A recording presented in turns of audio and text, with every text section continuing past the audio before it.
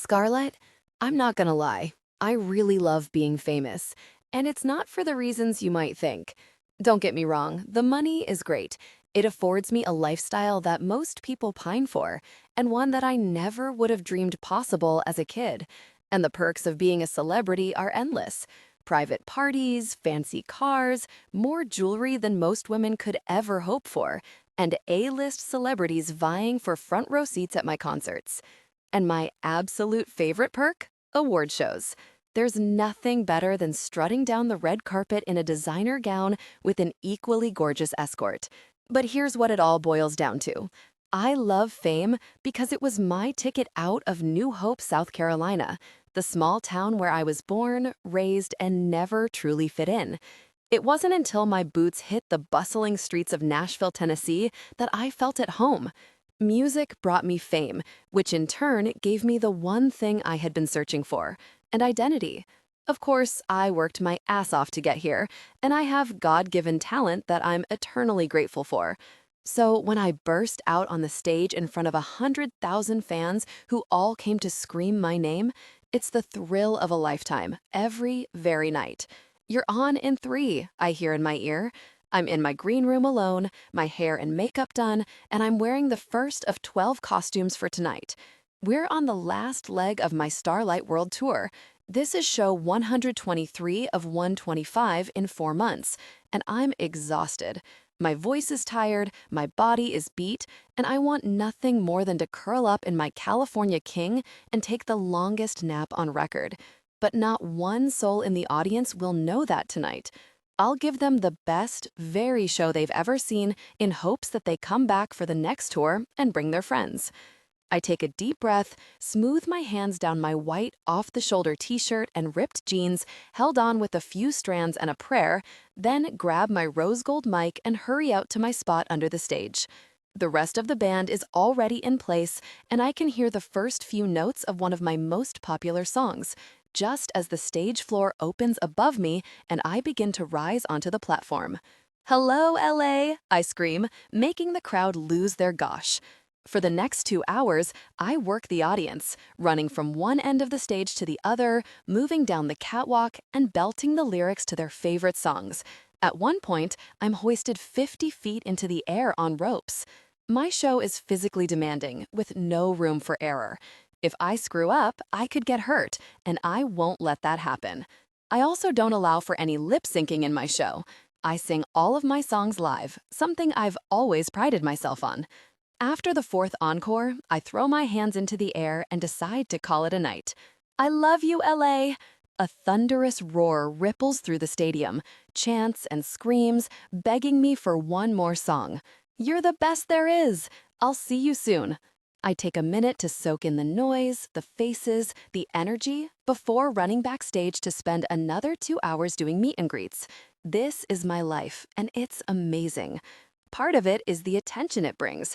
I enjoy it, and I won't apologize for it. But really, I love everything about my job. They want me to stand for hours meeting with fans for autographs and photos? No problem. They want me to go to hospitals to spend time with sick fans? My pleasure. Another city, another tour, another song, whatever it takes to breathe life into what I love to do. But it's not just the music and the notoriety. I also love the community of the country music scene. It's smaller than you'd think. The artists are brilliant, kind, and down to earth. And writing music in Nashville is every musician's dream, and I'm living it. I never plan to stop making music. I'll do it until I'm on my deathbed. Excellent show, Scar. My manager, Susan, says after the final fan leaves and I collapse in my green room, still wearing my last costume, a rhinestone-covered jacket and booty shorts over fishnet stockings, a bottle of water clutched in my hand. "It was a fun one," I agree with a sigh. Jesus, I'm sweating. My heart is still pounding, and I'm happily exhausted. I can't believe we only have 2 shows left on this tour. "Well, we need to talk about that," Sue replies, and the concern in her eyes has me sitting up. "What is it?" "You need to call your sister." I frown. "You've spoken to Alexis?" "In the middle of Small Town Girl," she confirms with a nod. "I reminded her that you were on stage and promised to have you call her when all of the madness was over." Gosh, I mutter, reaching for my phone. I'm not looking forward to this call. My younger sister isn't my biggest fan. In fact, I'm not sure she's a fan at all. We've never really gotten along, but I had hoped that would change when we became adults. It didn't. I moved to Nashville to pursue my career, and she stayed in New Hope, married her high school sweetheart, and had 2 kids. There's absolutely nothing wrong with that. It just wasn't the path that I wanted for myself. And Alexis has issues with that. Here goes nothing. I take a long swallow of my water, then dial her number and put her on speaker. She answers on the second ring. "About time," she says. "I just got back to the green room. What's up?" "Daddy had a stroke." I stand, my hand covering my mouth. "What?" "It's not life-threatening, thank goodness, but it's bad enough that he's going to need some help for a while." "Done. Whatever he needs. I'll hire the best," I say right away. "Your money won't fix this," Alexis snaps. Jesus, why do you always think you can put a Band-Aid on everything with your very money? "Lexi, I'm saying that whatever he needs, he'll have. He needs you," she replies simply. "You need to come home." "Of course. I have a few days until the next show in Nashville. I'll come home tonight, make sure he's okay, and then—" "No, Scarlett, you need to come home to see this through. He's going to need someone with him all the time, and I have a husband and kids. For the last 10 years, I've been here making sure he has everything he needs and helping to maintain the house, while you've been gallivanting around the world. I'm the one who makes sure he's eating a balanced meal every night and making sure his house is clean and the yard is maintained. You jet him from state to state so he can be at your precious shows so you don't feel so guilty for not coming home. But that isn't going to fly anymore. I'm done, Scarlett. Get your ass on a plane and take some responsibility for your family." With that, she hangs up and my jaw opens and closes like a dying catfish. I've said it before, and I'll say it again. Your sister's just a joy. Sue rolls her eyes and is already tapping on her phone. "I'll cancel the last 2 shows and whatever interviews we have scheduled." "No," I reply, shaking my head adamantly. "I'll go home and see him, like I said, but I'm not canceling those shows. Scar, your father had a stroke today, and as much as I don't like Alexis, this is one time that I agree with her. Go be with your family." I get where she's coming from, I really do, and I have every intention of going home and taking care of Daddy. But this is my family too. The band, my dancers, my backup singers, the crew, and the fans. They've been my family for more than a decade. I shake my head again, but Sue stands firm. "We'll reschedule the shows for later in the summer.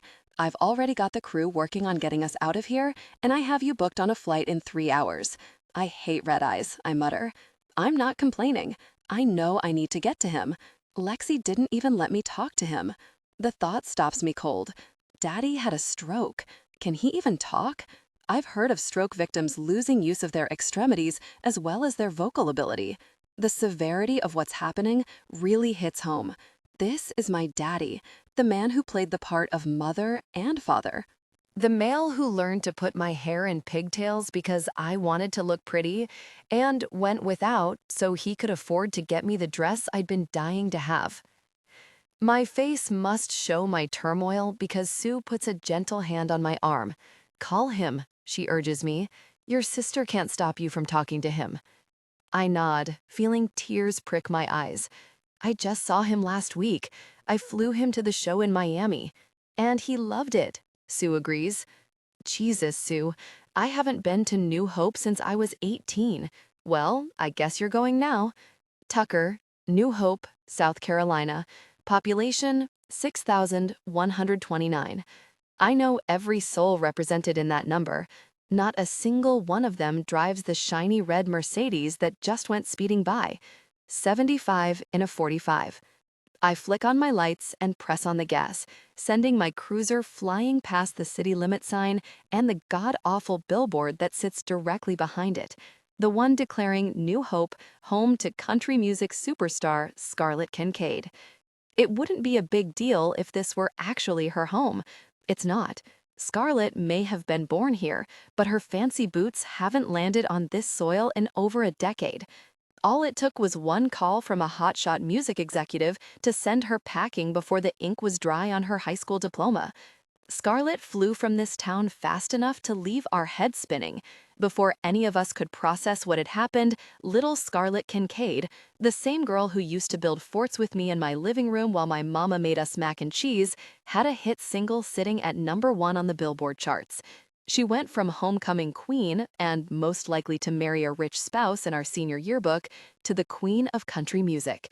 The country loves her. Hell, the whole world loves her. New Hope, not so much.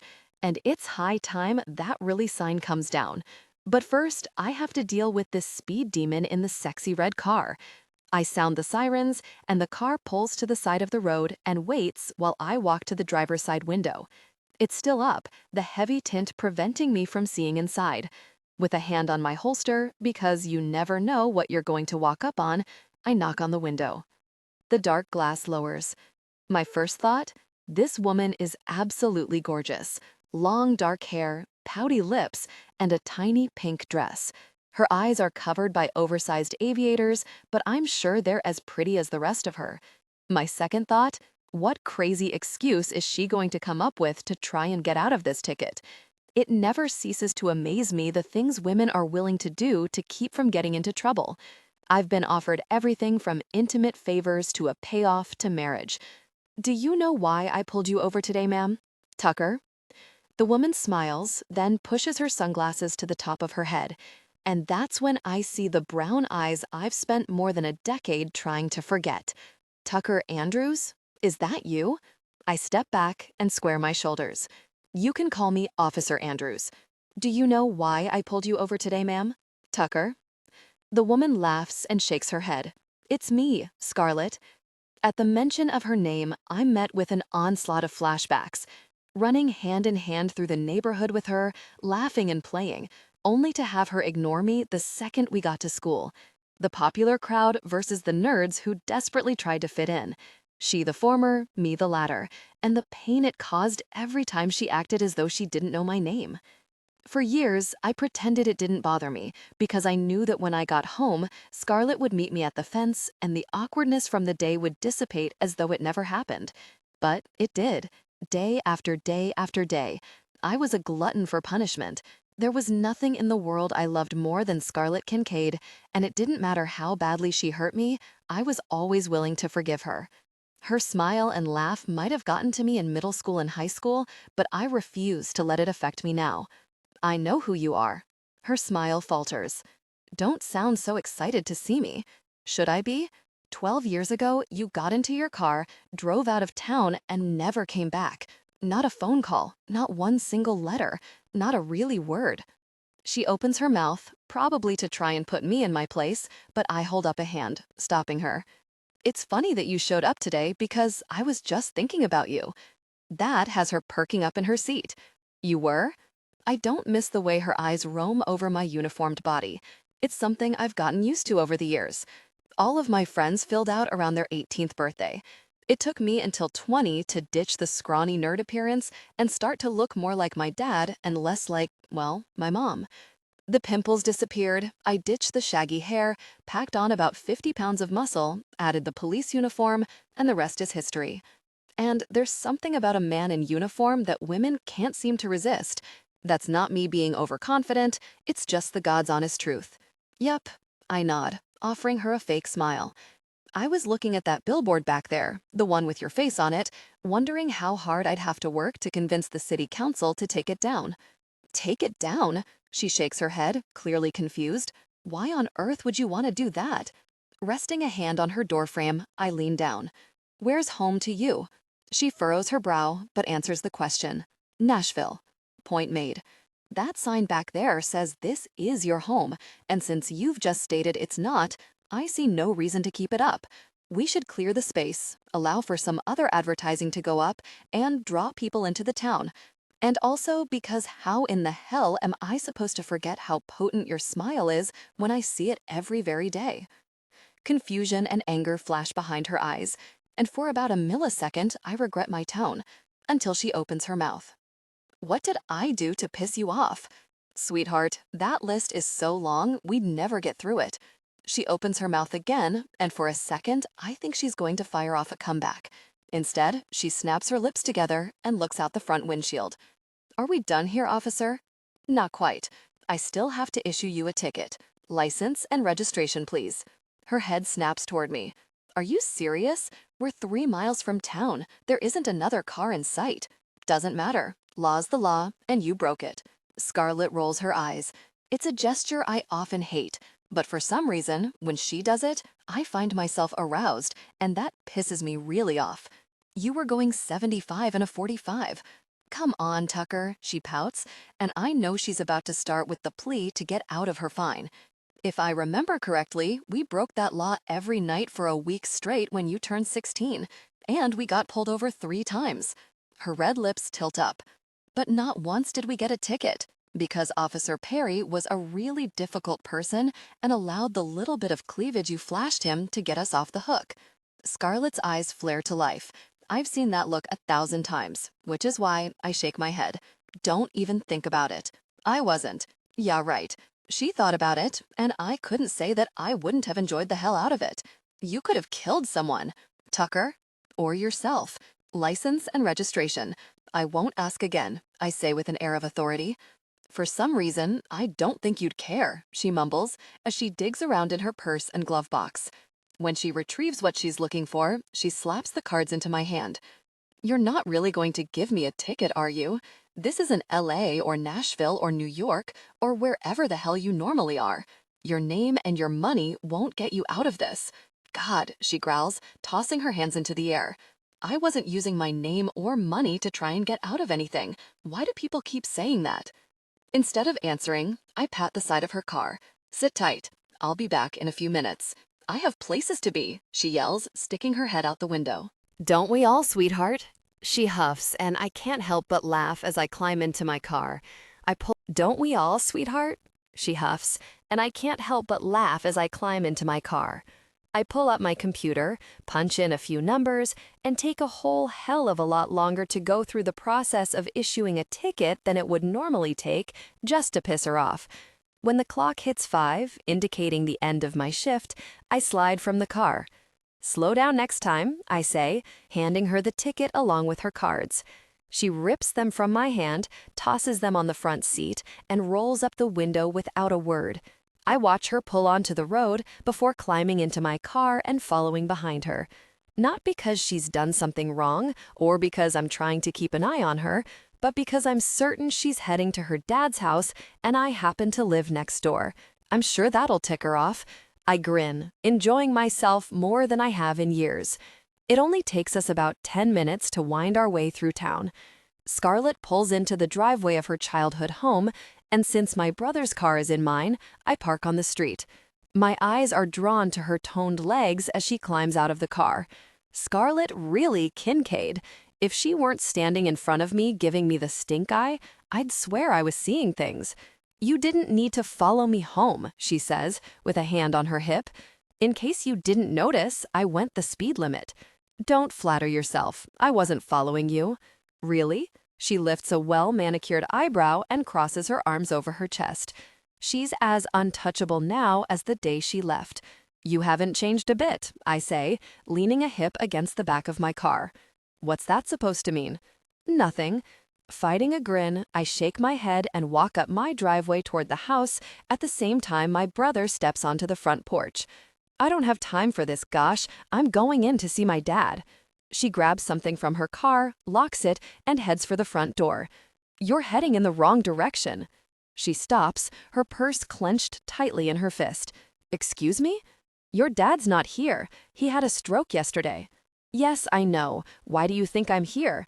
I want nothing more than to make some offhanded comment about her being so disconnected from her family and the life she left behind that she doesn't even know where her own father is. But the thought of Rick lying in a hospital bed waiting to see his little girl stops me.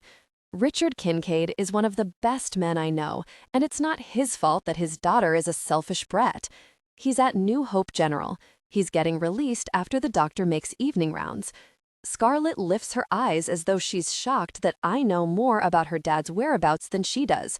Or maybe it's disappointment. Who the hell knows? How do you know he's getting released? Lexi called me. Lexi? She laughs. Since when do you call her Lexi? You used to hate my sister. You've been gone a long time. A lot has changed. Stuffing my hands into my pockets, I turn toward my house. Welcome home, princess. Scarlett, welcome home, princess. I mimic as I drive my car faster than the speed limit, thank you very much, and wish that I'd taken up smoking in the 11th grade when Sheila Masters tried to push a cigarette on me. Because I'm mad, and it's too very early to drink. Not to mention, I gave that up a long time ago. Who the hell does Tucker Andrews think he is speaking to me like that? I was never anything but nice to that guy. I mean, was a warm hello too much to ask for after being gone so long? Apparently so. If this is how my return to New Hope is going to go, I'll be escaping back to Nashville as soon as humanly possible, even if I have to pack up Daddy and take him with me. I park my rental and hurry into the small hospital where I was born. A young woman at the visitor desk looks up at me with a smile, and then her eyes widen and she blinks rapidly. Holy gosh, she says. Hi, I reply, and flash her a smile in return. I'm here to see Rick Kincaid. Can you please tell me what room he's in? They told me you might visit, she says, swallowing hard, but I wasn't prepared. Well, I'm his daughter. I wink at her and keep the grin on my face, but I want to shake her. Just tell me where he is. Of course, she says, clearing her throat as she types on her keyboard. You know, I'm a singer. Of course you are. I refrain from rolling my eyes, but just barely. That's awesome. I put some videos on YouTube. My name is Kathleen Perry. Maybe you could go listen sometime. I've sung some of your songs. Thank you, I reply. I'll be sure to do that. But could you please tell me where I can find my daddy? Oh, I'm sorry, she says with a giggle. I got carried away. Your dad's in room 312. Take the elevator to the 3rd floor and make a right. Great, thank you. I hurry away before I get sucked into more conversation. She's a nice woman, but I'm anxious to see my dad. The elevator takes forever to arrive, and I can feel her eyes on my back, so I rush over to the stairwell and climb the 3 flights, taking 2 steps at a time. I'm not even breathing hard when I rush through the doors on the 3rd floor and find the room. There's my girl, Dad says when I come through the door. Hi, Daddy. I rush over to him and kiss his cheek, then park my hip on the bed next to him. He looks pale and tired, but his speech doesn't seem affected, and that's a wonderful thing. How are you feeling? Oh, I'm fine, honey. I keep telling everyone that I'm fine, but they don't listen. Because you'd never say if you weren't, I remind him, and look over at Alexis, who's sitting on the windowsill, her hands in her lap and her mouth locked shut. Hey, Alexi. Took you long enough to get here, is all she says. I had to take a red-eye to Charleston, then rent a car and drive down. You know it's not easy getting in or out of here. She doesn't reply, just narrows her eyes and glares at me. Typical Alexis. I'm happy to see you, Dad says, and kisses my cheek. I'm happy to see you too, I reply with a smile. When can we spring you out of here? Soon, I hope, he says, and sighs. Dad, you had a stroke, Lexi reminds him. Tell me everything, I say. Lexi didn't tell me much last night. We were having dinner, Dad begins, frowning. I was at Lexis's place, and she made us spaghetti. Yum, I say with a smile, but Lexi just rolls her eyes.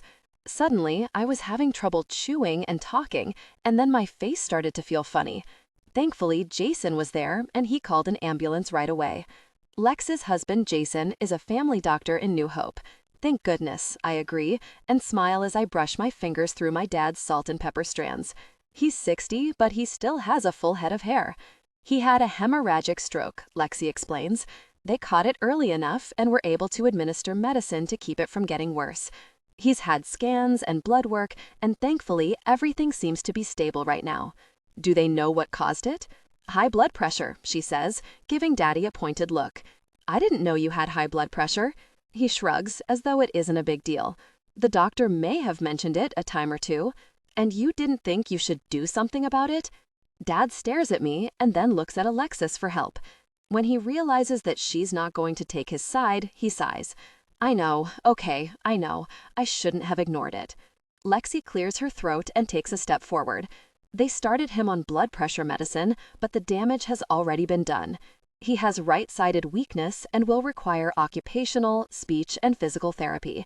You have some work to do, I say to him and kiss his forehead. But if anyone can do it, it's you, Daddy. I'll be fine, he says again. I'm staying with you, I say, surprising us all. Now that I'm here and I see Dad like this, there's no way I can entertain leaving anytime soon. I need to be here for him, to make sure he's okay. And not because Lexi threw one of her fits, because I love him and I want to be here with him through this. You don't have to do that, Dad says, but I'm already shaking my head. Yes, I do, Dad. You need someone to take you to and from therapy and to help you out at home. I know Lex is awesome, but she has kids and her own household to run. I'll be fine by myself, he says. But he doesn't sound so sure. It's already been decided, I reply, standing to put my hands on my hips. I'm here indefinitely. We get to be roomies again. Well, this is a treat, he says with a laugh. I don't know how to cook very well, I warn him with a smile, but I'm sure Lexi can give me pointers. Sure she will, Dad says, and we both look over at Lexi, who looks like she's about to explode into a trillion pieces. Lexi? Sure, she says with a huff. Scarlett just waltzes in here and saves the day, but I'm still the one who gets to do everything. You know what? I reply, not letting my smile slip even though she's hurting my feelings. She always does. I should be used to it by now. Don't worry about it. I'll grab some recipes from the internet. Dad and I won't starve. She sighs, looking a little guilty, but she won't look me in the eyes, and I know very well that I'll never get an apology from her. I'll bring over some things you can freeze and just warm up, she says to Dad. It'll be okay. Thank you, Dad replies. Now, where is that doctor? I'm ready to go home. The Bachelor is on tonight. Daddy wasn't lying. He totally watches The Bachelor, and it seems every other reality TV show there is, because he told me his whole TV schedule on our drive home from the hospital. How's it going? Sue asks in my ear. Not as bad as I thought, I reply, sitting on the full-sized bed in my old bedroom. Dad's downstairs watching TV. I have all of his medicines and a schedule of therapies to take him to. He can walk, but he's shaky, so he needs a walker to start off with. And my dad is as stubborn as they come, so he's not happy about it. But he's going to be okay? Yes, I reply confidently. He's going to recover. It's just going to take a little time. I'm glad you're there, Scar. Honestly, I am too. Lexus is fit to be tied, and Tucker's not happy to see me, but Dad is, and I'm here for him. Who's Tucker? The best friend I ever had, who now doesn't even want to look at me, a guy I used to know. He pulled me over on my way into town. I tell Sue the story, and she immediately laughs. Okay, so it's funny now, but it wasn't then. I'm just glad you're there safe and sound, and that Rick's going to be okay. Me too. Now, what do you need? I stare around the room, suddenly feeling a little lost. My dad's house has been updated. Last year, he called to let me know that he needed some new plumbing and electrical work, and I took the opportunity to remodel a bit. So the house is comfortable, and we shouldn't have any issues there. I don't think I need anything right away, I reply, thinking about it. I have a lot of clothes with me. I brought my laptop and guitar so I can write. Oh, I know. Name it. I rented a car in Charleston, but since I'm here indefinitely, I'm going to need a more permanent mode of transportation. I'll see if Dad will let me drive his around, since he won't be cleared for driving for a while. Want me to arrange for the rental company to come and get the car? Yeah, I sigh and rub my hand over my eyes. Gosh, I'm tired. Thanks. Thanks for everything, Sue. Hey, this is what I do, remember? You're good at it. I know. I can hear the smile in her voice. Don't worry about anything at all. Go take care of your dad and just holler if you need me. Will do. We hang up and I sigh again. My room hasn't changed since I left town. My old cheerleading uniform still hangs in the closet, my homecoming queen tiara rests on a shelf, and there's even makeup sitting on the vanity. A photo tucked in the corner of my mirror catches my attention. I walk over to get a closer look. When I realize it's a picture of Tucker and me, I pick it up. A thick coat of dust hides Tucker's wide smile. Using my thumb, I wipe it away, remembering the day the photo was taken. Daddy took us fishing at Old Man Langerman's pond. I caught a fish on my first cast. Tucker wrapped his arm around my shoulders, congratulating me at the same time Daddy captured the moment. With a smile tugging at the corner of my mouth, I tuck the photo back where it was and blow out a long breath. I wasn't expecting to see that. Gosh, I wasn't expecting to see any of this. It's as if I took a short trip and Dad expected me to come right back. Maybe he had, preparing for if the Nashville thing didn't work out. I shake my head and decide to leave my past in the past for now. After checking the bathroom for towels, I pull fresh sheets out of a closet and dress the bed. Once that's finished, I walk down to find Dad asleep in front of the TV. His arms are crossed over his chest and he's snoring softly. My God, what would I have done if this hadn't been a little stroke? What if I'd lost him? The enormity of the last 24 hours hits me, and I just hang my head in my hands and let the tears come. Hey, baby girl, what's wrong? I look up in surprise and wipe the tears from my cheeks. You were sleeping. No, I was just resting my eyes, he says with a wink. We both know that's a little white lie. I guess I'm just tired, I say, and then sigh and sit next to him on the couch, holding his hand, noting his weak grip. Everything just kind of hit me. It's been a busy day, he agrees. Thank you, Scar, for being here. Nowhere else I'd rather be, I remind him. But if you wanted me to come home, you could have just asked. This seems a bit dramatic. He chuckles and tries to squeeze my hand. I'll remember that next time. Tucker, you didn't ID her. Didn't need to, Scooter says, grinning as he watches the young blonde strut away. My cousin is nothing if not a ladies' man.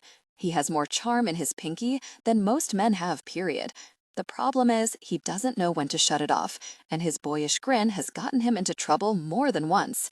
Gosh, Scooter, I'm off duty tonight. The last thing I want to do is watch another officer haul you off to jail. No, the last thing you want to do is bail me out. That too. I don't smile back at him when he tries to use his charm on me. Well, don't worry about either one of those. She's over 21. How do you know? You didn't even card her. The same way I know about the birthmark on her right inner thigh, and how I know her very well. I hold up my hand. I get it. You've slept with her. He shrugs. Once or twice. And you know I don't engage intimately with just anyone. I have standards. Jesus. Shaking my head, I take a drink of my beer. Sure, he has standards. Those of an alley cat. And for the record, he adds, I carded her when she first came in. Thank God. Have some faith in me, officer. I flip Scooter the bird, and he lifts a brow. You are a ray of really sunshine tonight. What's gotten into you? Not a single thing. Scooter, beer, now, my brother says, sitting on a stool beside me. Scooter slides a draft across the bar, and Dean picks it up. Where's Chloe? Sleepover with a friend. He nods. You're drinking tonight, I see. One or two. One-word answers. Who pissed in your Cheerios? No one. Christ, what is up with you two tonight? Dean looks, and Scooter quickly waves him off. Don't worry, he's just PMSing. I'm pretty sure our boy Tucker became a difficult person. That's the only explanation I've got for the grumpy mood. I flick the cardboard coaster at Scooter's head. He chuckles at my failed attempt and sets another on the bar top for me to use. I consider leaving the rest of my beer and heading home. A quiet night to myself sounds pretty very good right about now, but there's no way these two jerks will let me get away with that.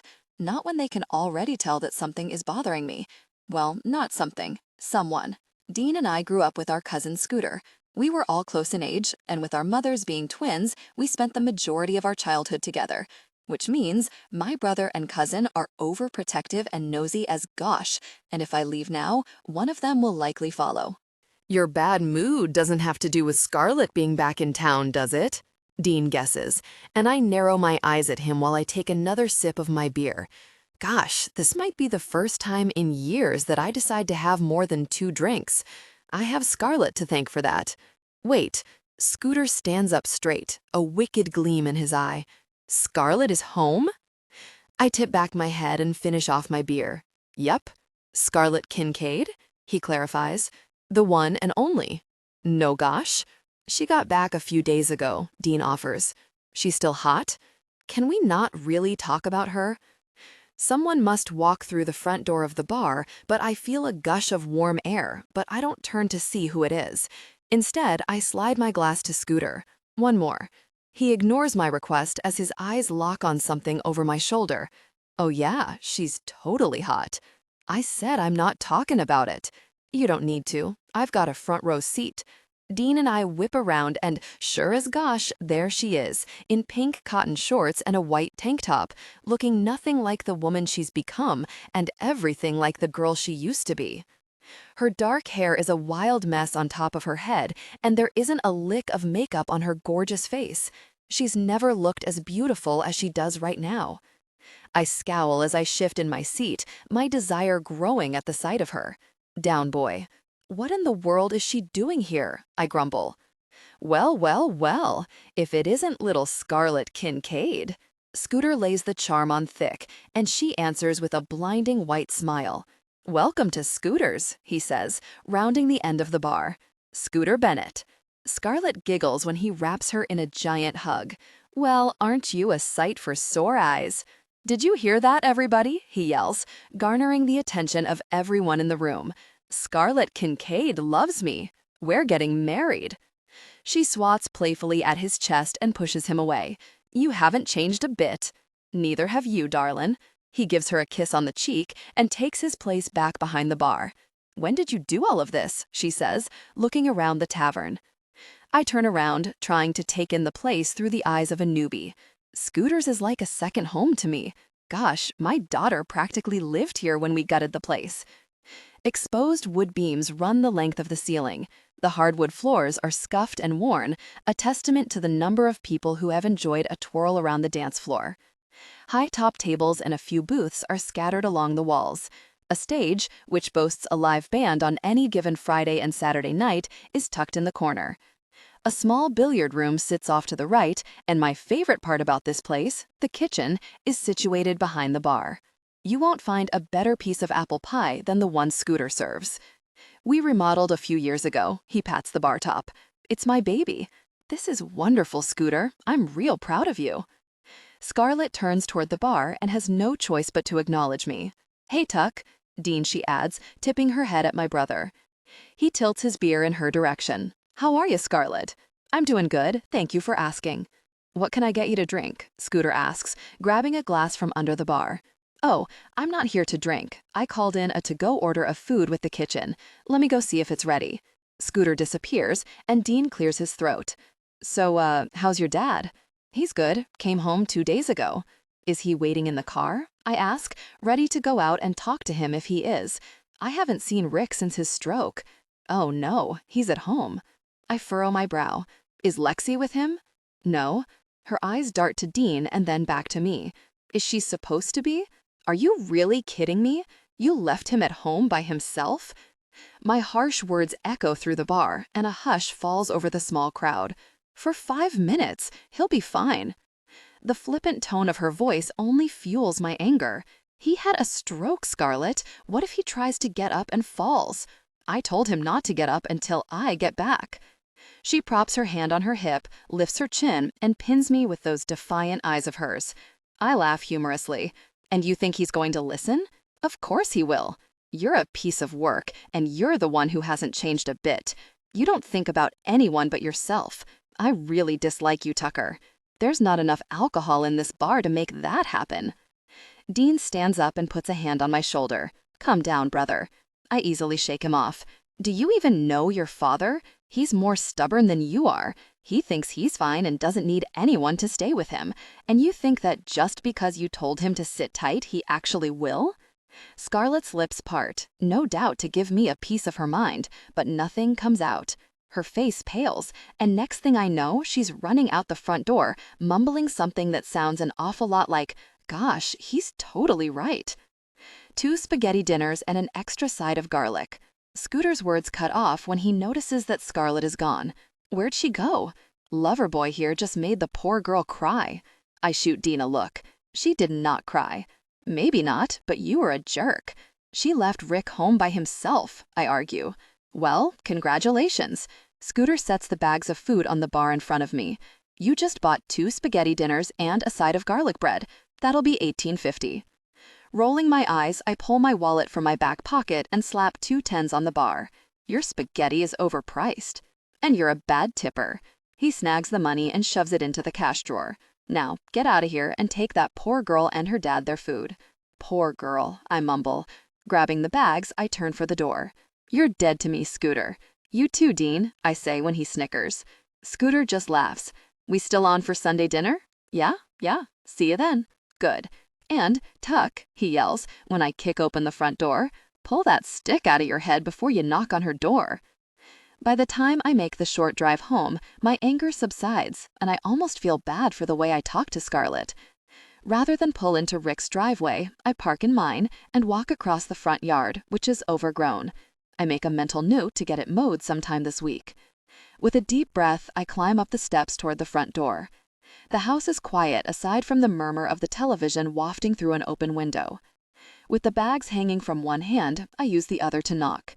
"No, you stay put," I hear Scarlett say. The sound of the television is muted, and a second later, the door flings open. Scarlett stands in the doorway, and she looks pissed, or maybe hurt. A pang of guilt hits the center of my chest. "What do you want?" I hold out the bags of takeout. She seems shocked that I'd take the time to bring it to her. She stares at the bags for a few seconds and then yanks them from my hand and slams the door in my face. Okay, I probably deserve that. I'm still processing what just happened when the door whips back open. "Here," Scarlett holds out some money. "I forgot to pay for the food before I left." "Don't worry about it, I've got it covered." Take the very money. She tries to shove it against my chest, but I step back, preventing her. "I don't want your money, Scarlett." "Well, I don't want to owe you, Tucker." I'm quick, she's quicker. In the blink of an eye, she has the wad of money shoved into the breast pocket of my shirt, and the front door slams in my face. Again. Gosh, she's feisty.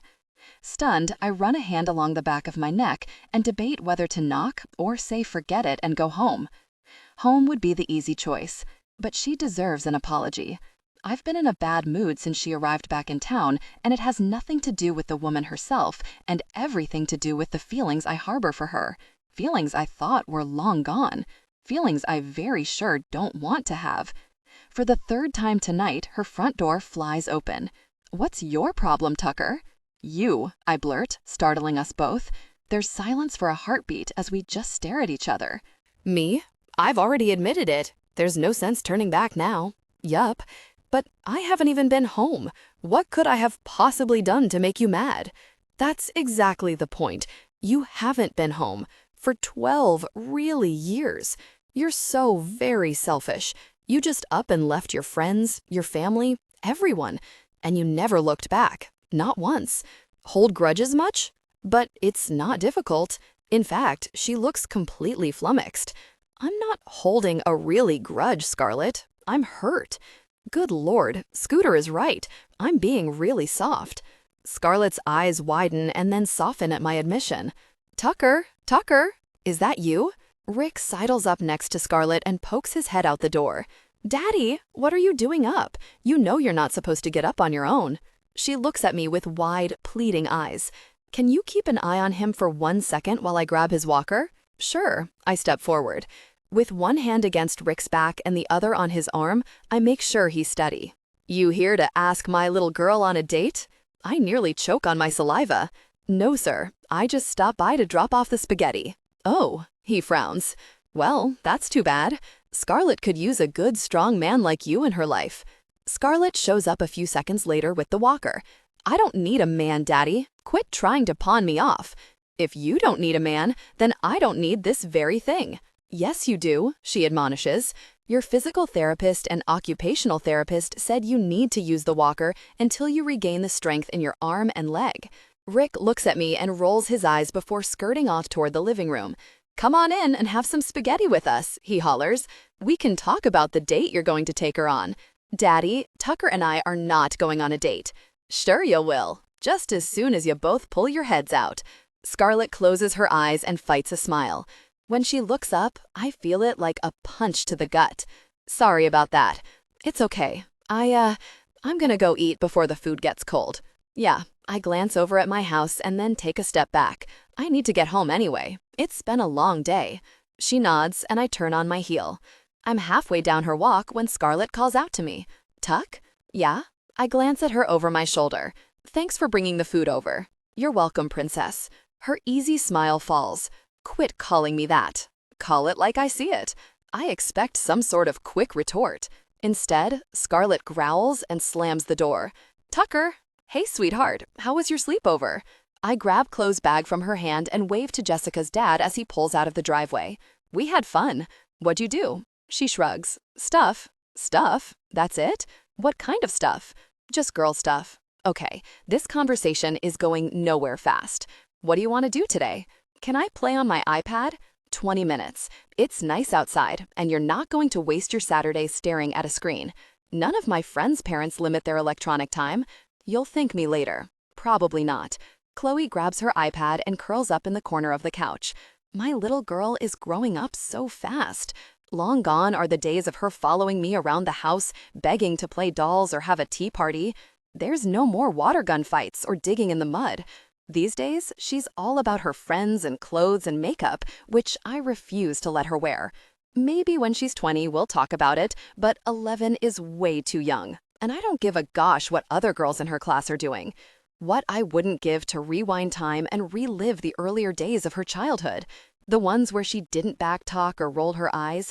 The ones where I was her hero and could do no wrong. Everyone told me to enjoy it while it lasted.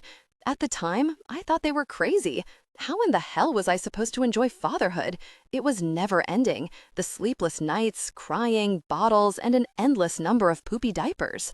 Oftentimes, I walked through life like a zombie, praying that I'd get more than 4 or 5 hours of sleep. So, yeah, at the time, I wasn't enjoying parenthood. But I was also a single father, working a full-time job and taking care of a house entirely by myself. It was exhausting. Still is, albeit a little easier without a tiny rugrat attached to my ankle. Hindsight is 2020, and I see now what everyone was talking about. Hey, Chloe. She doesn't even look up. Yeah? Do you want to shoot some hoops? Nah. We could have a water gun fight. I've got those old super soakers in the garage. I'm good. Afraid you'll lose to your old man? Chloe finally glances up. She looks so much like her mother that I sometimes have to blink to remind myself that it's not Valerie sitting there. Dad, I just want to watch this YouTube video. Gosh, okay, I'm gonna be outside. Okay, Dad. I'm just finishing up changing the oil in my truck when I hear a muted curse. I grab a towel from my workbench and walk outside in time to see Scarlett kick her dad's lawnmower. Stupid piece of mess. Everything okay over there? Scarlett looks up. She blows a chunk of hair out of her eyes and waves me off. Fine. Everything's fine. This is going to be entertaining. I grab a lawn chair from the garage and park myself in the middle of the driveway. When Scarlett sees me sitting there, she stops fussing with the mower and glares at me. What are you doing? Watching you. This isn't a really show, Tucker. Go back to whatever it is you were doing. I'm done doing what I was doing. Now I'm watching you. My words prompt her to flip me the bird. I hate you, Tucker Andrews. The feeling is quite mutual, I lie. Because I don't hate Scarlett Kincaid, not one bit. I sure as gosh wish I did, because it would make things a lot easier. But after lying in bed awake half the night thinking about her, I realized one thing. Despite all the anger I've carried around, my feelings for her haven't changed. She's still the prettiest girl I've ever seen. She still drives me absolutely crazy. And she knows how to press every button I have. I'm utterly and completely smitten by the girl, attitude and all. And for the first time in 12 years, I find myself smiling for no reason. What the gosh are you smiling at? She huffs. You make me smile. That has her standing up straight. Are you drunk? Nope. High? I laugh. I wish. Scarlett just shakes her head and goes back to the lawnmower.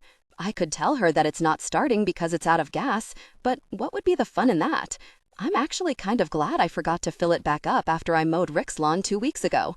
It won't hurt her to figure something like that out on her own. I bet Scarlett hasn't mowed a lawn since she was 17. If I had to guess, I'd say there's a lot of things she hasn't done, like go grocery shopping, change a light bulb, clean out a drain, or plunge a toilet. Yeah, I'm totally not telling her it's out of gas. I kick my legs out in front of me and relax in my chair, content to sit there and watch her figure out what the problem is. She pushes on the choke several times and tries to start it. Nothing.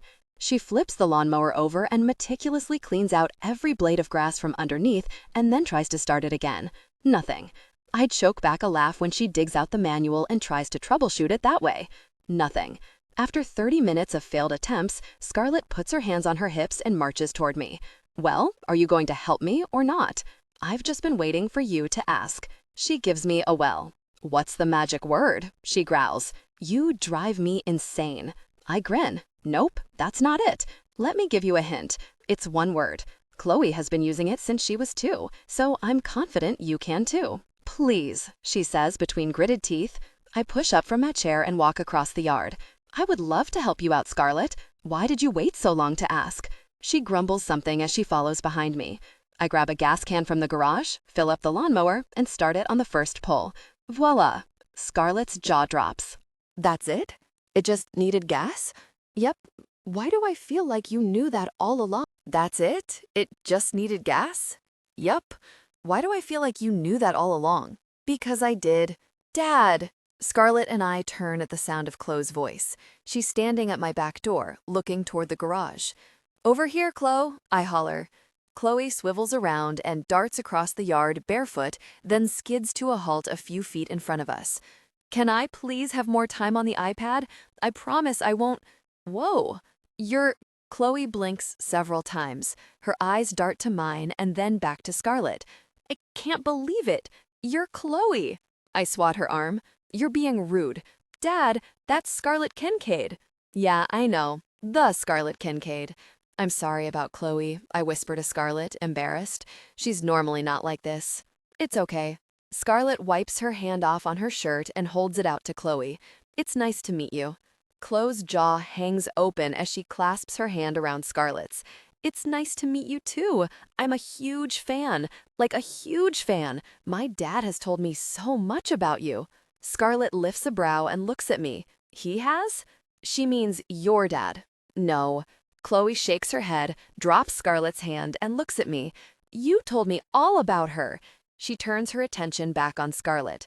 He said you were his best friend and that he knew you'd be a star one day. She was born for it. Isn't that what you said, Dad? Scarlett's eyes search mine, looking for the truth, and I feel my cheeks heat. Your dad talks about you all the time, too, Chloe says, continuing her one-sided conversation. He's so proud of you. Sometimes we just sit and listen to your music. He knows every song of yours word for word, just like me. And a few months ago, he let me play that old guitar that's under your bed.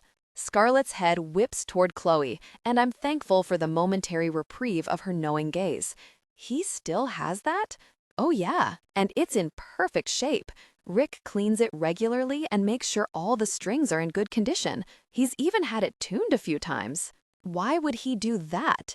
Scarlett asks softly, although I'm certain her words weren't meant to be said out loud. Chloe answers anyway. Because he was waiting for you to come home. What? Well, he didn't say that exactly, but that's the vibe I got. He wanted to make sure it was ready for you when you came home. Scarlett blinks and looks down at the ground. There's a long pause, and then she glances up. Her wide brown eyes are swimming with tears. And I never did. Chloe, can you go inside and do something? I ask. Do what? I don't care. Something. Wash your hair. But my hair is clean. Do your homework. It's Saturday. Chloe, I snap. She holds up her hands. Okay, I'm going. I wait until she's out of earshot to turn to Scarlett. A tear trickles down her cheek, and I fight the urge to wipe it away. You were right, her voice cracks. I was selfish. I am selfish. I left without a second thought and broke my daddy's heart. Scarlett, she shakes her head and swallows. Please, don't try to justify my actions. I wasn't going to. Good. She brushes away the tears and looks up. I'm gonna go in and get cleaned up. Okay. She steps away, and I reach for the lawnmower. You don't have to do that. I'll finish it later. Just not right now. I need a minute to myself. I don't mind. Go take a shower and relax. I've got this. Her bottom lip quivers, and she nods before slipping into the house.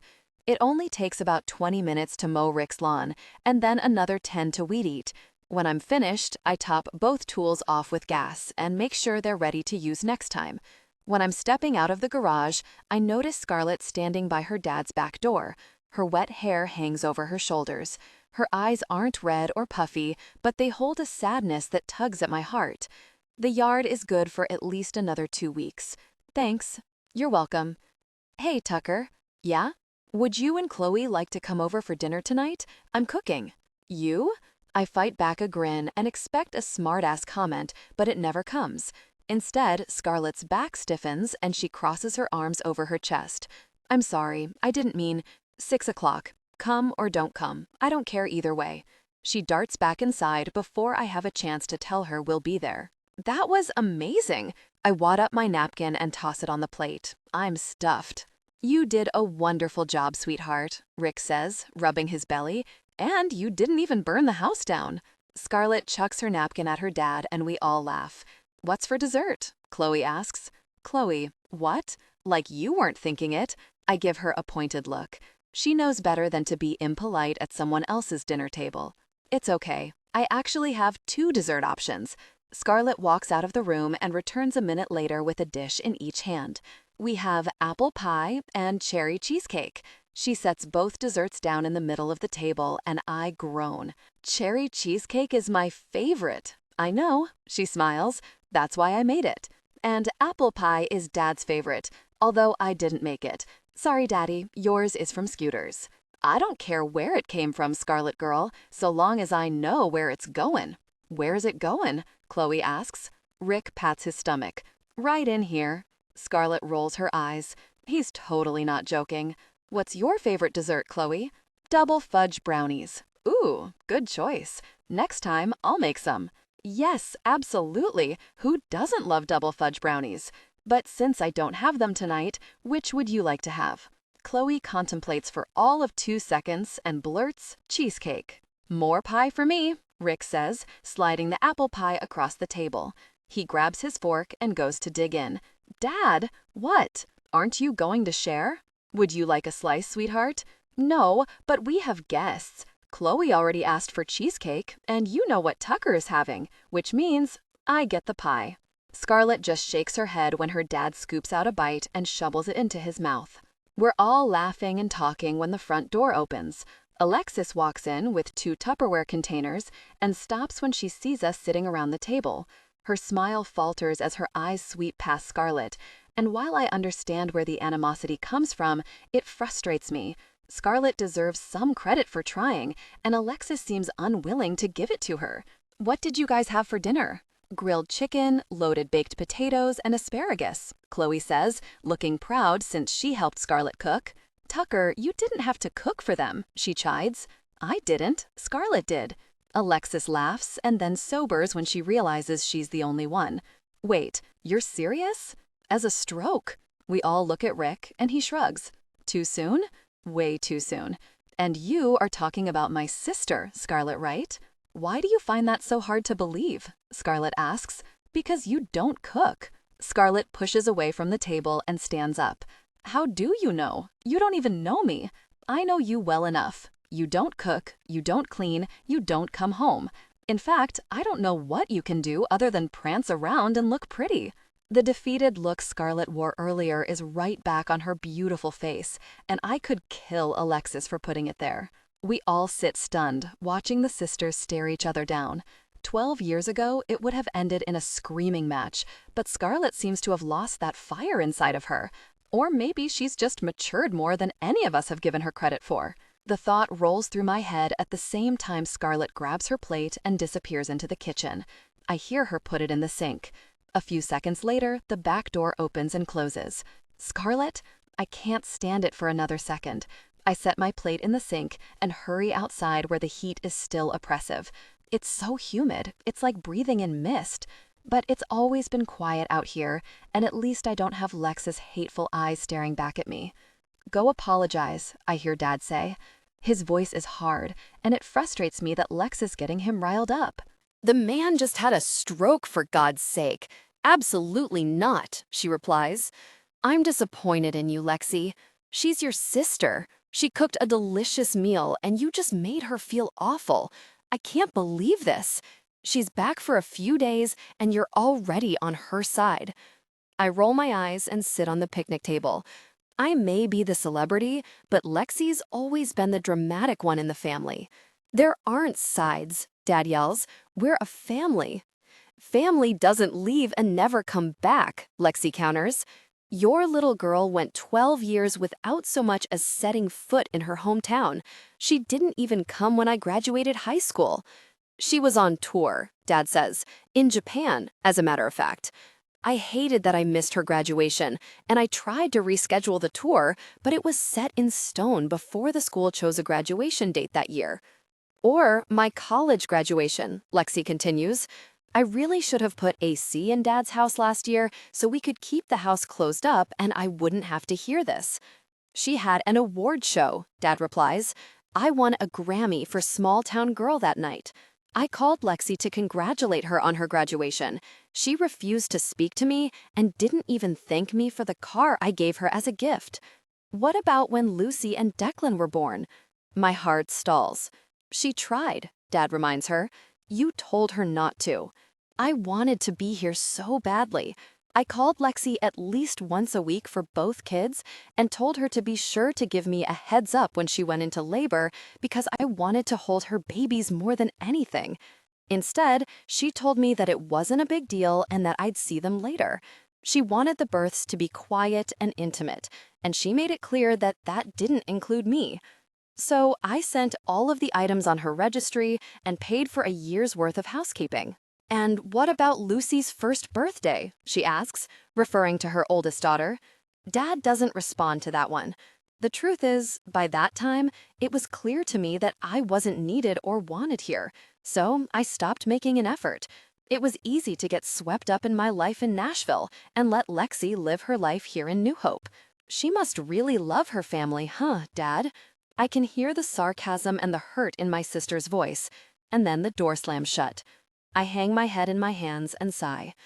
Up until Dad's stroke, I never felt guilty about my decision to move to Nashville. It was the best thing I ever did. My career is the absolute best part of my life. But since I've been home, the guilt has set in like a lead weight in my stomach, and I cried myself to sleep last night.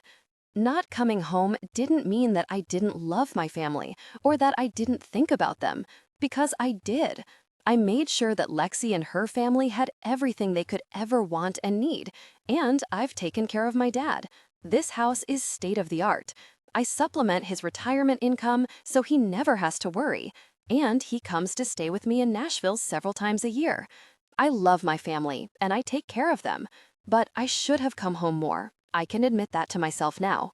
I take a deep breath and stare up at the bright moon that's just moved out from behind a stray cloud. The stars glow, crickets chirp, and I can see lightning bugs whizzing about in Tucker's yard. It's as familiar as my own face, even after all this time, but it's still not home. Do you think this thing will hold the two of us? Tucker asks. I'm not startled. I heard him come through the back door. I don't say anything but slide to my right, giving him space to sit next to me. You okay? He asks. I shrug, but I still don't say anything. I'm afraid that once I start talking, I won't stop, because Tucker's always been one of the few people that I can pour my guts out to, and he's not that person anymore. God, I miss him. He leans back, watching the night sky. I can feel the heat coming off him. He's not a boy anymore. No, Tucker grew into a strong, handsome man with muscles for days. His smile is kind, with just a hint of mischief. He smells like soap, and he makes me yearn for things I never knew I wanted. I still don't know that I want them, not really. But I need to talk about this, and Tucker deserves an apology. I always felt lost, I say, breaking the silence. Like I was walking around in a fog, trying to find my way, attempting to find that special place where I belonged. I never found it. When I got to Nashville, everything just sort of clicked into place for me. I can't explain it, but for the first time, I felt at home. I should have come back to New Hope, but honestly, I didn't think anyone would care if I stayed away. Scarlett, just let me get this out, okay? I need to get it out. Tucker nods, and I continue. My relationship with Lexi was rocky at best, and it didn't take long after the move to find out that my friends weren't really my friends. They were acquaintances.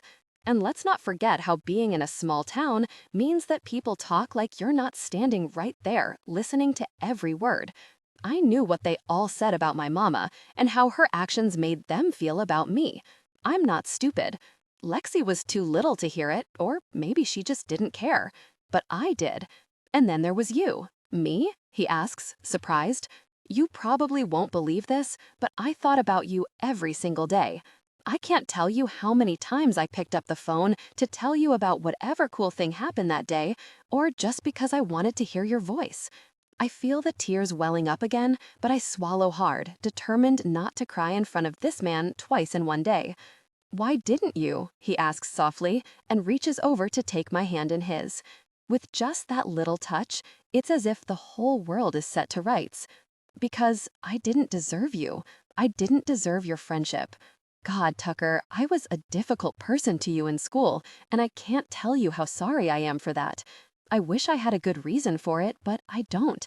I was just mean and lost, and you know that saying that we hurt the ones we love the most? He nods, not looking me in the eyes. I want to hug him close and beg him to forgive me. I settle for squeezing his hand. You were my best friend. I didn't treat you like that in public, but it's the truth. You were my only friend, and I hated that. I hated that no one else saw the Scarlett you did. And rather than fix myself, I took it out on you. God, Tucker, can you ever forgive me? Only if you can forgive me. All of the breath rushes from my lungs. For what? For the way I talked to you last night when I brought over the spaghetti? You deserved it. No, you didn't. I was rude and disrespectful. I'm not gonna lie, Scarlett, you hurt me when you left. You were my best friend, and then you were just gone. I hate to admit that I lost myself after you left. So I guess the saying is true, because when you did finally come back, instead of giving you a hug and telling you how much I missed you, I got angry.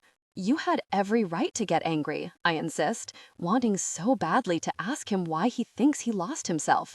But we're not there yet, and I don't have the right to ask those questions. I don't want to be angry, and I sure as hell don't want to fight with you, Scarlett. I don't want that either, I reply, and lean my cheek on his shoulder. The warmth of his body radiates through me, and I find myself melting against him. Does that mean you forgive me for being a complete jerk? I grin and glance up at him. I forgive you. Now, what about you? What about me? He asks, and I roll my eyes and push away from him. Despite the heat, my hand feels cold after he lets me go. He reaches over with a smile and brushes my hair behind my ear, and I can't help but lean into his touch as his finger slides along my cheek.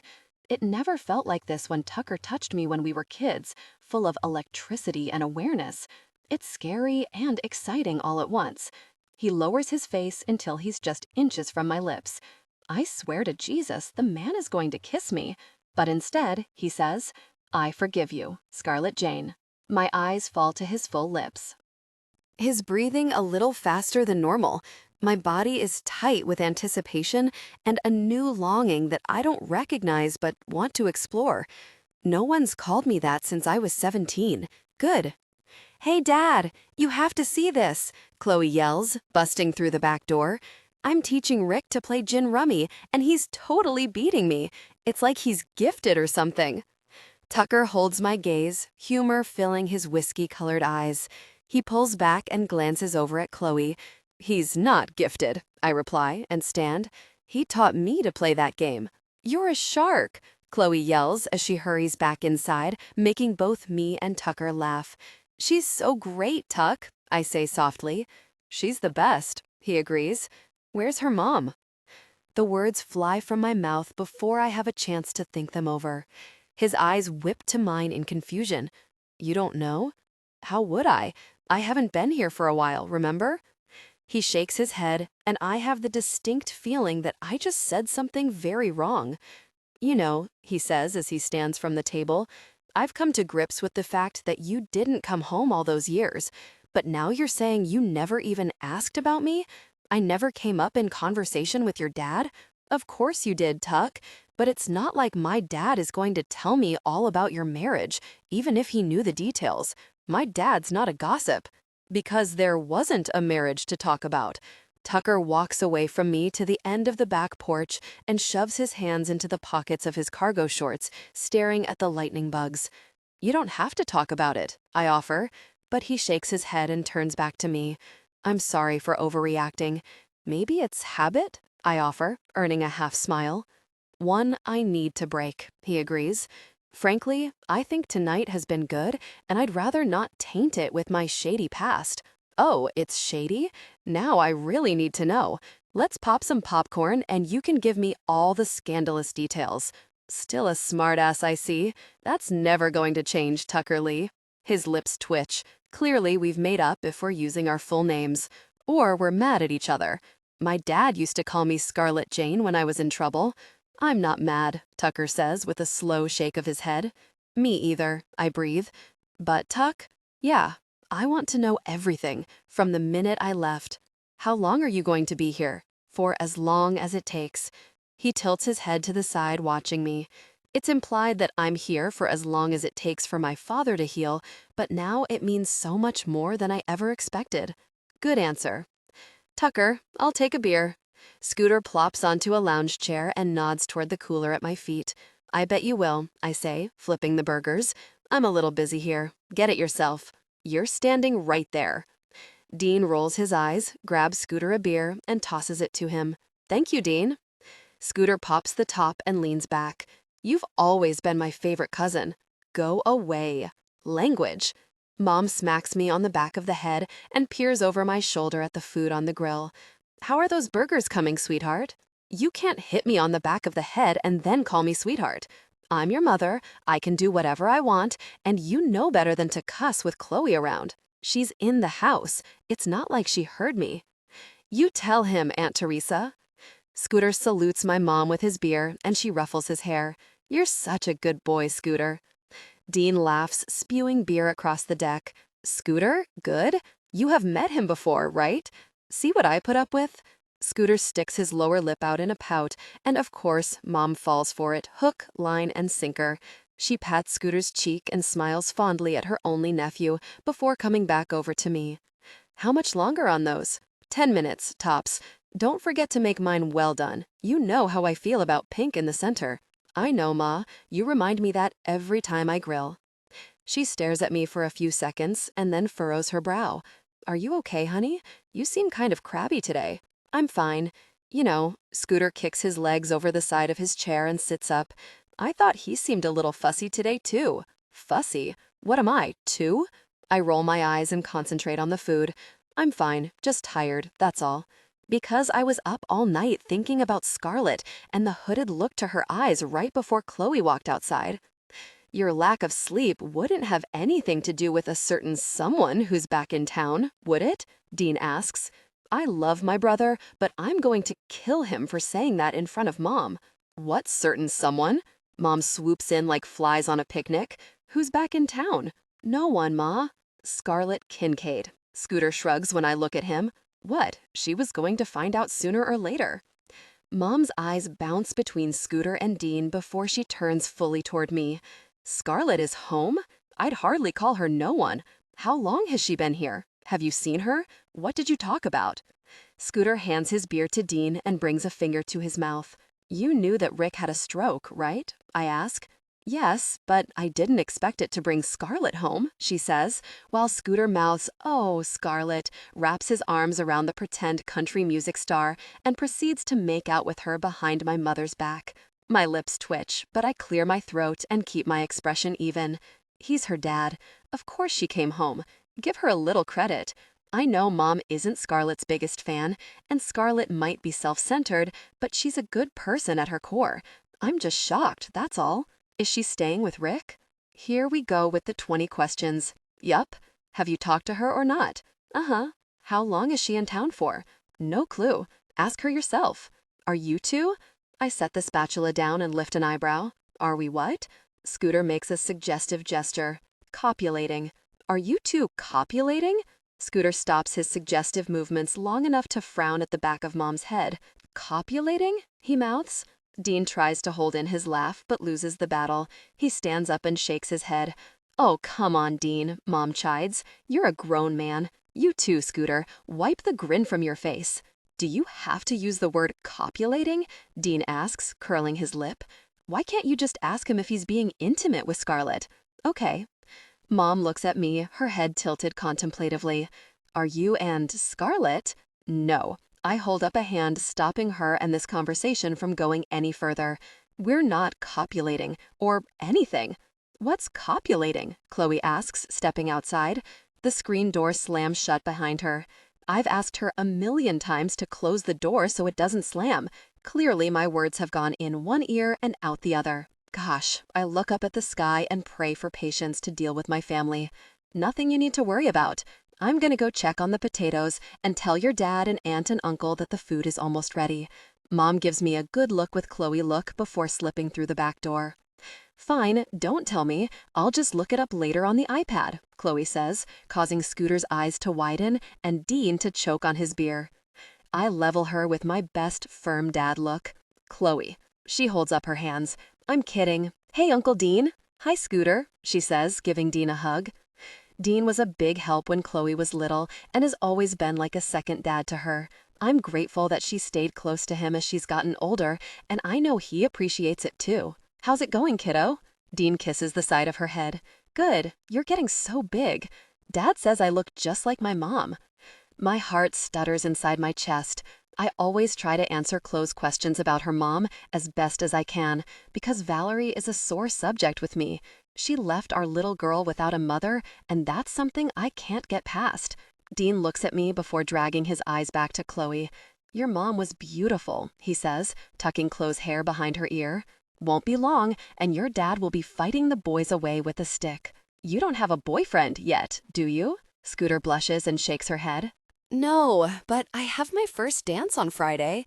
Gosh, I forgot about that. Wow, your first dance? Scooter grabs his beer and sits back in the lounge chair. He takes a pull from his bottle and stares off at the sky.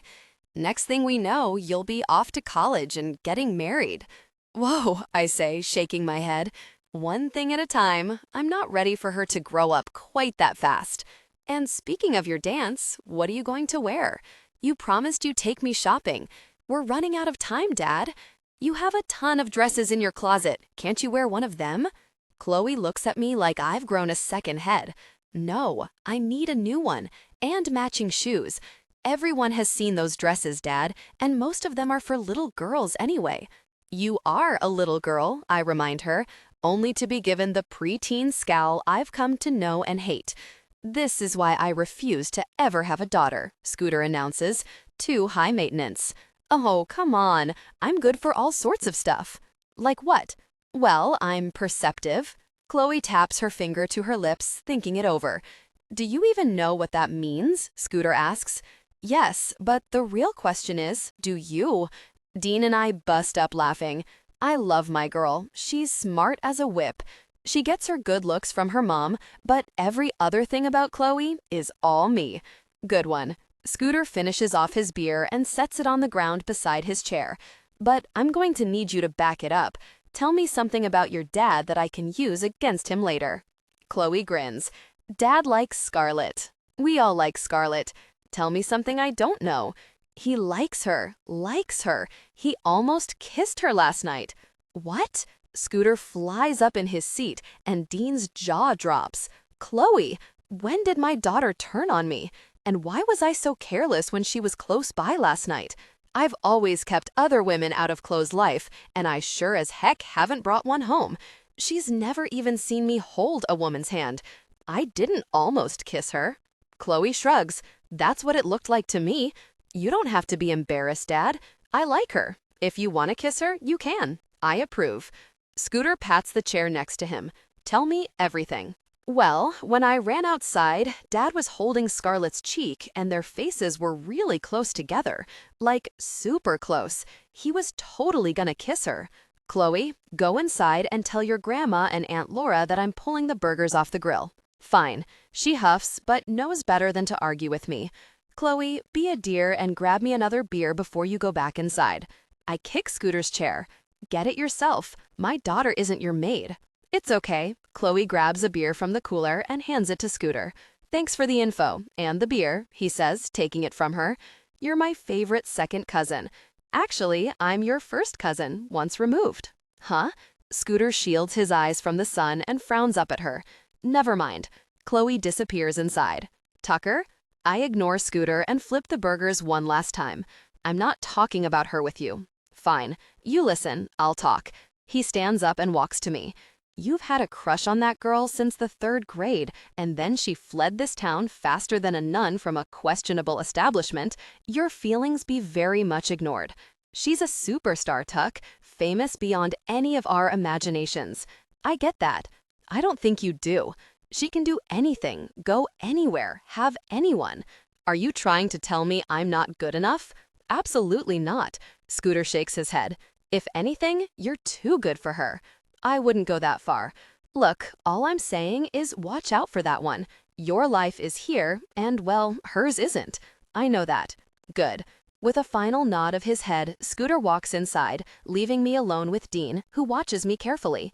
You gonna warn me against her too? Nope, Dean shakes his head. It wouldn't do any good. You've never cared what other people think. I learned a long time ago that you always do what you want to do.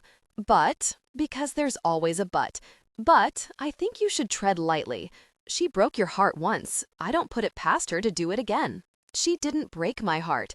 I was 18 and in lust. I had no clue what love was at the time. And now, well, now I'm older and wiser and know better than to fall victim to whims evoked by a pretty girl. Whatever you have to tell yourself. Dean claps a hand on my shoulder. Just take it slow and don't get too attached.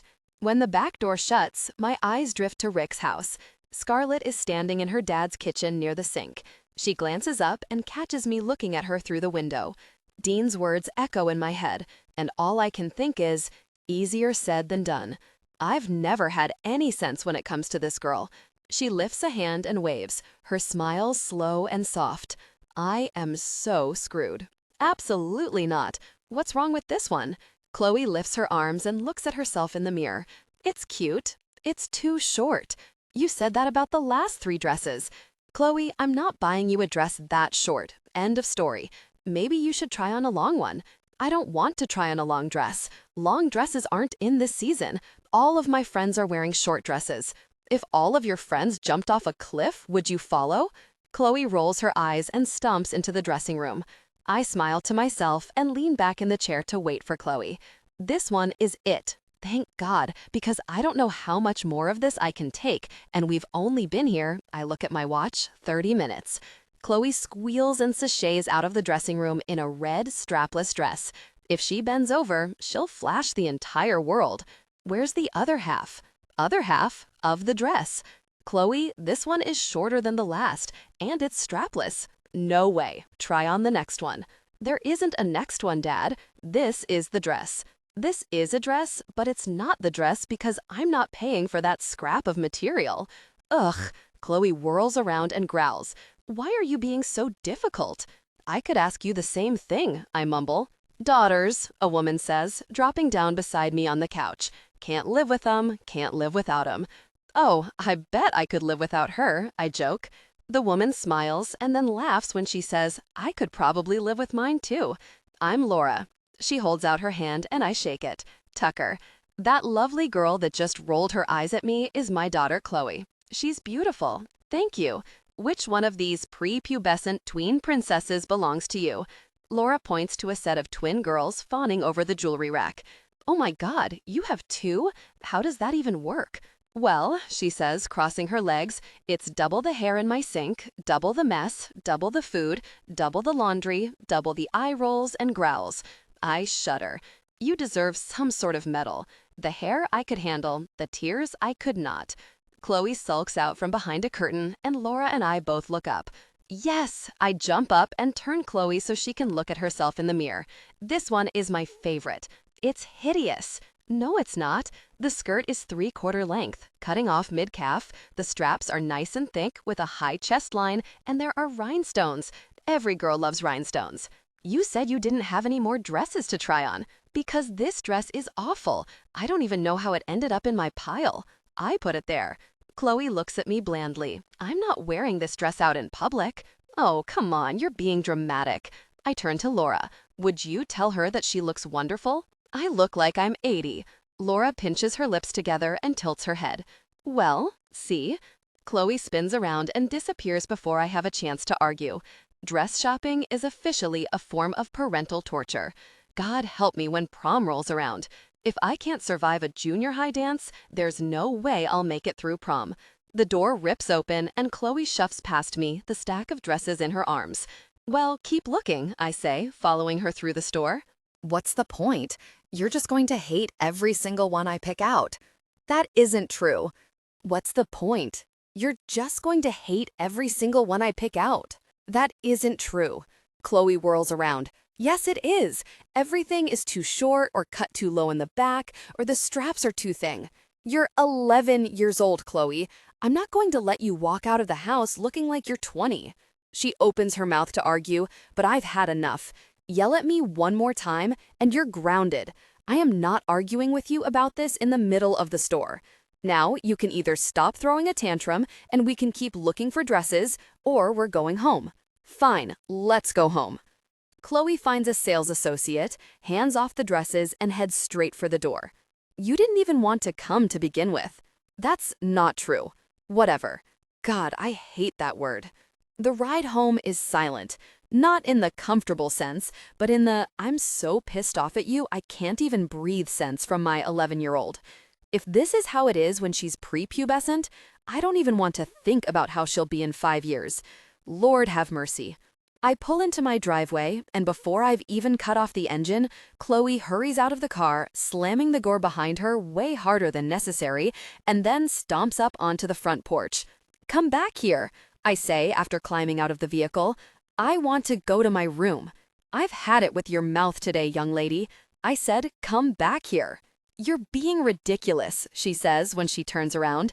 But when she sees the stern look on my face, she looks down and finishes the sentence with, Sir, you owe me an apology for yelling at me in public like that.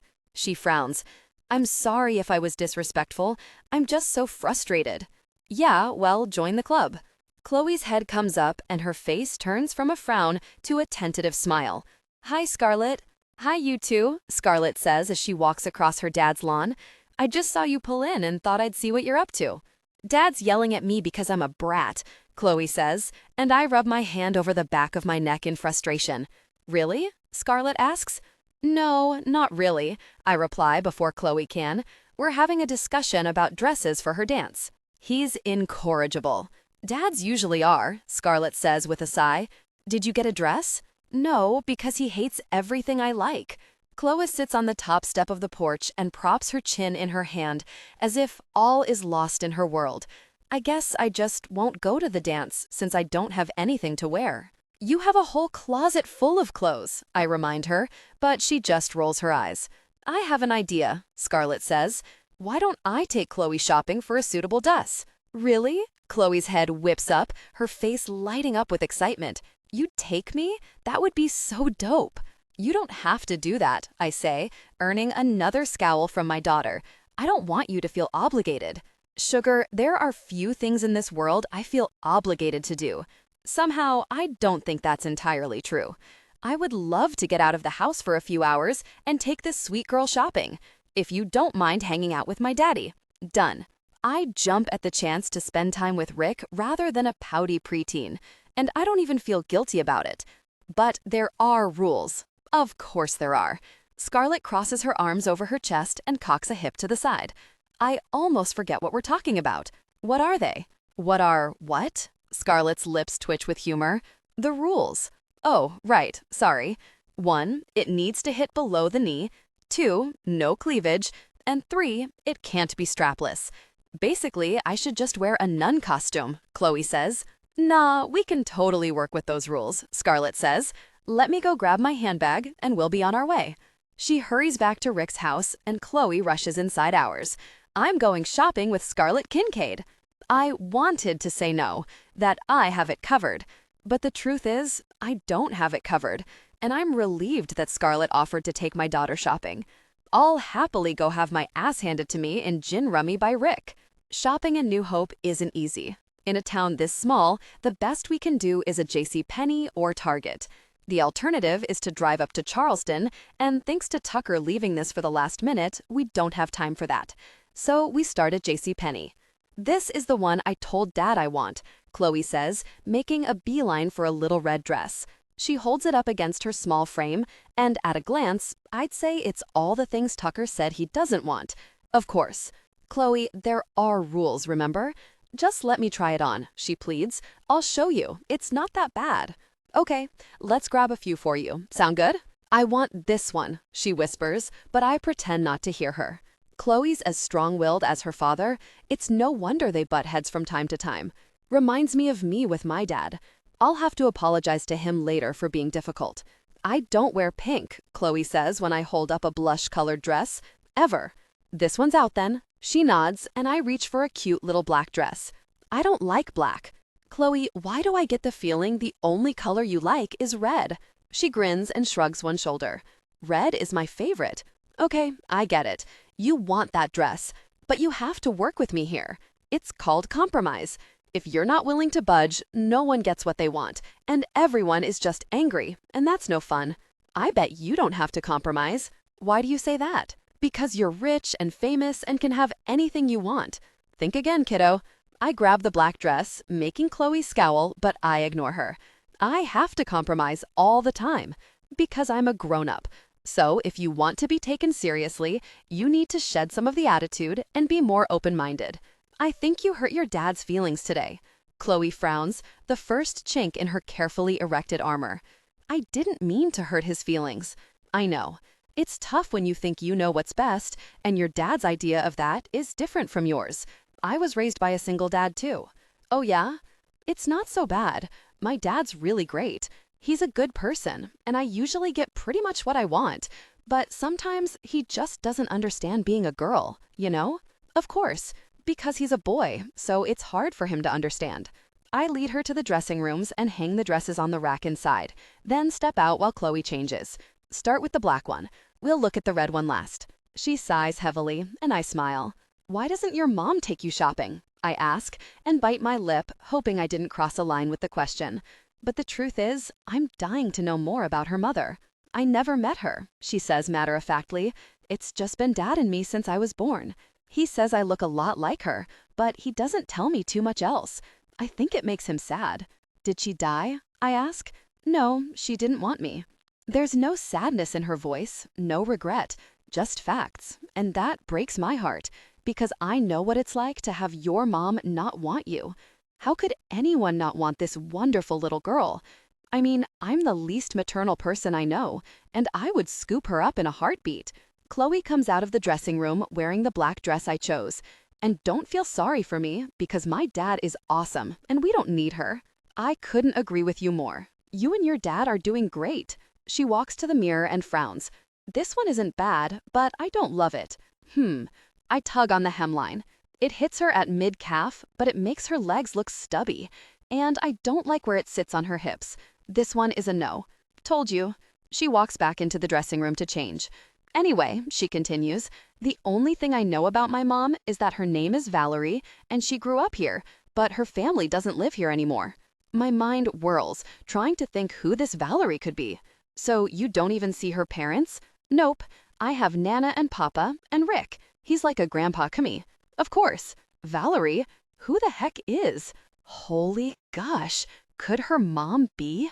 No, it's not possible. Hell would freeze over before Tucker would touch her. Just the thought of it makes me want to gag. No way. Before I can ponder it further, Chloe marches out of the dressing room, her chin raised a bit defiantly, sporting the strapless red dress. I like this one. She walks to the mirror and smiles at her reflection. I have to admit, it's cute. The girl has good taste. Yes, the skirt hits above the knee, but only by about an inch.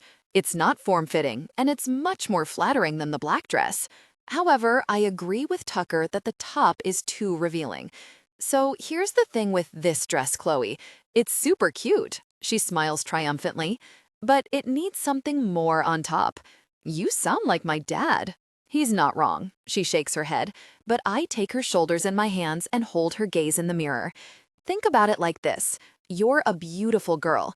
There will be so much time to grow into dresses that show a bit more skin, but you don't want to show everyone all the goods first thing out of the gate. You need to be a mystery. A mystery? Oh yeah, be mysterious. Wear pretty clothes, don't let them wear you. That means you're the gorgeous one, not the dress. She tilts her head to the side, thinking it over. Yeah, I like that. So we're going to add a little black shrug, maybe a shimmery necklace. It's all about accessories. See, Dad wouldn't have thought of this. Well, that's what you have me for, isn't it? I wink, and with a feeling of victory, Chloe and I go find the rest of her outfit. See, Dad? Chloe says as she walks out of her bedroom, ready to give us a fashion show. We're sitting on the couch, and I'm watching Tucker's face. Isn't that the dress I shot down? He glances at me, and I smile brightly. You're right, it is. But hear us out. I hurry next to Chloe. The dress barely skims her knees, and trust me, we tried other dresses that hit her below the knee and they chop her off awkwardly. But they cover the knees. I fight the impulse to roll my eyes. Please, hear me out. He nods once.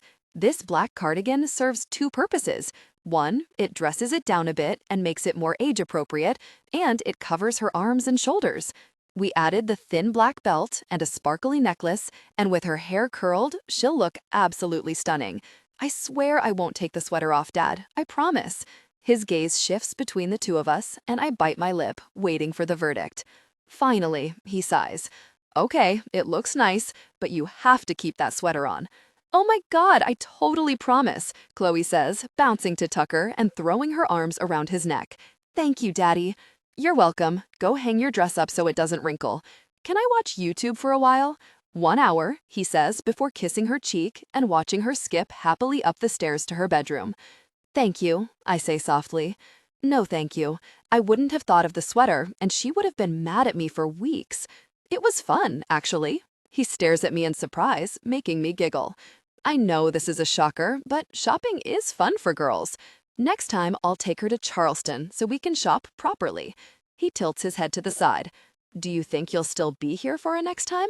The words just flew out of my mouth without thinking. But the truth is, I don't know how long I'll be in town. I don't know, I admit. He nods, and I sit next to him on the couch, the silence awkward. How's my dad? I ask. He's good. Lexi came over for lunch, so I came home. She's over there now. I saw her car when I pulled in. I steel myself for my next question. Tuck, is Valerie Brown Chloe's mom? He blinks, taken aback by the question, and then his face transforms to the one I know so well, the one that says, guilty. No. I stand and shake my head. Tell me it's not true. I can't tell you that. Tucker, I hated her. She was so mean. Yeah, well, how could you even touch her? Ew, I shiver. I don't even want to think about it. Then stop thinking about it. Tucker! I groan and cover my face. Valerie Brown? Maybe I knew you hated her. And you left. Hold up. Are you telling me you were intimate with vicious Valerie because I hurt your feelings? Well, when you put it like that, it sounds childish, but he shrugs a shoulder, and I stare at him in disbelief. She did give me Chloe, and Chloe biz wonderful. But Valerie Brown? I whisper, then shiver again. We can't speak of this ever again. It's so dramatic. I can't believe you were intimate with the mean girl. Stop saying it like that, he says, laughing. It's true. Yuck. Okay, I have to go home and scrub my mind's eye with a hot poker. Okay, drama girl. Thanks for being nice to my kid. Yeah, well, I like her. A lot more than I like you right now. I can live with that, he replies, and follows me to the door. Hell would freeze over before Tucker would touch her. Just the thought of it makes me want to gag. No way. Before I can ponder it further, Chloe marches out of the dressing room, her chin raised a bit defiantly, sporting the strapless red dress. I like this one. She walks to the mirror and smiles at her reflection. I have to admit, it's cute. The girl has good taste. Yes, the skirt hits above the knee, but only by about an inch. It's not form-fitting, and it's much more flattering than the black dress. However, I agree with Tucker that the top is too revealing. So here's the thing with this dress, Chloe. It's super cute. She smiles triumphantly. But it needs something more on top. You sound like my dad. He's not wrong. She shakes her head, but I take her shoulders in my hands and hold her gaze in the mirror. Think about it like this. You're a beautiful girl. There will be so much time to grow into dresses that show a bit more skin, but you don't want to show everyone all the goods first thing out of the gate. You need to be a mystery. A mystery? Oh yeah, be mysterious. Wear pretty clothes, don't let them wear you. That means you're the gorgeous one, not the dress. She tilts her head to the side, thinking it over. Yeah, I like that. So, we're going to add a little black shrug, maybe a shimmery necklace. It's all about accessories. See, Dad wouldn't have thought of this. Well, that's what you have me for, isn't it? I wink, and with a feeling of victory, Chloe and I go find the rest of her outfit. See, Dad? Chloe says as she walks out of her bedroom, ready to give us a fashion show. We're sitting on the couch, and I'm watching Tucker's face. Isn't that the dress I shot down? He glances at me, and I smile brightly. You're right, it is, but hear us out. I hurry next to Chloe.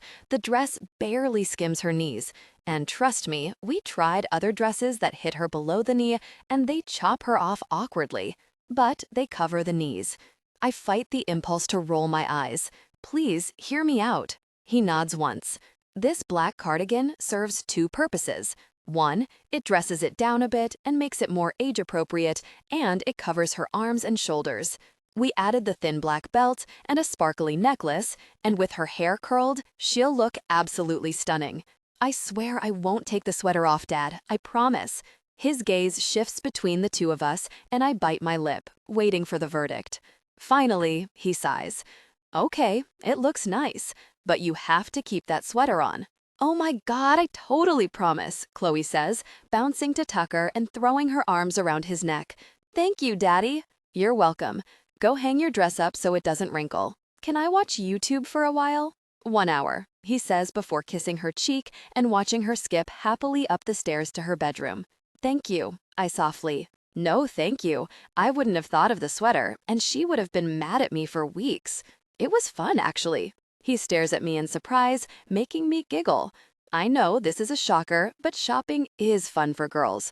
Next time, I'll take her to Charleston so we can shop properly. He tilts his head to the side. Do you think you'll still be here for a next time? The words just flew out of my mouth without thinking. But the truth is, I don't know how long I'll be in town. I don't know, I admit. He nods, and I sit next to him on the couch, the silence awkward. How's my dad? I ask. He's good. Lexi came over for lunch, so I came home.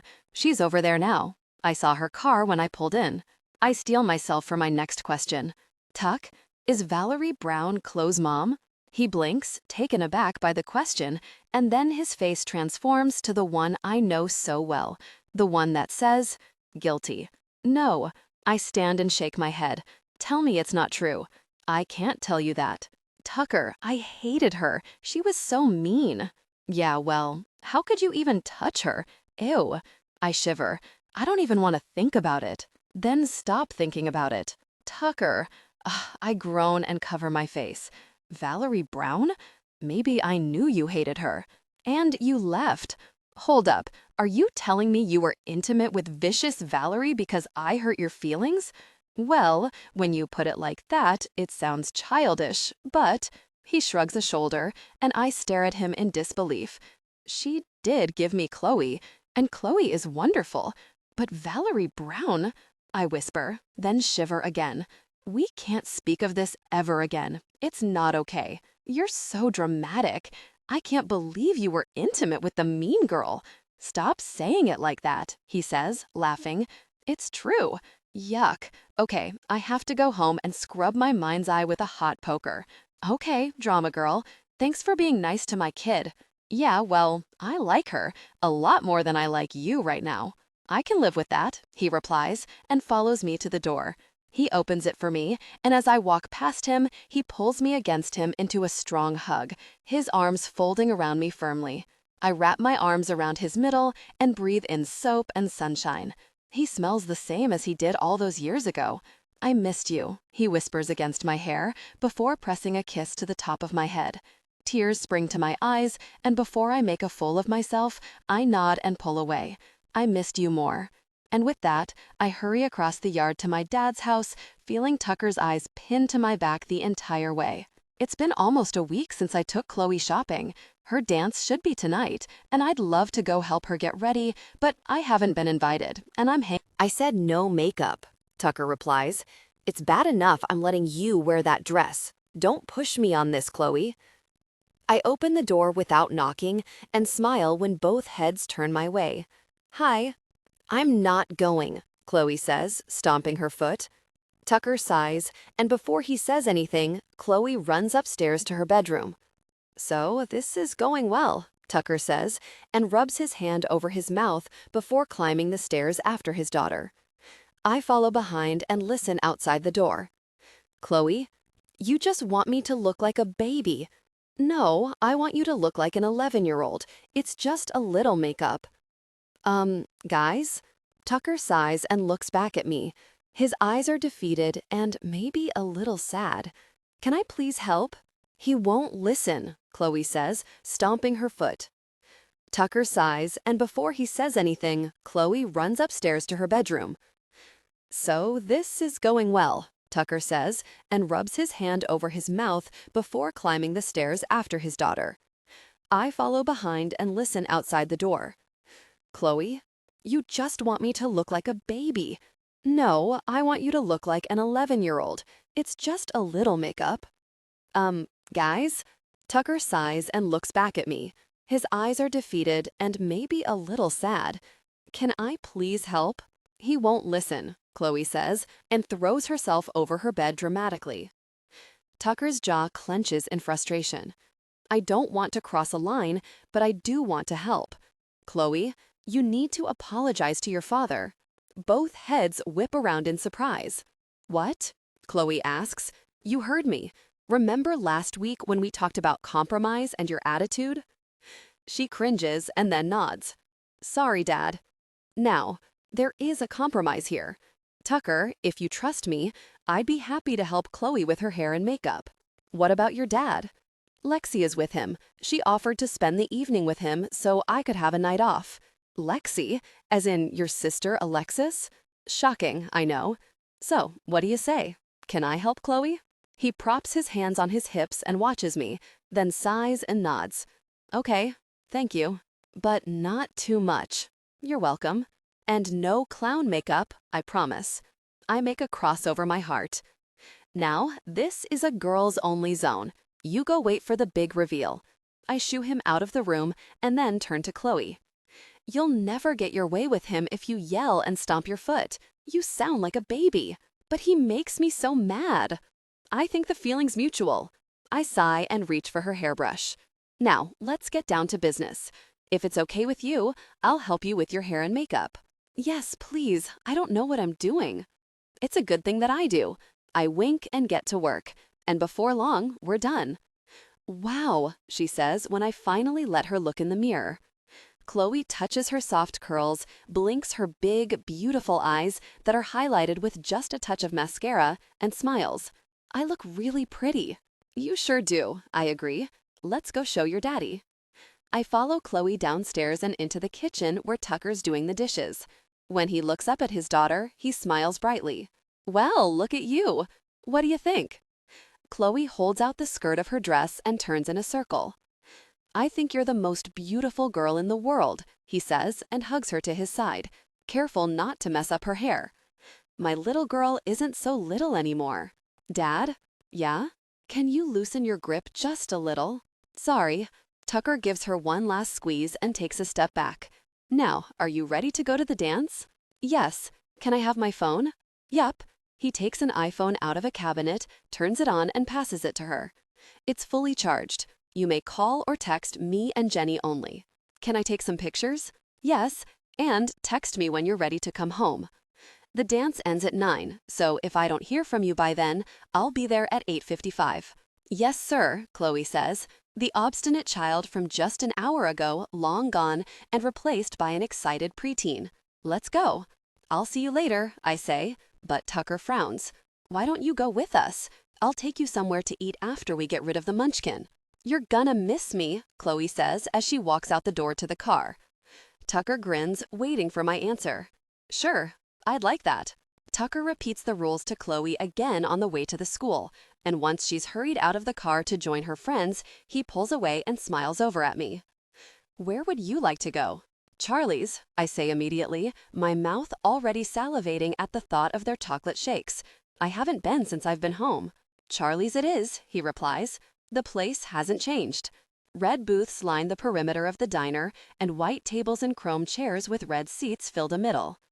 There's a long soda counter with red stools and 2 young girls in white aprons bustling behind it. Elvis plays on the jukebox, and we're shown to a booth on the far side of the restaurant. It's just like I remember it. Charlie's doesn't change, Tucker agrees. They did finally recover all the seats because the vinyl was splitting so bad people were getting scratched. Well, that's pleasant. I set the menu aside, not even needing to look at it. Thanks for helping with Chloe. You don't have to thank me. I had fun.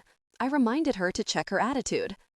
He frowns and sits back, looking out at the parking lot.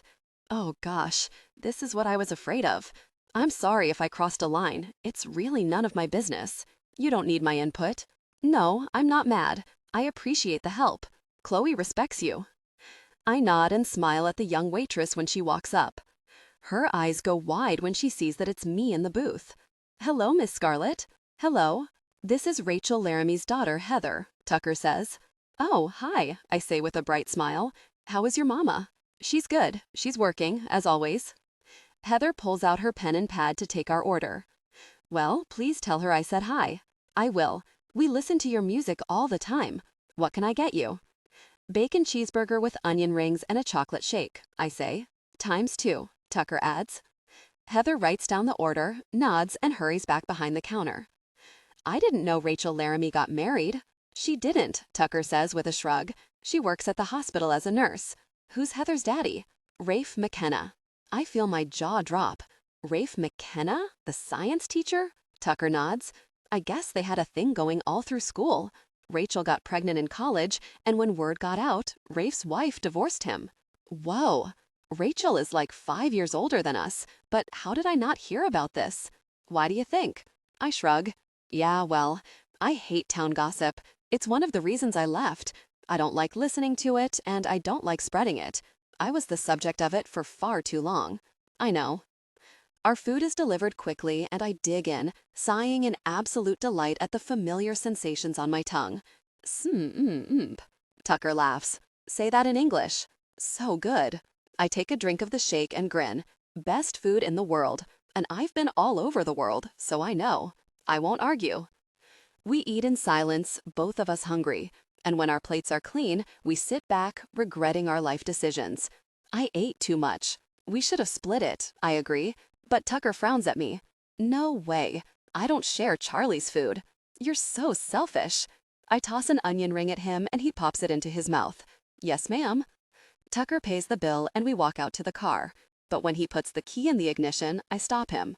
Can we talk for a minute? Sure. I know I said we'd never speak of it again, but I'm dying to ask some questions. He sighs. Okay, ask. Why isn't Valerie around? She didn't want the baby, he says flatly, not looking my way. She wanted to give her up for adoption. I wanted to keep her.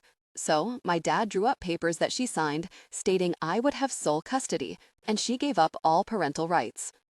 Tucker's father is a well-respected attorney in New Hope. Her parents went along with that? They were ecstatic. We were 19, Scar. Val's parents wanted her to wash her hands of it and move on with her life. So she had Chloe, passed her to me, and never saw her again. Once she recovered, her parents moved them all out to New Mexico or Colorado or something. I haven't heard from her since. She just walked away? Yeah. He reaches over to cover my hand with his. And I know that's a sore subject for you. I don't know which is better, I admit. Valerie leaving before Chloe could know her, or my mom leaving when I was 8. Neither way is good, he says. Well, I'm going to be really catty and admit that I'm glad she's gone, because I don't like her, Tuck. She doesn't deserve Chloe. He laughs and brings my hand to his lips, pressing a kiss to my knuckles. I know it makes me a bad person. I also hate the thought of Tucker being intimate with her. It's irrational, but it's there all the same. I could scratch Valerie's eyes out for ever putting her skanky hands on him. What are you thinking? He says. Horrible thoughts. He raises a brow. Like? You don't want to know. Tell me anyway. I sigh. I want to do bodily harm to vicious Valerie for ever touching you. I'm not good at being jealous, Tucker, but I admit I am, and I don't like it. No? Not even a little? Interesting. He leans over, drawing our faces closer together. I wonder what we could possibly do to make you not think about that. I don't know, I whisper, watching his full lips as he licks them, imagining what they'd feel like. What do you think? Without answering, he cups my jawline in his big hand and presses his lips to mine. I'd swear the whole universe exploded. The kiss is soft and sweet, not tentative. No, he knows what he's doing and he's very good at it. But it's gentle, just like Tucker. Thorough. And just as I slide my hand up his firm chest to his face, a rhythmic beep echoes in the car. "Chloe," he says as he pulls away from me, staring down at me with intense desire and regret swirling in his eyes. "You'd better see what she needs." He pulls his phone out of his pocket. "She's ready to come home." It's only 8. That's not a good sign. "Tucker, Chloe, what's wrong?" "Nothing, just drive." "It's not nothing if you're crying." She looks up, catching my eye in the rearview mirror. Her cheeks are tear-stained, the makeup she fought so hard for, long gone. "Did someone hurt you? Did someone touch you?" Kids are cruel these days. My blood boils at the thought of some punk doing something to my baby girl. What's the terp's name? Tuck. Scarlett rests a hand on my arm. "Let's get her home." Instinctively, I want to fix whatever the problem is now, but maybe Scarlett is right. Yeah, okay. Chloe is silent the entire ride home, and as soon as we pull into the driveway, she darts into the house. I climb out of the car, and once again, Scarlett stops me. "Can I offer a piece of advice?" "Sure, but can you make it quick?" Scarlett smiles, and I try my hardest not to get sucked into her beautiful web because there's someone else I need to concentrate on. "I know that you're her daddy and you've spent the last 11 years protecting her, and all you want to do is barge in there and demand to know what happened. But don't. Please don't. To heck with that. Hear me out." She takes a step forward. "Take it from someone who has been an 11-year-old girl. The last thing you want to do is make her more upset than she already is. Then she really won't tell you anything. What Chloe needs right now is for you to listen, even if that means understanding that she's not ready to talk about whatever happened." "I don't know if I can do that." Scarlett shrugs her shoulder. "You know more about this parenting business than I do. You're her father, and I'm sure you'll make the right decision." "Where are you going?" I ask when Scarlett turns toward her house. "Home. I figured you wouldn't want me around for something like this." I should let her go. Chloe is already getting attached to Scarlett, and this is my opportunity to draw the line in the sand. But I like having Scarlett around just as much as my daughter does, if not more. I've missed Scarlett since the day she left, but I never knew quite how much until she returned. I don't know what's going to happen between us, but I know that this, whatever this is, feels right. I hold my hand out to her. "Stay." Scarlett's breath catches. She looks at my hand as though she's not sure if it'll burn her or be the answer to all of life's questions. And then something flashes in her eyes, and she slips her palm into mine. Her skin is soft and warm, and I give her fingers a gentle squeeze, letting her know how much her staying means to me. "I've never had to do this," I say as we walk into the house. "Sure you have. This can't be the first time Chloe has cried." "Smarty pants." I nudge her with my elbow. "This is different than a scraped knee or a broken toy. I always knew this day would come. This is big girl stuff, and I don't want to mess it up." "You won't." Chloe's bedroom door is open. She's face down on the bed, her head buried in a pillow. I let go of Scarlett's hand and knock softly on the door before I step into the room. "Can I come in?"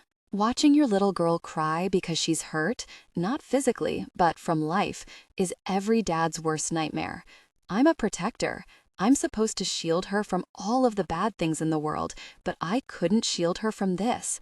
Chloe's shoulders jerk as she sobs into the pillow. I sit on the bed beside her and rest a hand on her back. When she was little, I used to cradle her in my lap. We'd snuggle, she'd talk about whatever was bothering her, and then I'd get her a glass of chocolate milk and a snack, and all would be right in the world. If only it were still that easy. With the attitude she's been tossing around lately, I half expect her to pull away, but she doesn't. "Do you want to talk about what happened?" "No, go away." "I can't. How am I supposed to just leave her here?"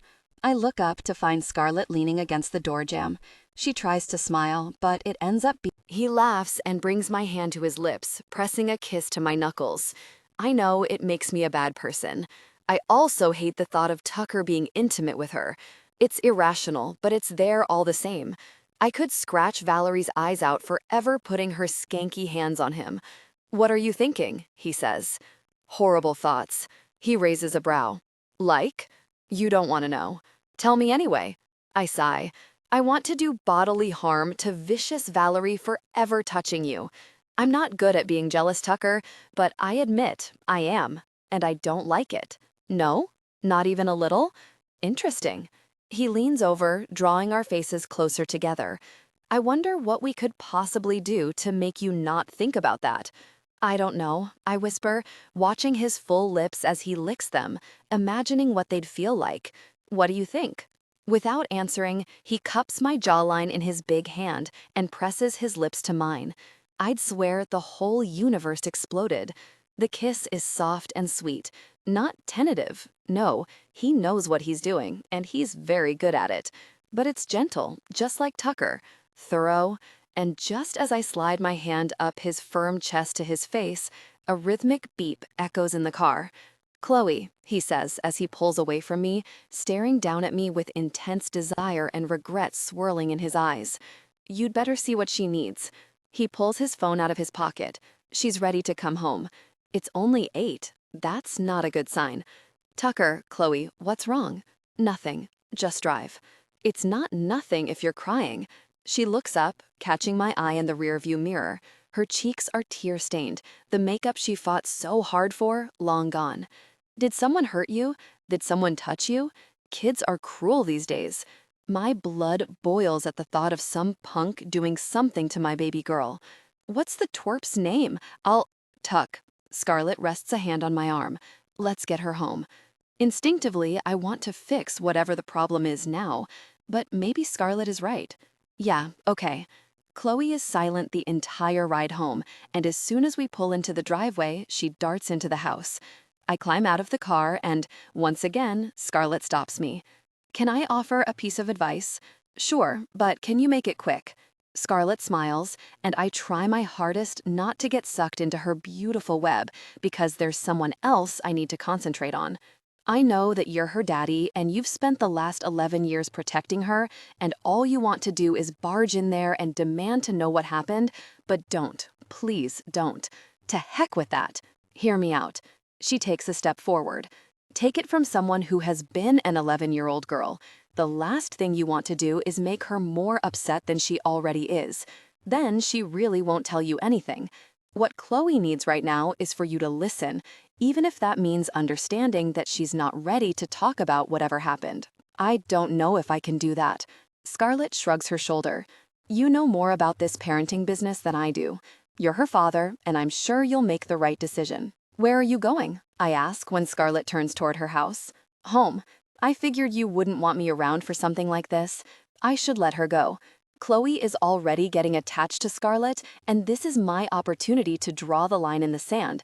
But I like having Scarlett around just as my daughter does, if not more. I've missed Scarlett since the day she left, but I never knew quite how much until she returned. I don't know what's going to happen between us, but I know that this, whatever this is, feels right. I hold my hand out to her. Stay. Scarlett's breath catches. She looks at my hand as though she's not sure if it'll burn her or be the answer to all of life's questions. And then something flashes in her eyes, and she slips her palm into mine. Her skin is soft and warm, and I give her fingers a gentle squeeze, letting her know how much her staying means to me. I've never had to do this, I say as we walk into the house. Sure you have. This can't be the first time Chloe has cried. Smarty pants. I nudge her with my elbow. This is different than a scraped knee or a broken toy. I always knew this day would come. This is big girl stuff, and I don't want to mess it up. You won't.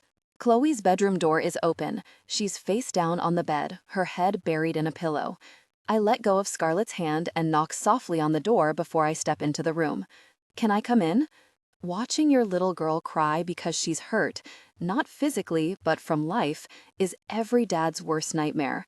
I'm a protector. I'm supposed to shield her from all of the bad things in the world, but I couldn't shield her from this. Chloe's shoulders jerk as she sobs into the pillow. I sit on the bed beside her and rest a hand on her back. When she was little, I used to cradle her in my lap. We'd snuggle, she'd talk about whatever was bothering her, and then I'd get her a glass of chocolate milk and a snack, and all would be right in the world. If only it were still that easy. With the attitude, I wish I had a good answer for you, but I don't. I was insecure and angry at the world. I always worried about what everyone else thought, and I just wasn't very nice. What changed? Chloe asks. You seem to like my dad now. Scarlett looks at me and grins. I've always liked your dad. The problem was never him, it was me. You think that maybe Jimmy really does like me, but he's too embarrassed to admit it in front of his friends? Maybe, but here's the thing. If he can't admit it in front of his friends, he isn't worth your time. You're young, and lots of boys will come in and out of your life. Not lots, I clarify. Scarlett rolls her eyes and continues as though I didn't interrupt her. But the good ones, the ones that are worth your time, they won't make you cry. The good ones won't laugh at you. They'll make you smile. They'll ask you to dance. Did my dad used to make you smile? All the time. Still does. Your dad is one of the good ones. Do you think that someday a boy will ask me to dance? I know it. That's it. I'm going to have to chaperone every dance for the rest of your life. Chloe giggles. Please don't. I wrap my arm around her shoulders. I like it so much better when you're laughing. I love you, Dad. I love you too. Why don't you take a shower and wash the night away? It'll make you feel better. I think you're right. I'm sorry you had to come get me early and that I only wore my dress for a few hours. You don't ever have to apologize for calling me to help you. I'm always here for you, Chloe. Today, tomorrow, 20 years from now, I'm always here. You'll get a chance to wear the dress again. I give her one final squeeze and stand up. I hold a hand out for Scarlett. Come on, I'll walk you home. Good night, Chloe, Scarlett says, taking my hand. Good night, Scarlett. Thank you for helping me with the dress and for doing my hair and makeup. Anytime. And make sure you hang that dress up, Scarlett says, as I tug her out of Chloe's room. Make sure she hangs that dress up. You should probably have it dry cleaned, too. Dry clean. Got it. We step out the front door, and Scarlett rests her head on my shoulder as we walk slowly across the yard. You were great in there. Really? Because I was totally winging it. I sort of felt like I was flopping around and messing the whole thing up. Scarlett steps in front of me, grips the front of my shirt, and tugs me forward. I don't think you can mess up. You're a great dad. I wish I could have been around to see you with her when she was younger. No, you don't. I was a walking disaster. I don't believe that for a second. You're great, Tucker, and not just with Chloe. You're great with the community and your family and my dad. It's embedded in your DNA. You think I'm great? Mm-hmm. I think you're pretty okay, I say, cupping her jaw in my hands. I brush my thumbs along her cheekbones and tilt her face to mine. Should we talk about that kiss earlier? I don't think we need to talk about it. I just think we need to do it more often. Have I ever told you that I like the way you think? Tucker, shut up and kiss me. She doesn't have to tell me twice. I lower my mouth to hers. This feels so surreal.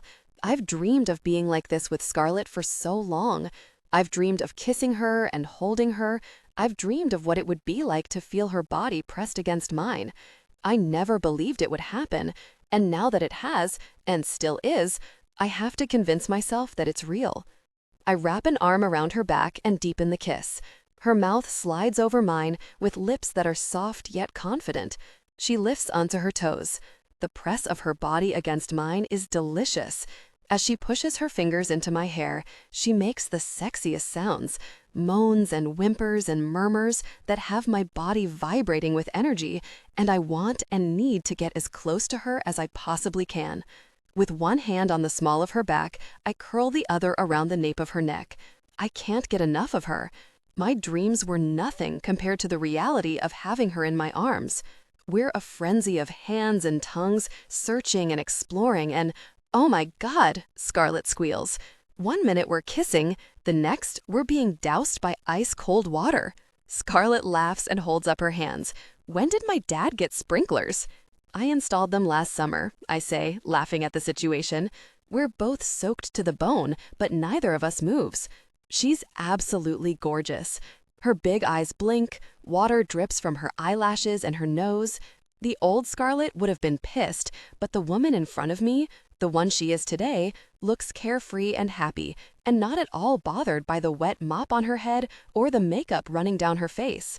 You should probably kiss me again before I have to go inside. I thought you'd never ask. I close the small distance and kiss her. This time, our lips move in lazy, unhurried movements, slow and deep. After several long seconds, I feel her mouth smile against mine. We separate, and I lower my forehead to hers. She touches her lips as though they're still buzzing from our kiss and takes a step back. We're doing that again tomorrow, right? Oh, yeah. She pulls away and grins as she walks backward toward the front door of her father's house. Good, that's good. Scarlett hops up the steps of her porch and stops with her hand on the front doorknob. Good night, Tucker. Night, Scarlett. Her beautiful smile is the last thing I see before she slips through the front door. It's impossible to keep from smiling as I turn and head back across our yards. Tucker? I turn around to find Alexis shutting the front door. She pulls the strap of her purse farther onto her shoulder and steps off the porch. Hey, Lexi. It was really nice of you to let Scarlett have the night off. She deserved it. I didn't realize you two were going to spend the evening together. Neither did I. It was sort of last minute. She nods and looks away for a beat before her eyes pull back to mine. So the two of you are a thing now? You know, I scratch my head. I don't really know what we are. Well, judging by the lip lock a second ago, you're something. You saw that, huh? Couldn't miss it. You two are practically very close in the front yard. I laugh. That's a little dramatic. I know, it's none of my business, but I don't want to see you get hurt, so I'm going to say it anyway. You need to be careful with her. Don't get too comfortable. Her words leave a sour taste in my mouth for many different reasons. She's not going to hurt me. I wouldn't be so sure about that. This is temporary, Tucker.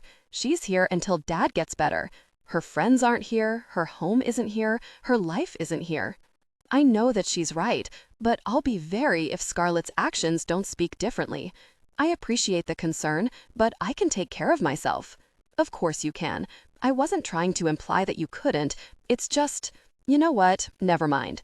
Lexi pulls her keys from her purse and unlocks her car. Go back inside, Tucker. Just walk away. But I can't. I know it's none of my business, but I hate the way that Lexi views her sister. Whatever anger you're holding on to, Lexi, you need to let it go. Her head pops up. Excuse me? You've got a chip on your shoulder when it comes to Scarlett. Yes, she screwed up, but she's tried to make it right over the years. Did you ever thank her for the car she bought you? Or the year's worth of housekeeping she paid for? Or what about the time she bought every item off your baby registry? Even in the dark, I can see her face pale. How did you know about all of that? Rick told me. Of course he did. He's always bragging about Scarlett. He brags about you too. You're just not around when he does it. It's not a competition. She's your sister, Lexi, and she loves you. Cut her some slack. Have you even brought the kids over here to see her since she's been home? Tears shimmer in Lexi's eyes as she shakes her head. No, but they've been asking to see her. Then what are you waiting for? I don't want her to leave them the way she left me. It's been 12 years. She's not the same person she once was. Give her a chance, Lexi. She can't prove you wrong if you don't give her a chance.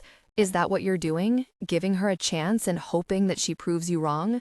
She has nothing to prove when it comes to me, because I have no control when it comes to her. Scarlett, whoa. What?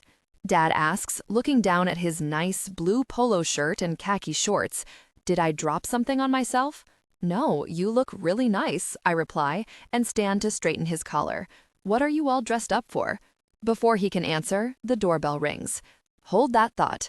I hurry over to the front door and find Tucker standing on the other side. He's in a sharp green button-down with jeans that hug his thighs perfectly. He shuffles back and forth on his cowboy boots. And he's holding flowers. Dav, your date's here. Tucker's eyes dance with humor as he steps inside. He's not my date, Dad says with a laugh. What's going on? I ask, tilting my head to the side and hooking a loose strand of hair behind my ear. These are for you, Tucker says, holding the arrangement of red poppies and purple lilacs in my direction. And I'm taking you out on the town this evening. Is Dad coming with us? I raise a brow and look back at my father, who's currently smiling like the Cheshire Cat. Nah, I've got poker night, Dad replies, and close at a friend's house for the night. Tucker leans against the door and grins at me. So, we have the whole evening to ourselves? Poker? Dad, are you sure that's a good idea? I had a stroke. I'm not dead.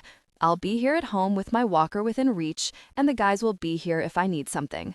Go on your date, and don't worry about me. But I look down at my cut-off shorts and dirty tank top. I've been scrubbing bathrooms, I inform Tucker. I'm in no shape to go out right now.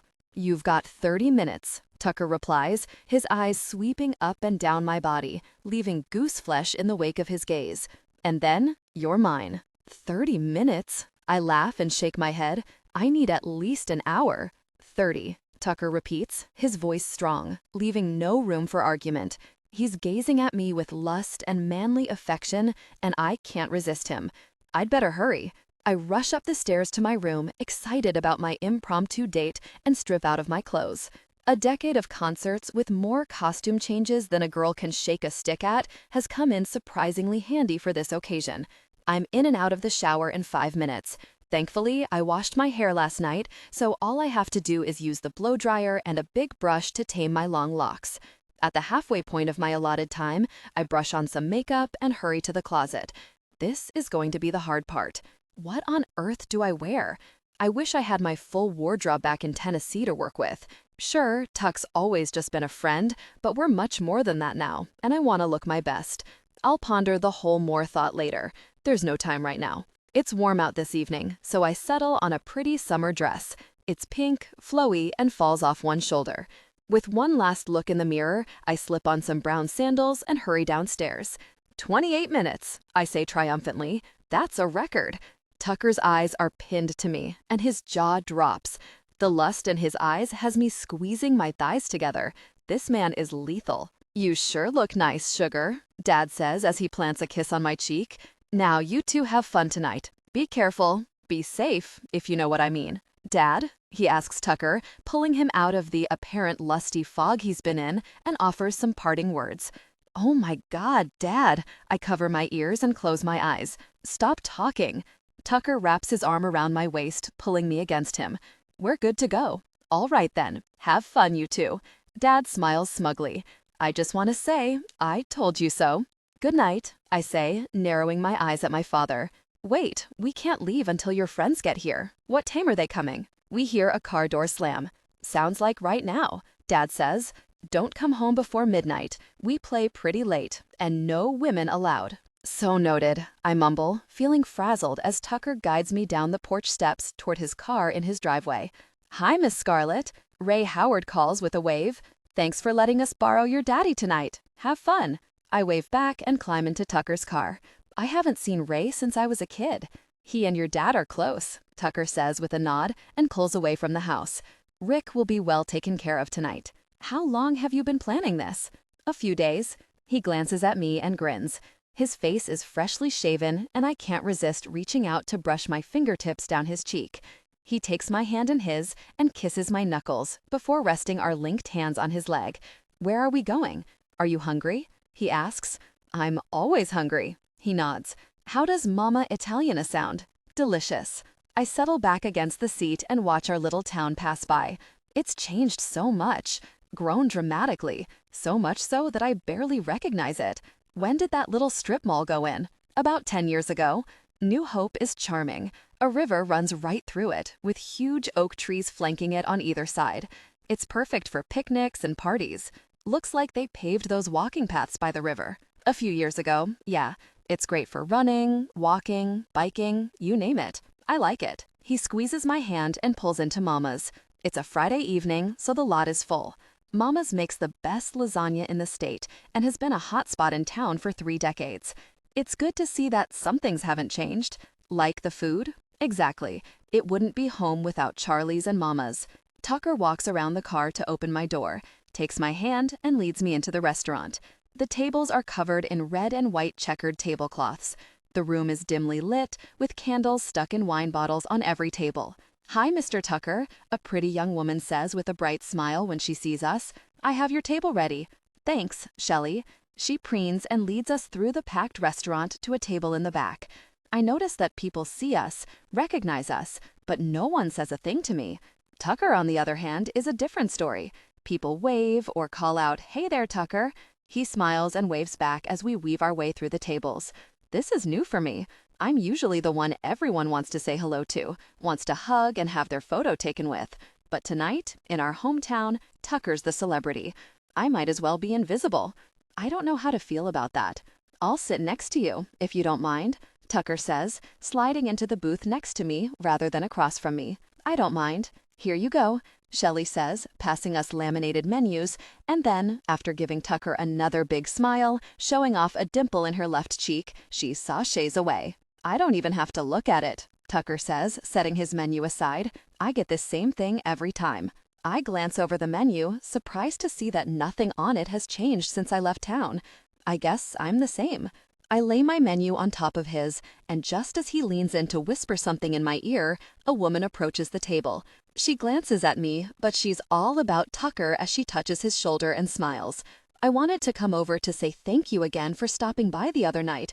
I don't know what I would have done without you. She winks at him, her hand still resting on his shoulder, and I feel my eyes narrow on her. He was at her house? What did he do for her exactly? I'm not used to feeling jealous, at all. I'm not a jealous woman, but I don't like this. Just doing my job, Tucker replies, then turns back to me, dismissing the blonde. She smiles and awkwardly turns away. You look amazing, he whispers in my ear. Thanks, I didn't have a lot of time to get ready. Who was that? Marianne Thompson. Her cat was stuck in a tree. That's a little cliche, isn't it? She probably put her pet in the tree on purpose. Poor thing. Tucker shrugs and kisses the spot below my ear, causing me to shiver. I just responded to the call. Isn't that something a firefighter would normally take care of? I ask, tilting my head a little to the side so he has more room to kiss me. The department was already on a call. Are you jealous? No, I scoff, shaking my head. I don't get jealous. It's not part of my DNA. Good. His touch was intimate, and through the thin material of my dress, I could feel his warmth. All thoughts of Marianne and her cat flew right out the window. I haven't been able to stop thinking about you since our kiss. I dragged in a ragged breath and looked around. We were in a corner, and no one was paying us any attention. There sure as heck wasn't any paparazzi around, and the tablecloth reached the floor. I shifted, allowing his hand to move freely. Tucker's eyes fly to mine, a mischievous grin on his handsome face. You always were a little wild. Not much has changed. That's where you're wrong, he whispers, capturing my lips in another kiss. Everything has changed. His hand moved higher, lifting my dress with its assent, and, oh gosh, come on, Tucker, just do it already.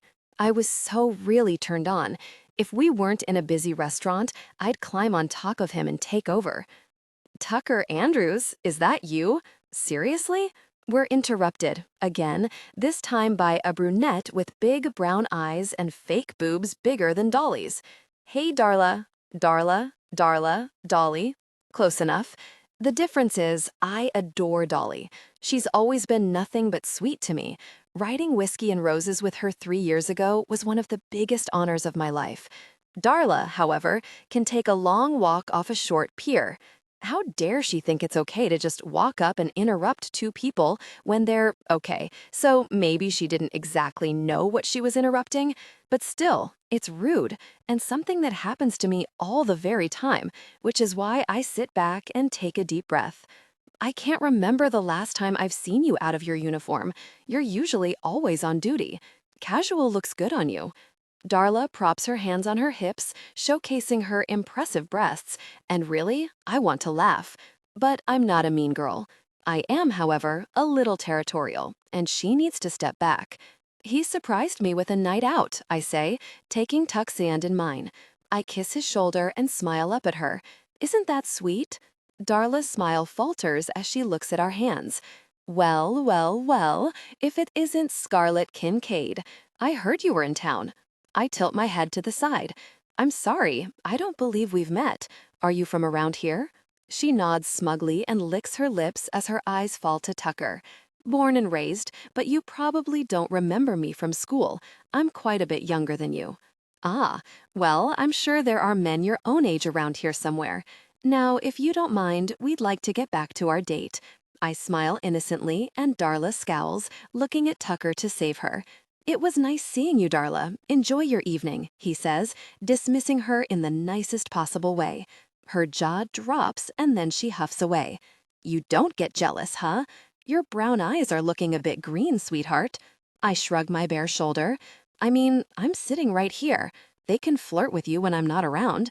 He kisses my temple just as our waitress arrives. "Hey, Tucker, Scarlett." She pulls a pad of paper out of the pocket on her apron. "What can I get y'all tonight?" "Lasagna, extra bread," I inform her, fully intending to spend the morning working out to burn off the extra carbs. "2 of those," Tucker says. "Drinks?" "2 sweet teas," Tucker replies before I can respond, and then the waitress is gone, weaving her way through the full tables. "You don't have anything to be jealous of." "I told you, I'm not jealous." I lie easily, sipping my water. "No, not at all." He laughs and wraps an arm around my shoulders, tugging me closer to him. "You're the poster child for calm and collected." "I know." He laughs now and kisses my cheek. Affectionate Tucker is new. He wasn't this handsy when he was 17. Then again, I didn't give him the chance to be. I like it. A lot. "You have good hands," I inform him, running my fingers over his knuckles. "Keep touching me like that, and I'll have to show you just how good they can be," he breathed, and the entire room fell away, leaving just the 2 of us. It's like something out of a cheesy chick flick, and I love it more than I can say. My heart pounds, my breath's coming fast as I stare up into his eyes, wishing he would kiss me and touch me. Because Tucker can kiss. Tucker, in a brazen move, I took his hand and guided it to my side. "Here you go," the waitress says as she sets out plates in front of us. "Really?" I blow out a breath, and Tucker laughs. He's enjoying this. He knows that I'm absolutely crazy for him, and he's getting a kick out of my frustration. "That was quick," I say. "Lasagna and bread is pretty easy." She winks, sets our teas on the table, then hurries away. "I'm starving," I say, trying to calm my libido. "Plus, the faster we eat, the quicker we can get out of here." "Me too," he replies, but his eyes aren't on our delicious meal, they're on me. My body heats under his stare, and I nudge him with my arm. "Food will have to do for now, I guess." "Lightning bugs," I point ahead on the path where the insects bob and weave through the air. "You always had a soft spot for them, wouldn't let me catch them." "You used to pull their lights off," I say, remembering the days we spent running together down by the river.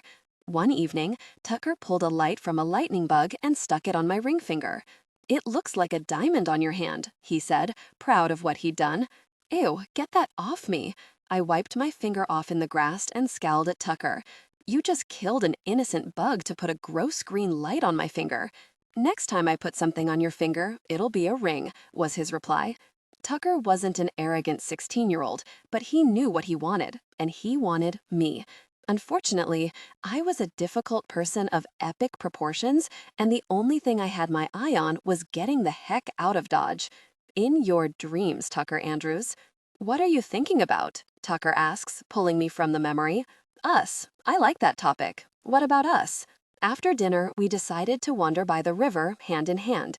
The tension between us was off the charts. Part of me wished we'd gone right home to explore our connection. The other part of me was happy for this reprieve. Things were moving fast between us. I didn't regret it at all, but once we took that step, there was no going back. Well, officially crossed the line from childhood buddies to lovers, and I admit I'm a bit nervous. I'm not second-guessing. There's a difference. When I'm around Tucker, my body feels like a live wire, and when he touches me, I light up. Just the thought of their closeness, feeling the weight of his body, has me sucking in a sharp breath. "Are you feeling okay? I can take you home if you're not," he offers, looking a little disappointed at the prospect. "I can't go home," I remind him. "No women allowed, remember?" He grins. "Pretty sure your dad wouldn't kick you out." "I don't want to go home." We stop on the sidewalk by his car. He grips my shoulders and turns me to face him. His eyes shine in the moonlight. His jaw is firm and tight, his hands warm. He's home for me. He always has been. I don't want to go to my dad's house. I want to go home with you. There's nothing I would love more than to take you back to my place. But Scarlett, you look nervous. He presses a hand over the left side of my chest. Your heart is beating a mile a minute, and your cheeks are flushed. Sweetheart, we don't have to do anything you're not ready for. He drags a knuckle down the apple of my cheek. We're in no hurry, Scar. I don't have jitters. I'm no virgin, Tuck, any more than you are. That's just what you do to me. Being close to you makes my heart race. He smiles. Nothing else is bothering you then? Maybe one thing. He cups my cheek, and I close my hand over his, leaning into his touch. I don't want to lose our friendship. If something happens and we don't work out, I don't want to lose you again. I just got you back. He steps closer and lowers his face to within inches of mine. I'm not going anywhere. Whether we go home and make love all night, or you tell me to back the hell off, I'm your friend, Scarlett. I don't deserve him. I don't deserve this tenderness, this loyalty, but I won't reject it. I didn't know how much I missed him, until I had him back in my life again, and I will not mess this up. Now, what are you thinking? I'm thinking that it's about time you take me back to your place and have your way with me. Oh yeah? Yeah. What are you thinking? Please tell me you're thinking the same thing. I'm thinking that you're the most beautiful woman I've ever seen. I like it. Keep going. And I'm the luckiest man in the world because I'm here with you. Tuck? Yes, sweetheart. Take me home before I get you naked on the hood of your car. Yes, ma'am. Being around Scarlett is a continuous struggle, even more so as an adult than when I was a teenager. She's so gorgeous and sweet and funny and sassy, and all I want to do when she's around is hold her close and share deep intimacy. Dinner tonight was torture. Her presence was overwhelming, and I struggled to keep my composure throughout dinner. Now I'm fighting to maintain control until we get back to my place, which is practically impossible with her sitting beside me in that dress. I wasn't lying when I told her that she's the most beautiful woman I've ever seen. She truly is. But it's not just what's on the outside that I find attractive. All of Scarlett is sexy, even the green monster she keeps hidden deep inside. I pull into the driveway, open her car door, and we practically run like school kids to the front door. She wraps herself around me, peppering me with kisses while I try to unlock the door. We stumble through it in a tangle of arms and legs, and as soon as I get the door shut, I spin her around and pin her against it. The smile on her face dies. Her eyes fall to my lips. I push my fingers into her hair, cup to back of her head, and pull her face toward mine. Our lips crash together. A low moan pulls from her throat, and that's all the encouragement I need. I deepened the kiss the way I've been dreaming about since our makeout session in her dad's front yard. She fists the front of my shirt and plasters her soft curves to my body. And there's no holding back the groan that pulls from my chest. I've dreamed of this for years, having her all to myself. Now here she is, my sweet Scarlett, trying to climb me like a tree. With one hand on her head, keeping her where I want her, I slid the other to her lower back. I pressed my palm to her back and she arched, pressing her body closer to mine. When she moved against me, I lifted her up. Scarlett wraps her legs around my waist. Her hands are everywhere, in my hair, sliding over my shoulders and along my neck before diving back into my hair. I could have given in to the moment right there, but I've waited too very long to be with this woman, and I want to do it right. With our lips fused together, I stride down the hall and kick open my bedroom door. I lower Scarlett to her feet and take a step back. Her chest rises and falls with each ragged breath she takes. Her lips are swollen and red, her eyes hooded, and all I want to do is drink her in, memorize everything about this moment because everything about it is perfect. But Scarlett has other plans. She launches herself at me. She whispers my name before her lips land on mine. Their kiss deepened in desperation, our hands reaching and pulling and holding on with more passion than I've ever felt. But if we don't slow things down, I'm going to embarrass myself. Pulling my mouth from hers, I skim my lips across her jaw and down the side of her neck. Slow down, baby. We're in no hurry. I can't slow down. I need you, Tucker. You have me. She growls. You know what I mean. I chuckle against her skin. I never could say no to you. I bring my hands to her neck and slowly slide them down her shoulders, pulling her dress down until the material pools in a pile at our feet. My eyes rake over her body, devouring her as she stands before me in a strapless nude lace bra and matching panties. My God, you're beautiful. Tucker, when I look up, our eyes meet. Hers are full of hunger as she searches my face. Slow first or fast? You choose, but make no mistake about it. At some point tonight, I'm taking my time and exploring our connection, I declare, grazing my knuckles over her chest.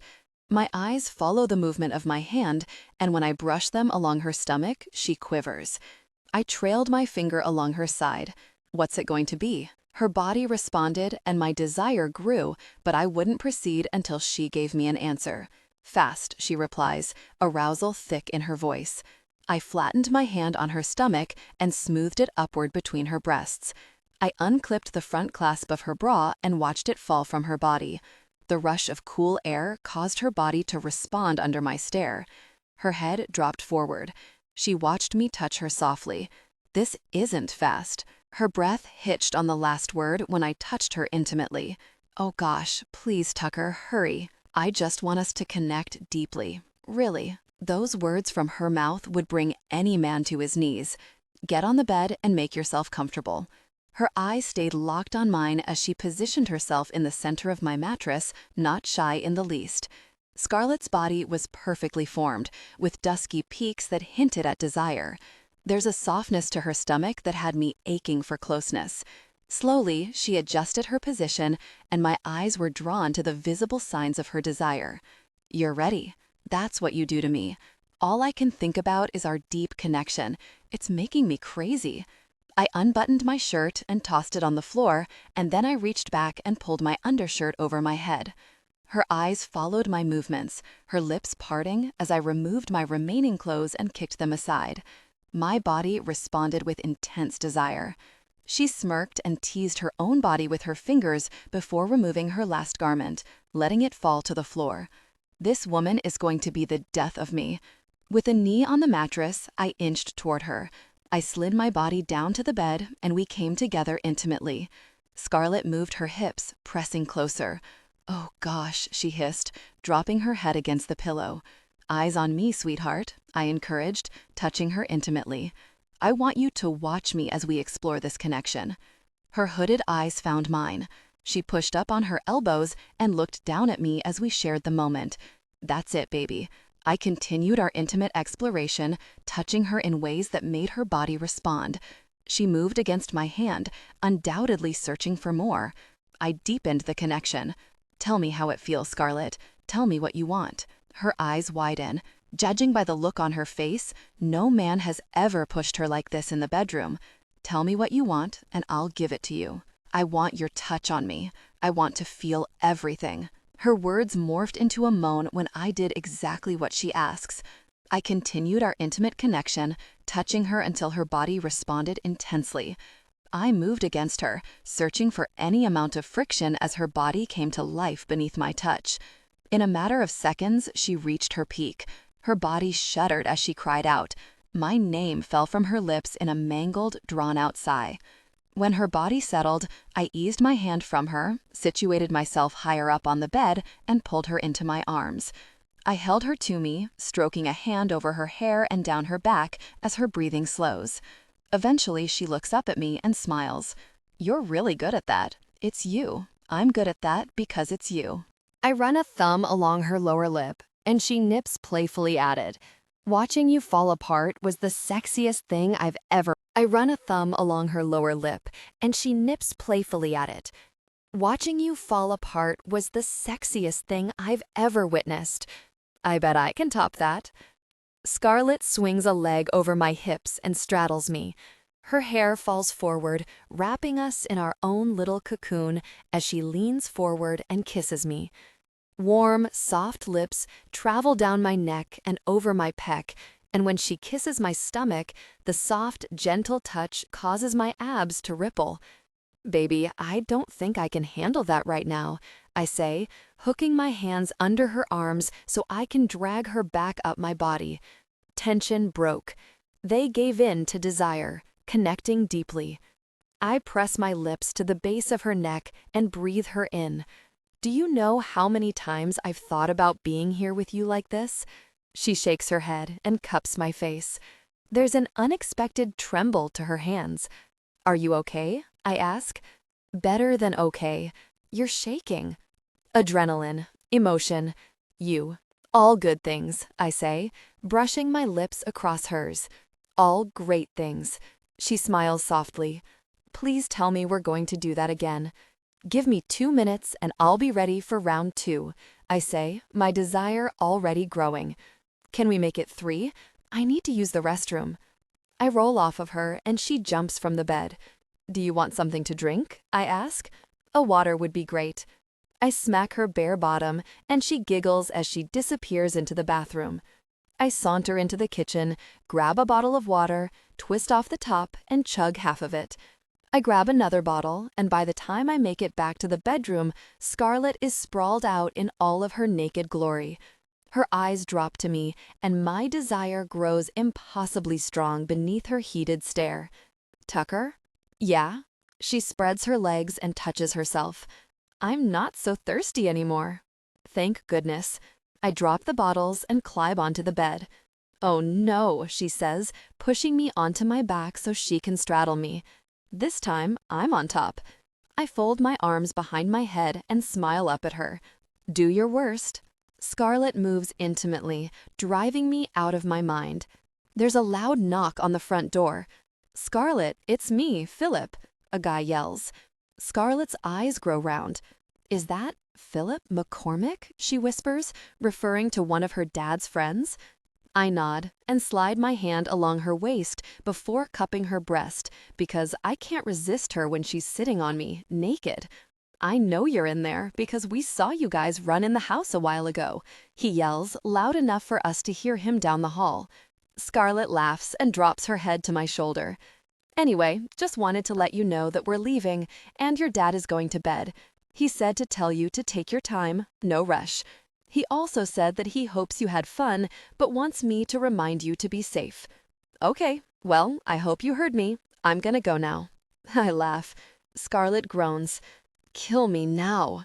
I can be with you now. That'll work. Scarlett, how in the ever-loving world am I supposed to get back in the intimate mood after my dad's bestie just yelled at us through the very door? Maybe I should head home, I say, biting my lip and staring down at the sexiest man I've seen, well, ever. If Rick's in bed, you don't have to hurry. Tucker's hand roams from my hip and up over my ribs to my breast. He lazily plucks at the already sensitive nipple, and I close my eyes with a soft sigh. We haven't gotten to the whole slow portion of this program. We wouldn't want to skip that. He grins and sits up, wrapping his arms around me. No, we definitely can't skip it. Passion peaked. They came together intimately, deeply connected. We're a sweaty, panting heap, staring into each other's eyes as the world comes back into focus around us. He cups my cheek and kisses me, softly at first, and then with more urgency, as if he's afraid I'm going to disappear and he's memorizing me completely. Which is ridiculous, because now that I've found this, not to mention him, I plan to do this as often as possible for however long we can. Are you okay? He asks as he pulls away. I am bold enough to say I don't know if I've ever been better, I reply with a grin and brush his hair off his forehead. That's a lofty statement coming from a woman with a shelf full of Grammys. I laugh as he gently rolls us to our sides, facing each other on the bed. Exactly. I'm that good. How about you? I'm the luckiest man in the world. He sighs and drags his fingertips down my arm. The man can't stop touching me, and I'm not complaining. You say some pretty sweet things. I don't say anything I don't mean. He kisses my forehead and sighs. As much as I'd like to stay here all night, you have to get home to your dad. He nods. I know. We reluctantly roll out of bed, and I pull my dress over my head, step into my panties, and slide my feet into my sandals. Tucker just pulls on an old pair of sweats that hang low on his hips, barely covering the good stuff. He laughs, tugging me to him for a long kiss. Trust me, I'd rather keep you here, but you'd better go check on Rick. I'm sure he's sleeping. I yawn, and you've worn me out too. Good. He leads me to the front door and out onto the porch. I'll stand here and make sure you get home okay. It's almost 1 a.m. in New Hope, South Carolina, I remind him, speaking low. I don't want to wake the neighbors. What could happen to me in the span of roughly 30 feet? He simply leans on the railing and crosses his arms over his bare chest, watching me with a happy grin. Fine. I shrug and saunter across the grass, sashaying my hips back and forth for his benefit. When I reach the top of the steps of Dad's porch, I turn back and blow him a kiss. He catches the imaginary kiss with his hand and presses it to his heart. And just like that, I feel myself go all gooey inside. Is it possible that I'm falling in love with Tucker Andrews? I open the front door and walk inside. Dad left the kitchen light on for me, and I walk that way, ready for a bottle of water, but when I step inside, I gasp. "Daddy!" "I had a bit of a fall," my father says. He's sitting on the floor, his back against the lower cabinets. I couldn't get back up, but don't worry, I called Lexi. "Oh my God, Dad!" I squat next to him, looking him over. He's in his pajamas and is missing one of his slippers. "I tripped on this very mat. Why didn't you call me?" "You were with Tucker. I didn't want to interrupt you." "I'm calling the paramedics." "Just help me up, Scarlett. I'll be fine." "Do you hurt anywhere?" "My wrist is a bit sore where I caught myself," he admits. "But I'm fine. It's just my pride that's a bit bruised, that's all." "No, I'm absolutely calling the paramedics." Jesus, my heart is hammering so hard in my chest, it's a wonder Tucker can't hear it. I reach for my phone and call 911. Once the call is made and the ambulance is on the way, I sit on the floor with Dad and hold his hand. "I don't want to move you in case you've injured something." "Scarlett, I love you. I love you too. But you are the most stubborn person I've ever met. You're causing a fuss for nothing." "No, I'm not," I insist. The next 10 minutes are a blur as the ambulance arrives and 4 men come rushing inside with a gurney and all kinds of equipment. Most of them know my father, and they chat with him, keeping him at ease as they check him out. "How long have you had this bruise on your knee?" one of them asks my father, making him frown. "Oh, I must have gotten that when I fell." "We're going to take you to the emergency room, just to have your wrist and knee looked at," the paramedic named Jimmy says. "I know that's not how you plan to spend your Friday night, but it's really for the best, Mr. Rick." "Thank you," I say before Dad can complain. I follow them out of the house just as Lexi is hurrying out of her car and rushing up to meet us. "Lexi, I was just about to call." "What the heck is going on?" she demands, her face white as she approaches Dad on the gurney. "Dad, are you okay?" "I'm fine," he assures her. "I had a little fall, and Scarlett is just being cautious by calling in the troops." What did you do? Lexi rounds on me, pushing her face to mine. You have one job, Scar. Watch Dad, make sure he's safe and well taken care of. He had poker night, and I went out with Tucker. This is so you, Lexi interrupts with a humorless laugh. You let someone else take care of your responsibilities while you go off spending time with him.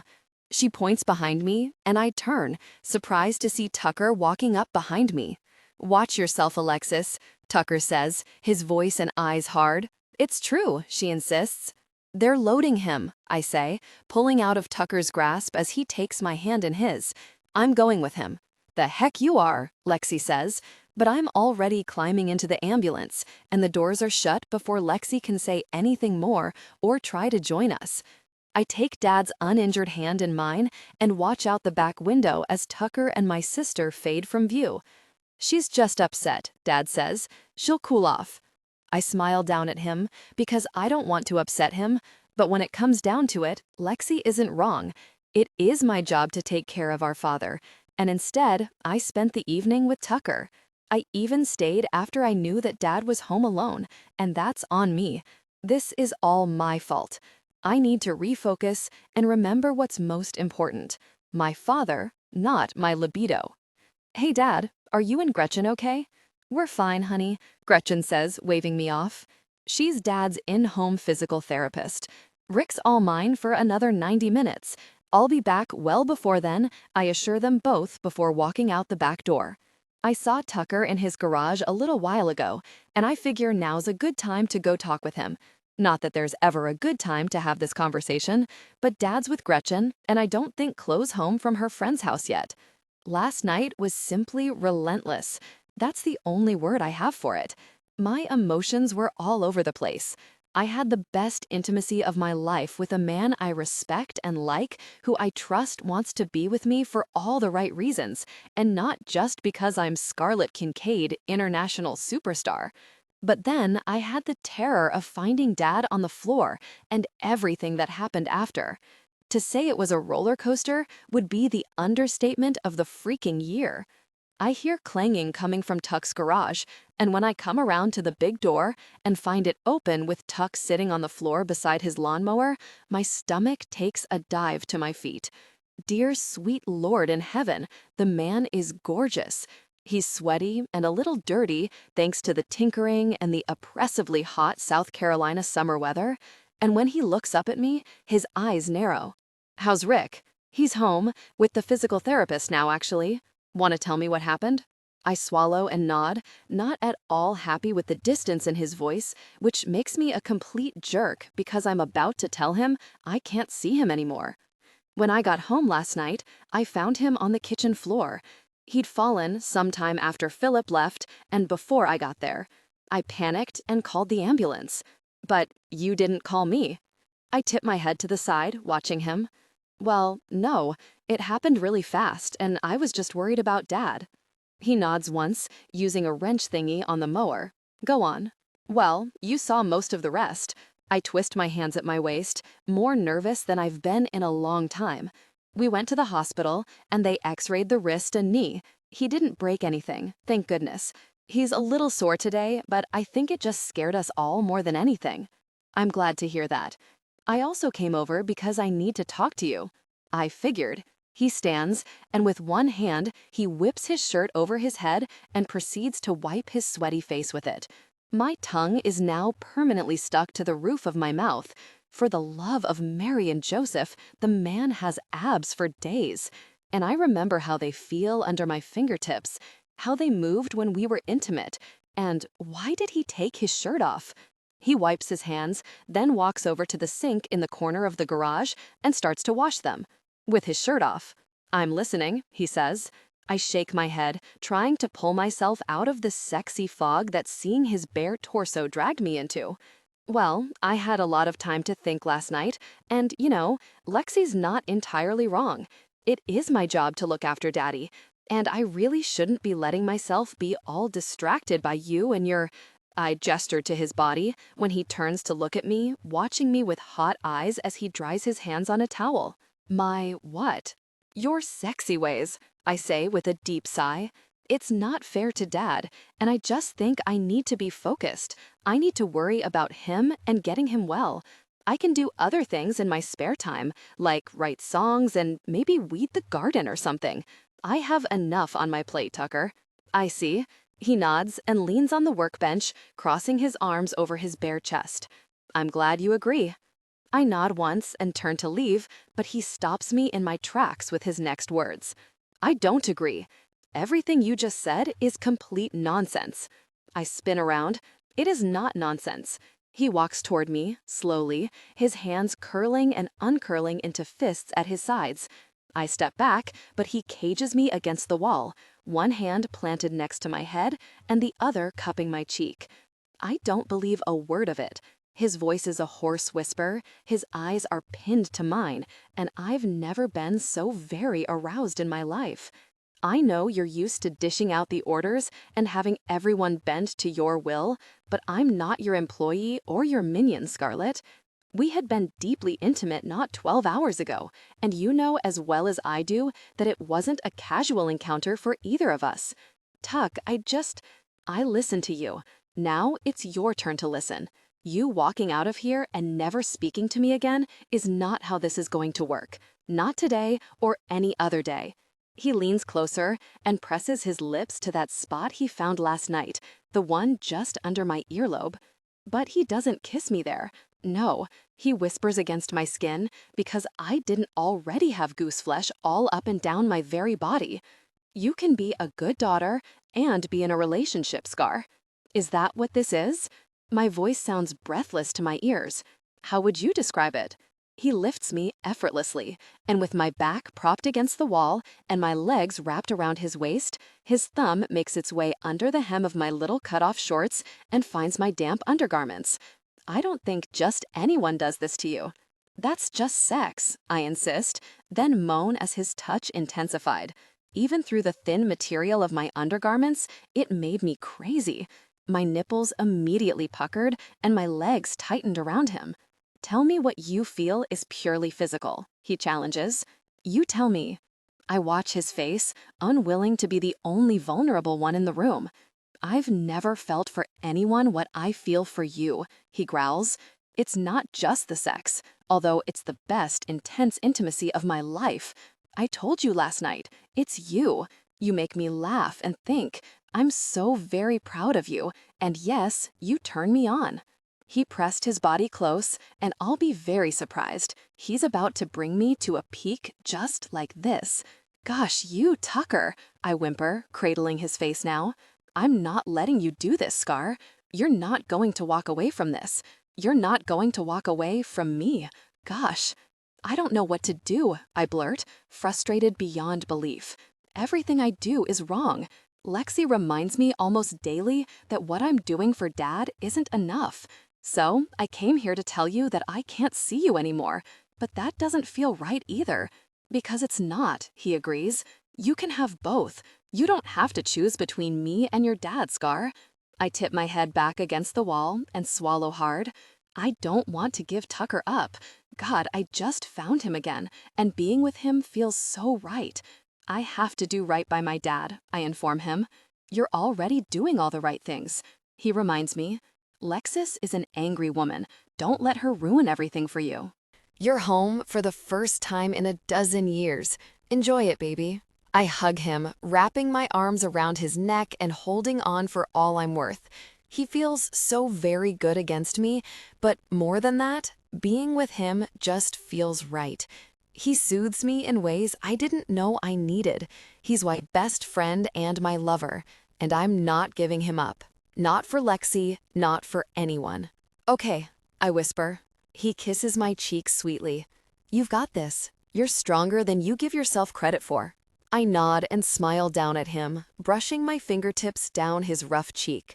We'll figure it out, I say. Oh yeah, we've got this. Tucker, what you cookin'? Dean hollers across the yard. Scarlett is standing on her dad's deck. There are some seriously delicious smells coming from Rick's grill, and my stomach growls. I should probably think about making something for dinner. Chloe got home from school an hour ago, and she's probably starving. The girl is growing like a weed. She's also trying to eat me out of house and home. Burgers. Scarlett lowers the lid of the grill, then sets the spatula down and leans a hip against the deck railing. What are you guys doing? Just hanging out.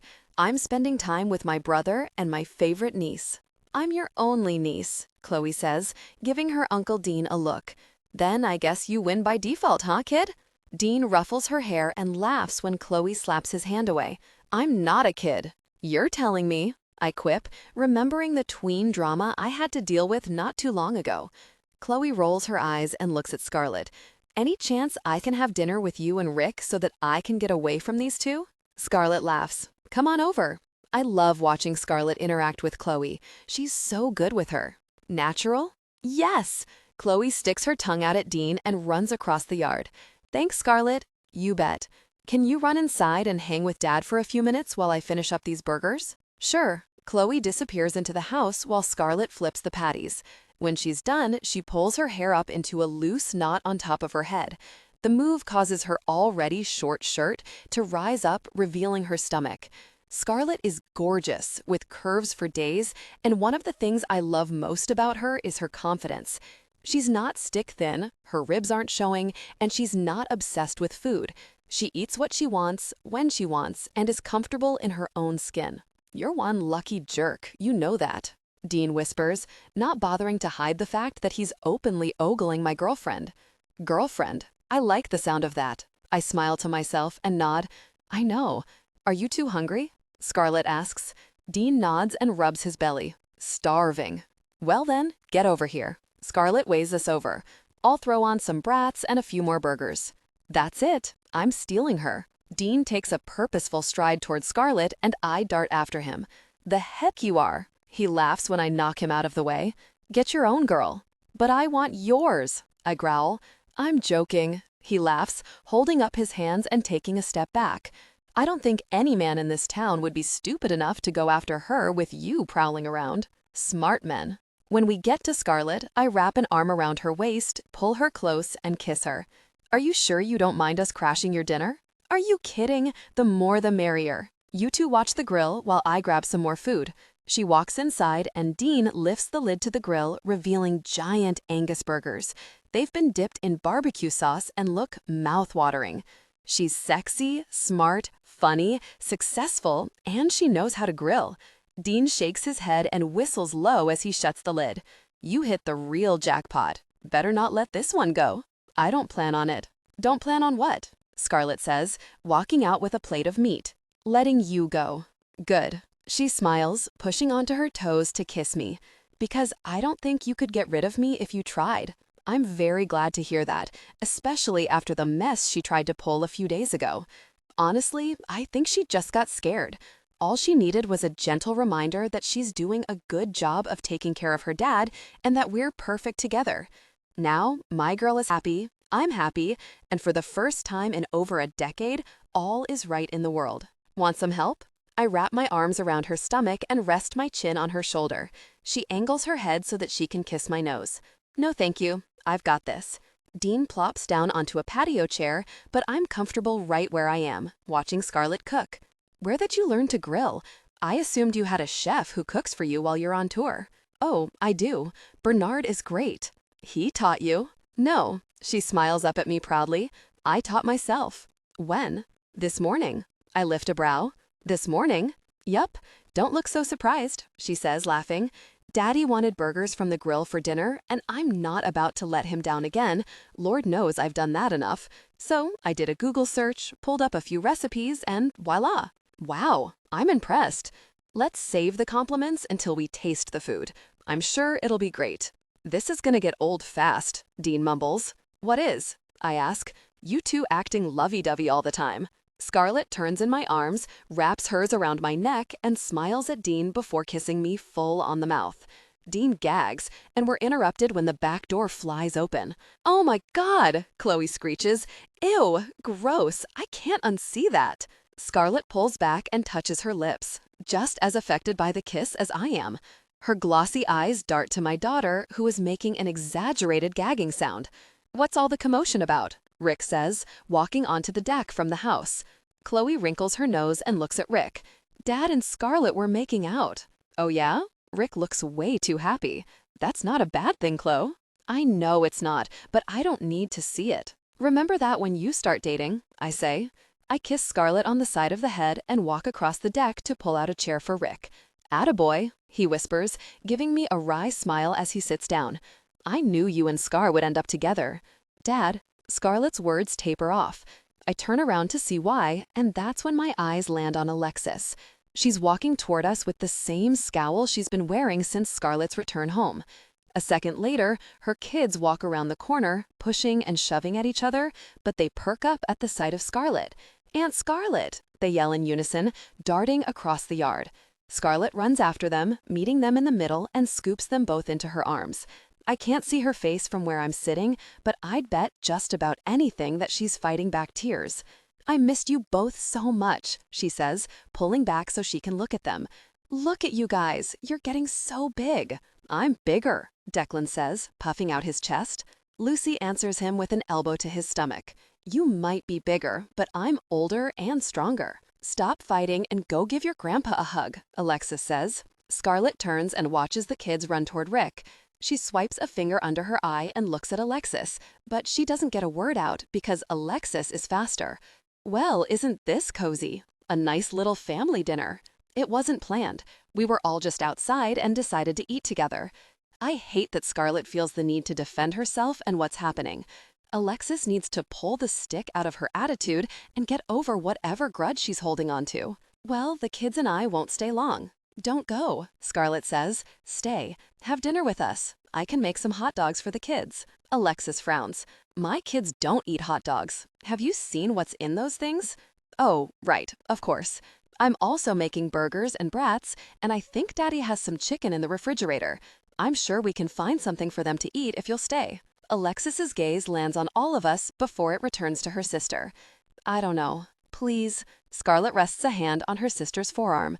It would mean a lot to me if you'd stay.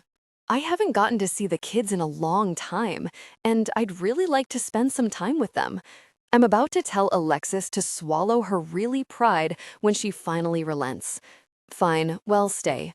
Jason got called into work today, so it's just the kids and me. Yay! Scarlett squeals and throws her arms around her sister. Alexis, however, doesn't return the sentiment. Her arms hang limply at her sides. Is it just me, or does Alexis look constipated? Dean murmurs, softly enough for only me to hear.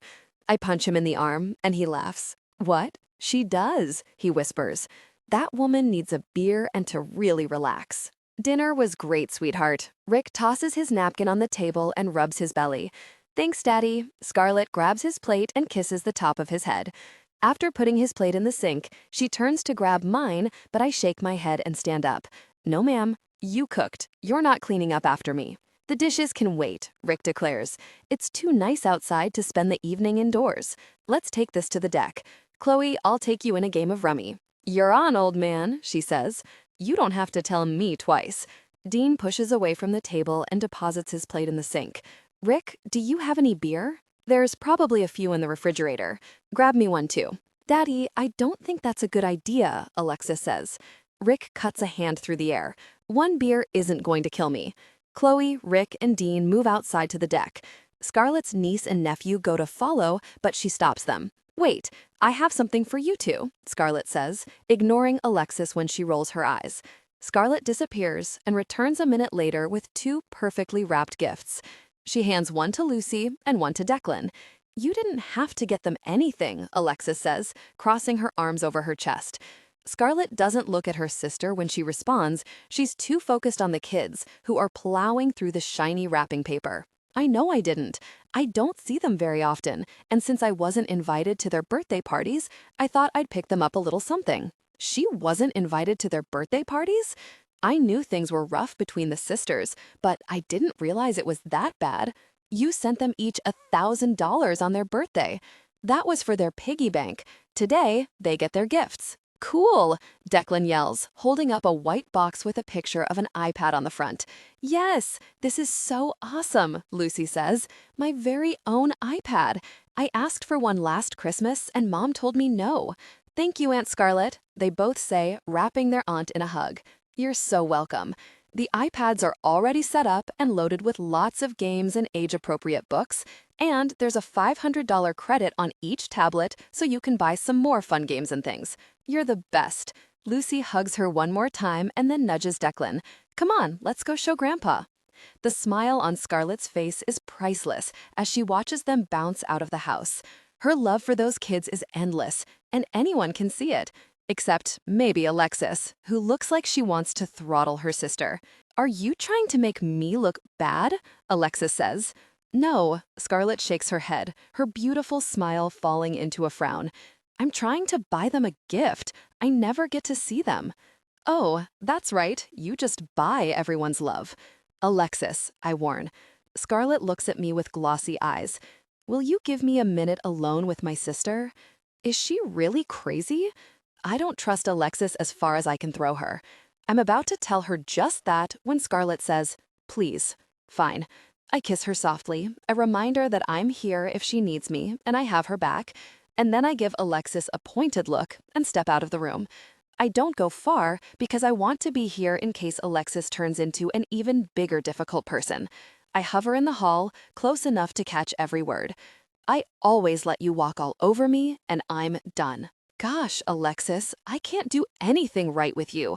Everything I say and do is wrong, Scarlett says. Would you just shut up for 1 minute and let me talk? Scarlett says, interrupting Alexis. Very. It excites me when she stands up for herself. I don't know how to make you happy. You get upset because I don't see the kids enough, but when I try to spend time with them, you don't let me. They're too young for you to fly them out to one of your shows. Maybe, but you didn't even send me an invitation to their birthday parties. There is a long pause, followed by a sigh. You were on tour. I didn't think you'd come, Alexis says.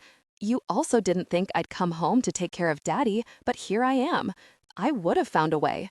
I love Lucy and Declan, and I want to be here for stuff like that. I want to know when they get an A on a test or score a home run during one of their games. You shut me out at every turn, and I don't know what to do anymore. I'm sorry I didn't send you an invitation. I have to hold on to the wall to keep from falling over. I bet it hurt Alexis down to her core to give that apology. Thank you, Scarlett says softly. Lexi clears her throat. And for what it's worth, not everything you do is wrong. It's not your fault that Daddy fell. It would have happened whether you were here or not. It's those very rugs he insists on having. But please don't leave him by himself again. I won't. Trust me, I've learned my lesson. Now about the kids. Maybe we can set up FaceTime on their new tablets, and they can call you once a week. I'd really like that. As for everything else, let's just take it one day at a time. That's all I can give you right now. I can live with that. I hear footsteps followed by the back door opening and shutting. You can come out now, Scarlett says, giving me the eye when I walk into the kitchen. What? I wasn't about to leave you in a room alone with your sister, especially with the way she's been acting lately. Thank you. She leans into me and rests her head on my shoulder. She exhausts me. I don't know that I'll ever be able to please her, Tuck. It's not your job to please her. Alexis is responsible for her own happiness, not you. You're right, but it still hurts. I love my sister, and I want us to be close. I think a part of me always hoped that we would eventually get there, you know? But I don't see that happening. For whatever reason, Alexis is holding on to a lot of resentment, and until she lets that go, I don't see it happening either. That doesn't make me feel better. Sorry, sweetheart. I kiss her nose. Just being honest. She sighs. What do I do? Should I try talking to her? I don't think so. I push a strand of hair out of her face. I think you should wait for her to open up to you. What if she doesn't? She will. But what if she doesn't? Baby, you could what if this to death. This is Alexis's problem, not yours. She's still adjusting to you being home. Give her time. Your sister might be a complete difficult person, but she does have a heart. Are you sure about that? Scarlett smiles at her snide remark and then covers her mouth. I shouldn't have said that. You can say anything in front of me. I'm your safe place, always. Now, enough about your sister. Let's talk about us. My favorite subject. Good answer. I reward her with a kiss. What are you doing this weekend? Chloe is staying with my mom on Friday night, and I'd love to take you out. Scarlett frowns. I wish I could, but I have to fly to LA for the weekend. Didn't I tell you about that? No. I shake my head and tighten my arms around her. Sorry, I must have forgotten to mention it. Things have just been so crazy. There's a movie premiere. One of my songs is on the soundtrack, and I agreed to attend the premiere months ago. But I won't be gone long. I'll fly out Friday, and I'll be back by Sunday afternoon. I hate that she's leaving. I hate it even more that I won't be with her, but I have to remember that this is part of her life. It's her job, and she does stuff like this all of the time. Who is going to stay with Rick? My aunt, Clarice, offered to stay the weekend. That's nice of her. Yeah, Dad will enjoy having a new face around for a few days. That's nice of her. Yeah, Dad will enjoy having a new face around for a few days. I'll probably still pop in and check on him a few times. Scarlett smiles up at me. I figured you would. Thank you for looking after him. Your dad is like family to Chloe and me. I know he is, and he feels the same way about you too. Scarlett kisses me, this time pushing it a little deeper. When she pulls back, I groan and rest my forehead against hers. This is going to be the longest weekend of my life. She giggles. Music to my ears. It'll fly by. I highly doubt that. You'll see. I'll be home before you know it. Dad! I'm in the kitchen, tidying up from dinner. Scarlett's only been gone for roughly 24 hours, and I'm already going out of my mind. I hate that she's not just a few yards away where I can see her or talk to her or hold her whenever I want. She belongs here, in New Hope, not across the country. And I'm a jerk for feeling this way. I know it. She's just doing her very job, the same way I do when I put on the uniform every day and get into my squad car. I have to share Scarlett with about 40 million of her fans. I've just never been very good at sharing. And I'm taking my frustrations out on an innocent skillet, scrubbing it to within an inch of its life. Dad, did you hear me? What's up, Chloe? You have to see this. Scarlett's on the red carpet. I reach for a towel to dry my hands and hurry into the living room where Chloe's watching some entertainment show. And sure enough, there's my girl. Scarlett is dressed in a form-fitting red dress that stops about mid-thigh. Her legs are bare and she's in a pair of red shoes. Down, boy. Oh, she's so pretty. That dress is just, wow. There's no way you'd ever let me wear something like that. Who's the guy she's with? Chloe asks with a frown, and for the first time since I walked into the room, my gaze shifts from the woman I'm in love with to the man she's draped around. Wait, that's Chase Walker. Holy crap, he's amazing, Dad. I have all of his songs on my iPad, and he's hot, like beyond hot. The way he dances is just dreamy. Do you think she could get me an autograph? First of all, you're too young to look at men like that. She rolls her eyes, but I keep talking. And second, shush. My eyes narrow. They're both being interviewed, but I can't hear the questions over the roaring in my ears. Scarlett, my Scarlett, is sidled up next to this idiot, leaning into him as if they're more than just friends, while she smiles at the interviewer. Do I have things wrong? Is she just playing around with me while she's here in town? Just something to keep her occupied until she goes back to her real life and this Chase dude? My immediate reaction is hell no. We mean way too much to each other for that. Gosh, but my eyes can't deny what's right in front of me. I shake my head and turn back to the kitchen. Dad, don't you want to watch this? No, I reply, my voice flat. I don't have any interest at all in watching that. I feel like a chump. Of course, Scarlett freaking Kincaid isn't interested in anything long-term with me. I mean, look at her life. She's all premieres and award shows, tours and studio recordings. She lives in Nashville, Tennessee, not New Hope, South Carolina. She's here to take care of her dad. End of story. And it's best for everyone if I remember that. Scarlett, you've gained 10 pounds. I frown at Maureen in the mirror. She's the only person I know who can have 10 pins pursed in her lips and still speak clearly. I've been taking care of my dad for a few weeks, Mo. I always gain a couple after I come off tour. This is more than a couple. She gives me the stink eye and I can't help but laugh. You think it's funny, but it makes my job a real mess. You're the best, and you know my body better than anyone. You've got this. Huff. She scowls as she works on the side of the dress that Valentino sent over for tonight's premiere. Mo's been with me since my very first tour. At first, she just handled all of my onstage costumes, but as time passed, I asked for her to be my seamstress not only on the road, but also for all of my events. Like I said, Mo knows my body, and even with a few extra pounds, she'll make me look amazing. We told Valentino you were a size 4, she insists. So what am I now? A 6? Listen here, sassy pants. A 6 is way different than a 4. You're lucky they included some extra give in the seams so I can let it out where it needs it. Like I said, you've got this. She rolls her eyes and I gasp when she gets a little too close with the pins. Hey, serves you right. Mo's in her late 50s. Her gray hair is long and frizzy, her face clean of makeup, and her voice is rough from too many years smoking cigarettes. I've never seen her without a tape measure around her neck.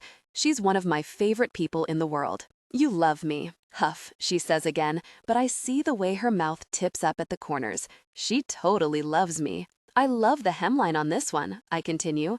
It's scalloped and hits me at mid-thigh. All of the legwork I do has paid off in spades. I have the best legs in country music, and I'm very proud of it. Once I get those heels on, my legs will look amazing. What's our timeline? Mo asks. We've got a couple of hours. Good, you can take it off and I'll work my magic. For God's sake, eat a salad. Love you too, Mo. She mumbles to herself as she stomps out of the room, and I laugh again. Mo's always a little grumpy. It's part of her charm. Once I'm out of the dress and into my robe, I'm ushered over to hair and makeup. By the time that's finished, Mo will be done with the dress and I'll be ready to go. I'd be happier if Tucker were here with me, but as much as I miss him and everyone else back home, I must admit, I'm having fun. Hey, gorgeous. I look up in the mirror and grin at my friend, Chase. Hey yourself. How's your dad? He asks as he sits in the chair next to mine while the hair and makeup crew keep doing whatever it is they do. He's doing better, getting therapy and stuff, but he's got a ways to go before he's back to his old self. Well, I'm glad to hear that he's going to be okay. I like Rick a lot. He likes you too. Dad's come to at least one show of every tour I've ever done, and back in the day, Chase and I toured a lot together, so Dad's met Chase a few times. What else going on with you? Chase asks. That's about it, I say, grinning. He smiles and then shakes his head and laughs. Who's the dude? What dude? I narrow my eyes and point to the hair and makeup crew, reminding him that ears are everywhere and I don't need them to babble to the rags. I must have heard something somewhere, Chase says, but I know he'll want to talk more later. I'll tell him about Tucker in the limo. You'd better go put your monkey suit on. Fine. He sighs and stands, then leans over to kiss my cheek. See you in a bit. I sigh and close my eyes, determined to enjoy these few minutes of being pampered. Tonight will be busy, loud, lots of lights and noise. The quiet is nice, even if it's brief. So, who is he? Chase asks a few hours later in the backseat of the limo. Who's who? The guy that finally stole Scarlett Kincaid's heart? Do I have hearts coming out of my head like in a cartoon or something? Pretty much, he replies. Actually, I've been seeing someone I've known most of my life from back home. A civilian? No ties to Nashville at all, I confirm. Wow. What? That's brave of you, sugar. Listen, relationships in the biz don't usually work well.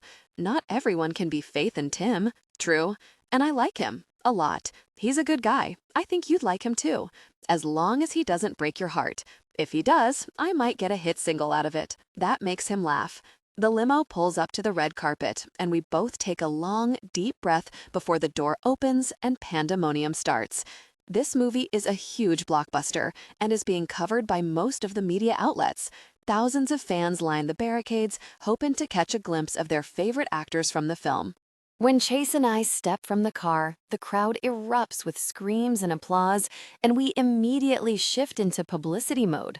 Smiles in place? Check. Chase's arm wrapped around the small of my back, hand planted on my hip? Check. My shoulder tucked against him? Check. We walk down the carpet and then stop on the mark and turn to the cameras, posing for what seems like an hour. Flashes erupt. It's taken a decade to train my eyes to stay open wide, despite the onslaught of bright light. Before long, we're ushered to where the entertainment channels have interviewers stationed to ask us questions. Scarlett! Chase! Good evening, Chase says, and we spend the next 30 minutes answering the same questions over and over again. Yes, I was honored to be asked to sing the title song for the movie. Of course, working with Chase is always wonderful. He's a good friend. On and on we go until finally we make our way into the theater. The center of the place has been roped off for cast and crew. Once in our seats, we're treated to all the soda and popcorn a person can eat, all delivered to us, of course. The dress may be gorgeous for the red carpet or for when I'm on stage moving around, but sitting is a bit of a challenge. You don't look comfortable, Chase says. Yeah, well, I was pretty much sewed into this thing. Sitting cuts off my air supply. He takes his jacket off and drapes it over my lap so I can get comfortable without putting on a show. Thanks.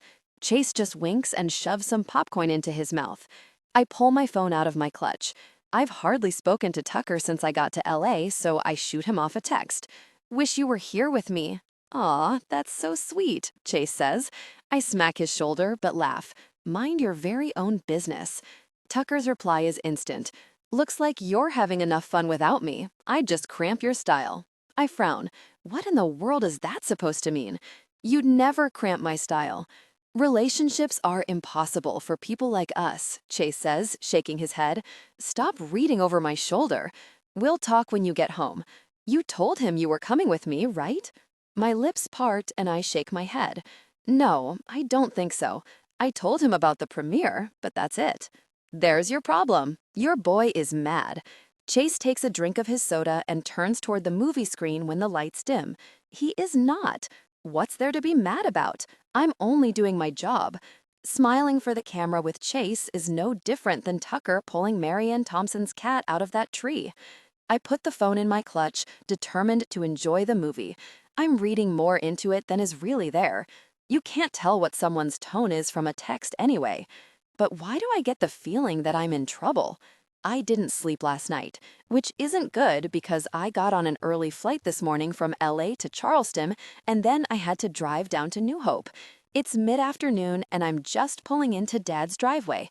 but I called Aunt Clarice ahead of time to give her the heads up that I needed to have a conversation with Tucker before I came home. She didn't even hesitate before she told me to take care of my business and come over when I'm ready. Aunt Clarice always was my favorite.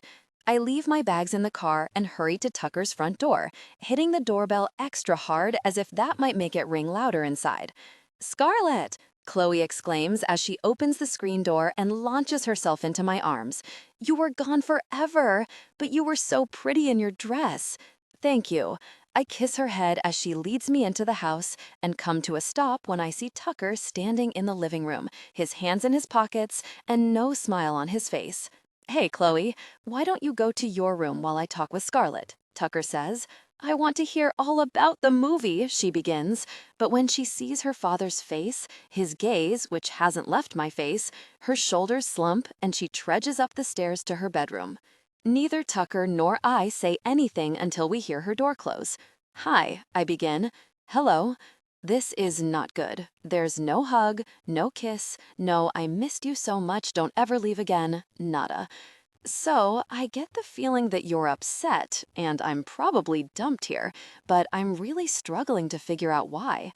I cock a hip to the side and cross my arms over my chest. I will not let him see me crumble. I'll cry later when I'm alone.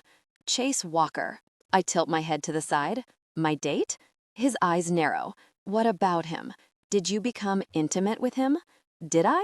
I shake my head, laugh humorously, and turn away from Tucker, heading to the front door. "You know what, Tuck? Go bother yourself."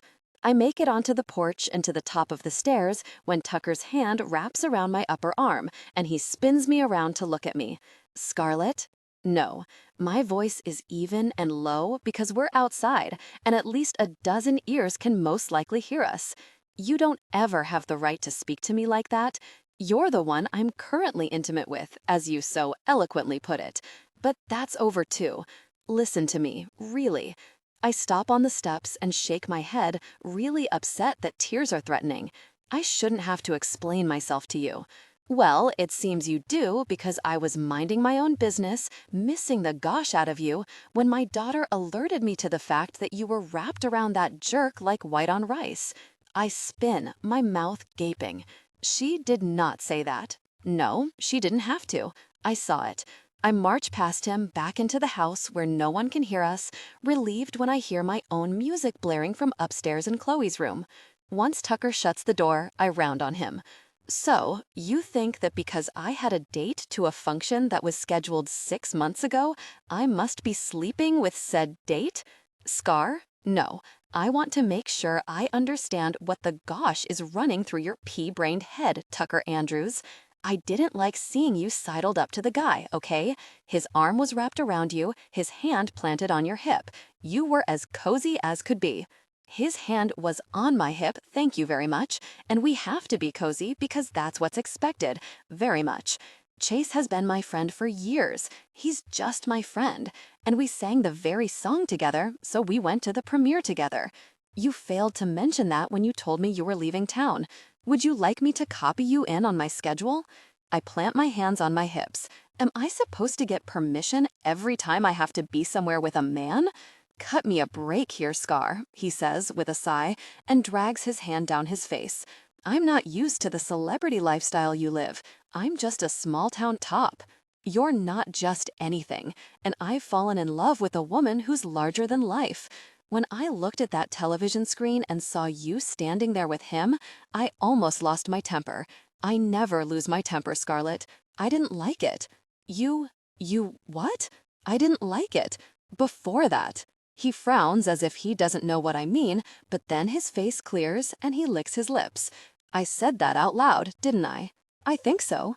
He worries his lower lip between his teeth as he watches me from across the room. I felt like a very foolish. No, I shake my head slowly. You're no fool, and I didn't say anything about Chase because I honestly didn't think anything of it. He was my date, is my friend, but you're my lover, Tucker. You're the one I think about and miss when you're not around. You're the one I can't keep my hands off of.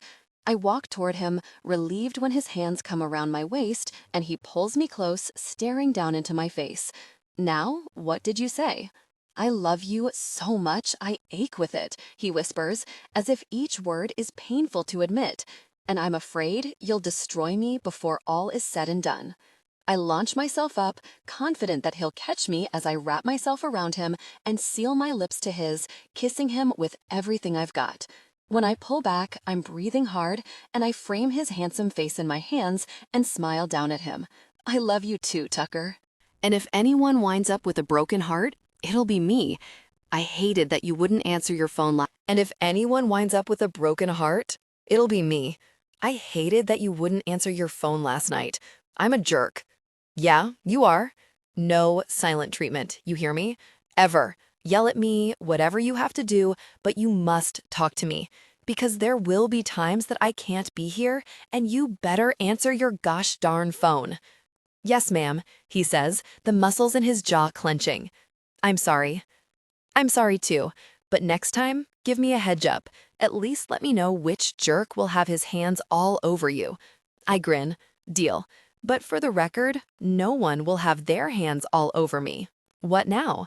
Well, your daughter is upstairs, and I have to go take over for Aunt Clarice, so we can't share intimacy and reconnect right now. Rain check? His lips twitch into a grin. Bet your sexy self. Tucker. Stay together, I tell Chloe and her friend Jenny as they disappear into the crowd. Springfest is New Hope's annual music and art festival and always brings a ton of visitors. People from all over mill about, laughing and dancing. Artists paint giant chalk murals on the roads, and various bands are scattered about, playing anything from country to jazz to rock. For the first time in I don't know how long, I'm off work and looking forward to enjoying the festival with my two girls and Rick. Huh? I smile down at Scarlett and take her hand in mine. You think? Scarlett chuckles and slows our pace so her dad can keep up. When she reaches for his elbow, he scoffs and swats her hand away. Stop fussing over me. I'm fine. Grandpa! Aunt Scarlett! We all turn at the sound of Lucy's and Declan's voices. They're running toward us at warp speed, with Lexi and Jason not too far behind. Lucy launches herself into Scarlett's arms and goes on and on about some new game she downloaded onto her iPad. Jason reaches out a hand for me to shake. How's it going, Tucker? Not too bad, I reply. Yourself? Well, I'm here and not at the hospital, so that's always a plus. We both laugh, and he turns a kind eye to Scarlett. Hey, Scar, it's good to see you. She untangles from her niece and pulls Jason in for a hug. It's good to see you too. Daddy, where is your walker? Lexi chides, wrapping an arm around Rick's back as though she can actually keep him from falling. Don't need it. Lexi's eyes widen. She looks from Rick to Scarlett. What's he talking about? The physical therapist says he's doing great, healing much faster than they anticipated. He's been moving around without his walker or cane for 4 days now. And no one thought to tell me? Pull the stick out of your rear, Rick says, causing Declan and Lucy to snicker. Can't you just be happy for me? Lexi's face softens. Of course I'm happy for you, but you're still my daddy and I worry about you. How about you worry about getting me a lemon shake-up and a funnel cake? Yeah, Declan shouts, jumping into the air. Scarlett laughs and ruffles Declan's hair. Come on, lemon shake-ups and funnel cakes for everyone. My treat. We'll get some tables, Lexi says, veering her family to the left while Scarlett and I go in search of the snacks. Hey, lovebirds. Scooter sidles up on the opposite side of Scarlett and puts an arm around her shoulders. Get your hands off my girl. What girl? This girl? He looks at Scarlett and feigns shock. Is she your girl? I didn't know, because no one tells me anything. Scarlett loves the banter and the attention. Hey, Scooter, she says. Yes, darlin'. I'm Tucker's girl. Gosh, that sounds good. 'Bout gosh time. Scooter drops a kiss to her head and squeezes my shoulder. Stop by the beer tent later, and we'll celebrate. Not tonight. I've got Chloe. And I've got Dad, Scarlett adds. Scooter stops in his tracks and blinks at us. Is this how it's going to be from now on? What are you two, 70? I shrug. Sorry. It's a half-hearted apology, mostly because I'm not sorry. There's really nothing I love more than being here with Scarlett and our families, enjoying the time together. Whatever. Scooter waves us off, walking backward through the crowd. Just come into the bar sometime and have dinner. I miss your ugly mug. Will do. We wave goodbye to Scooter and turn toward the food cart, only to be stopped by a little girl clutching a pad of paper in her hand and wearing a giant smile. "Can I have your autograph?" The little girl thrusts the paper toward Scarlett, only to be pulled away by her mother. "Ari, what did I tell you? You can't just go up and ask Miss Scarlett for her autograph. She's here spending time with her family. It's rude." "It's okay, I don't mind." Scarlett takes the notepad and pen from the little girl. "Are you sure?" the woman says, looking apologetic. "Absolutely." Scarlett squats down in front of the little girl. "What's your name?" "Ariana. My friends call me Ari. I'm a big, big fan of yours. I really want to go to one of your concerts, but Mom says they're all too far away. Maybe someday, if you have a concert here, she'll take me." Scarlett's head snaps up. She looks at the girl with a furrowed brow. "I will mention it to my manager. I promise that my next tour will include somewhere close by, and if you write down your address for me, I'll send you 3 tickets." "Really?" Ari's eyes light up. "That's so awesome. Thank you so much." "You don't have to do that," the mom says, shaking her head when her daughter squeals in delight. "I want to." Scarlett signs the top sheet of paper on the pad and hands it back to the little girl, who scribbles her address on another page. She tears it off and gives it to Scarlett. "I don't need 3 tickets. I only need 2. One for me and one for my mom." "I thought maybe you'd want to bring a friend," Scarlett suggests. Once again, the girl screams, and I have to take a small step back before she blows my eardrums. Scarlett is completely unaffected.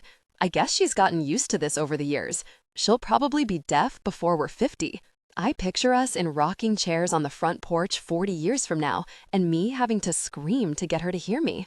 I smile at the thought. "Thank you so much." Ari bounces on her toes as though she's about to shoot off like a rocket. "Can I hug you?" Scarlett answers the girl by wrapping her in a tight hug. When she lets go, Ari smiles, gives us one last wave, and walks away with her mother. We're stopped once more on our way to the food vendor by a group of girls begging for a selfie.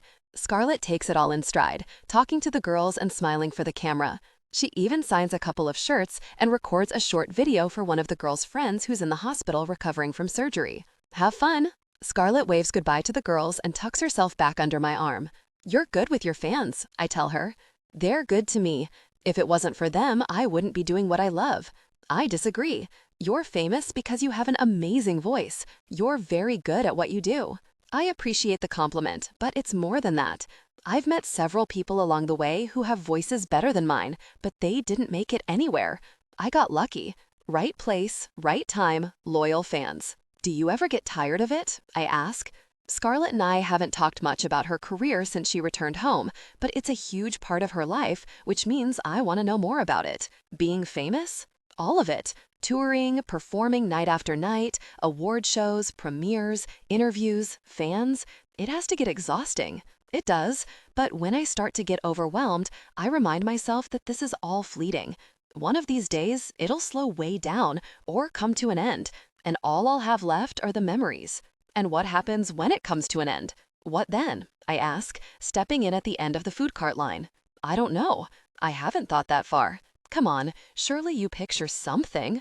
Marriage? Kids? A big house with a white picket fence and a golden retriever? I honestly haven't thought about it. I've always just lived day to day. Scarlett props her chin on my chest and gazes up at me.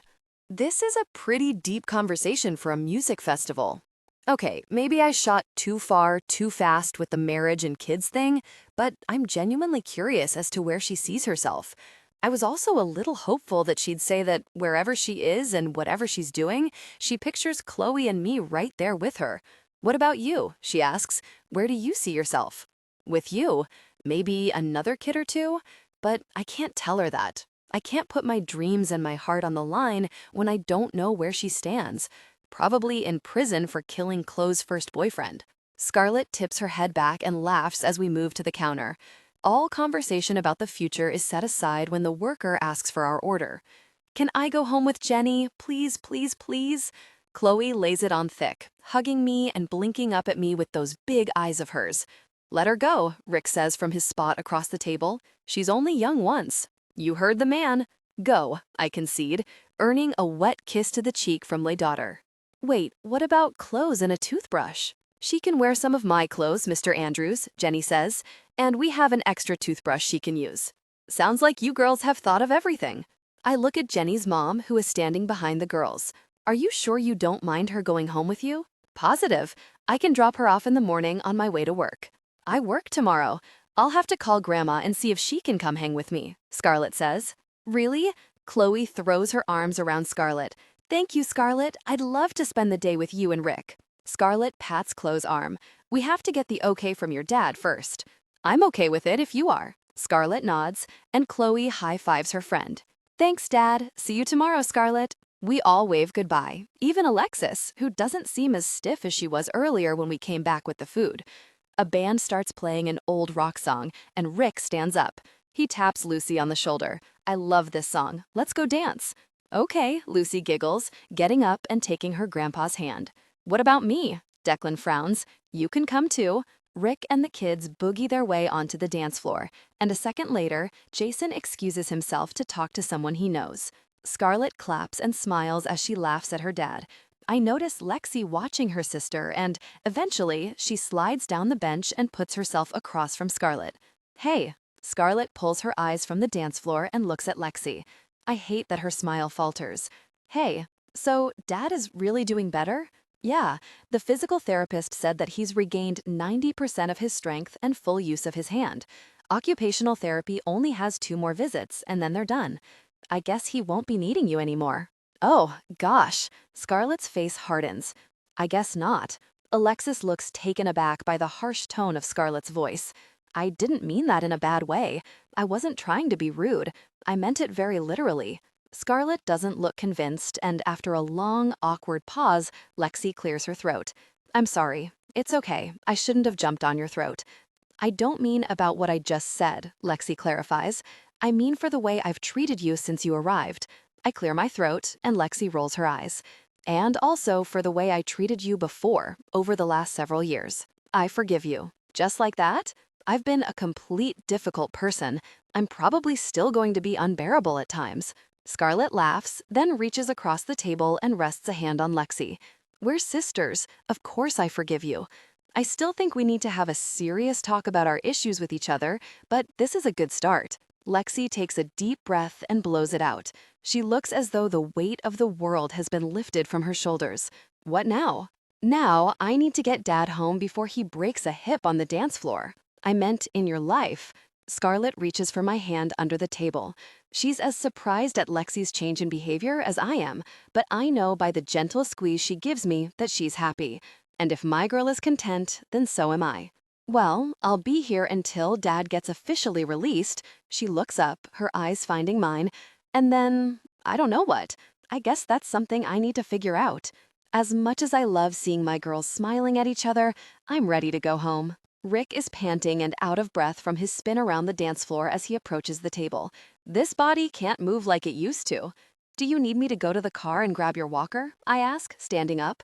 Nah, I'm good. Just a little winded. Scarlett stands up. We all say our goodbyes and make our way to the car. It's dark by the time we get back to Rick's house. He retreats to his room with a murmured goodnight. Do you mind if I take a quick shower? Scarlett asks. I'd ask you to join me, but that's probably not very appropriate with my dad down the hall. You're killing me, I groan and pull her into my arms. I kiss her hard, showing her with my lips just how badly I want to be in the shower with her. When we break apart, I gave her a playful tap. Go, while I still have the strength to step away. I'll be quick. With Chloe at a friend's house, there's no rush for me to leave, so I kick my shoes off by the door and sit on the couch.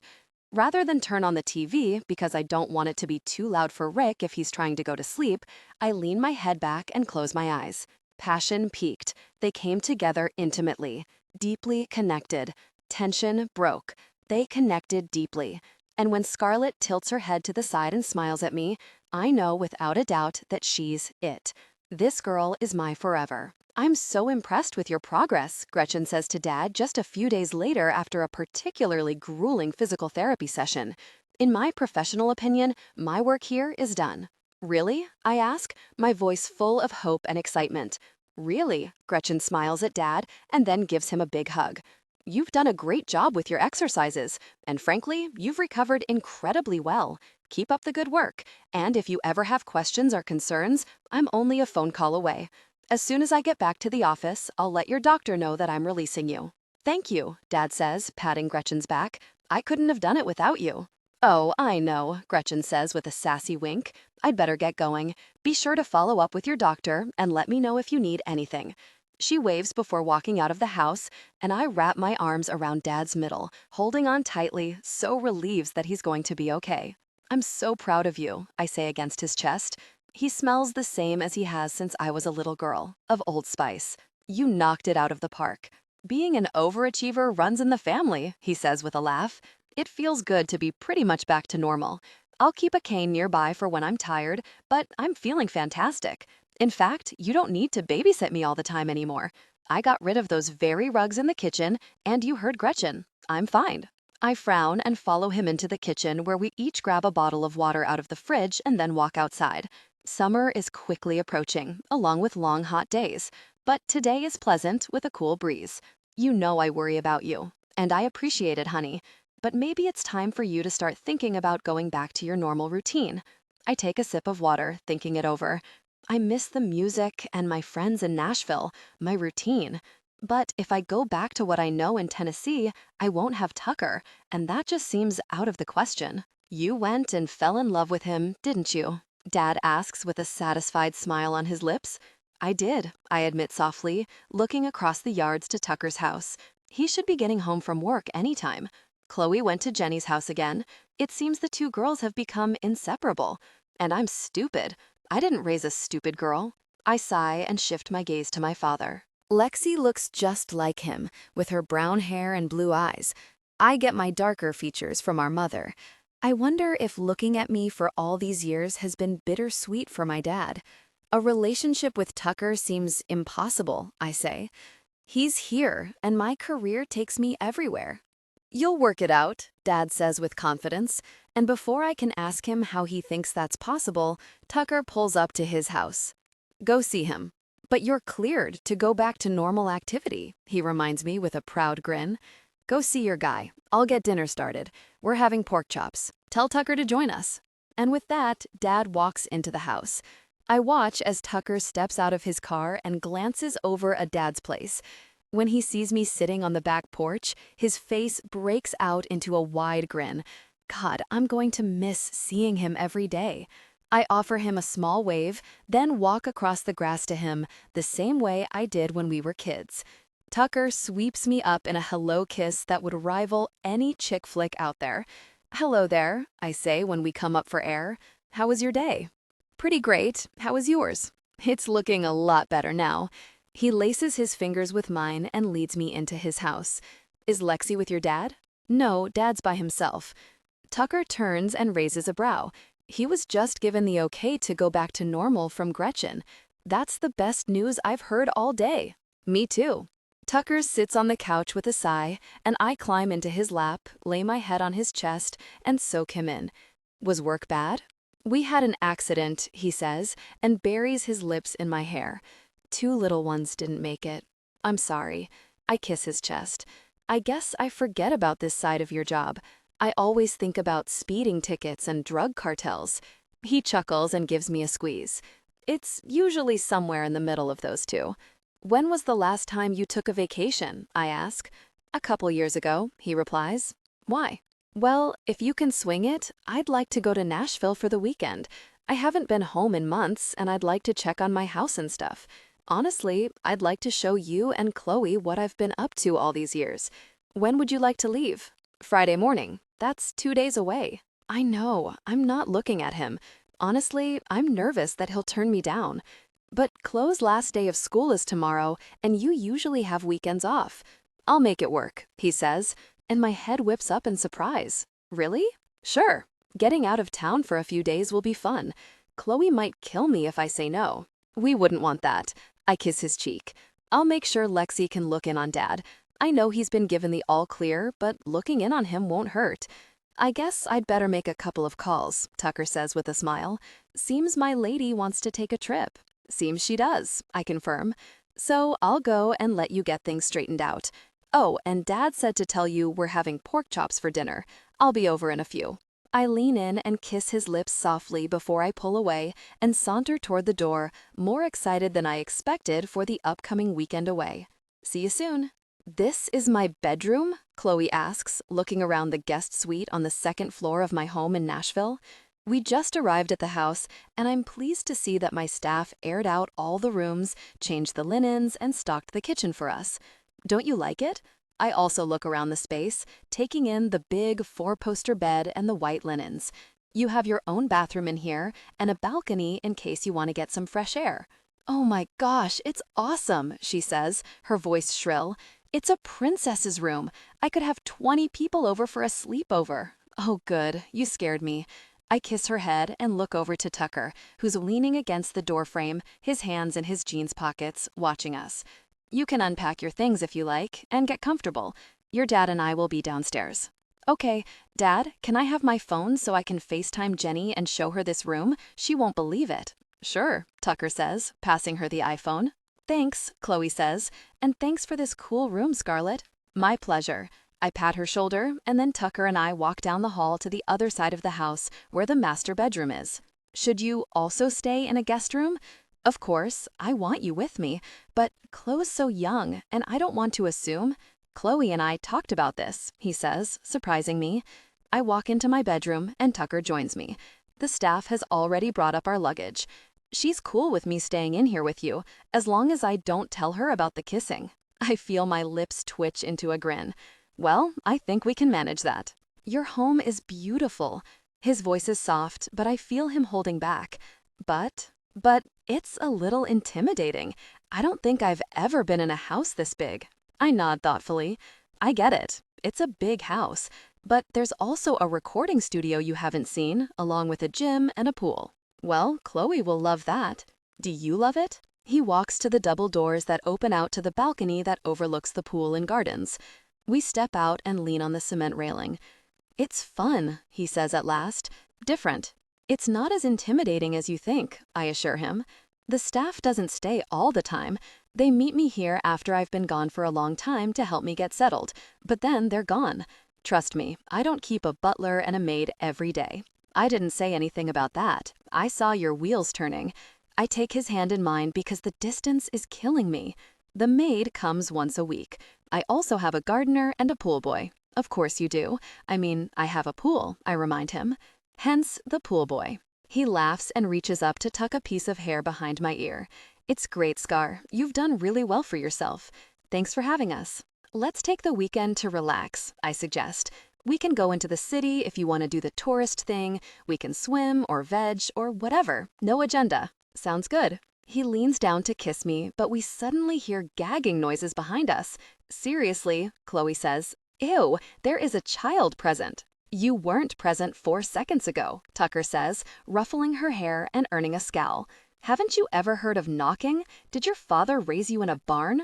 The door was open, Chloe reminds him and rolls her eyes. And my father is the one born in a barn. I love watching them banter. They're funny, comfortable with each other, and you can see the love between them. Tucker is an excellent dad. It's just another reason for me to love him more than anything in the world. Is that a pool? Chloe asks with excitement, leaning over the railing. Oh my gosh, we gotta swim. I brought my suit just in case. I think I read in People magazine a few years ago that you had a pool. Dad, we need a pool. I'm gonna go change. Last one in's a rotten egg. She runs through the bedroom and toward her room, leaving us grinning after her. So, I guess first up is swimming, I say with a laugh. How can you resist that? He agrees. And the last one in's a rotten egg, so let's go. The weekend flew by in a flurry of activity. We ate, relaxed, laughed, and swam. It's been wonderful. I don't want it to end. How is it Sunday evening already? The night is quiet around us. We're sitting out on the master balcony on plush furniture with chips and queso as a snack because I got hungry. Time sure flies when you're being lazy. We haven't been lazy, Tucker protests with a full mouth. We've been swimming and recording awful songs in your studio for 2 days. There's that, I agree with a grin.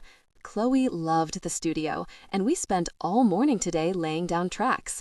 With some voice lessons, she might still be tone deaf, Tucker finishes for me.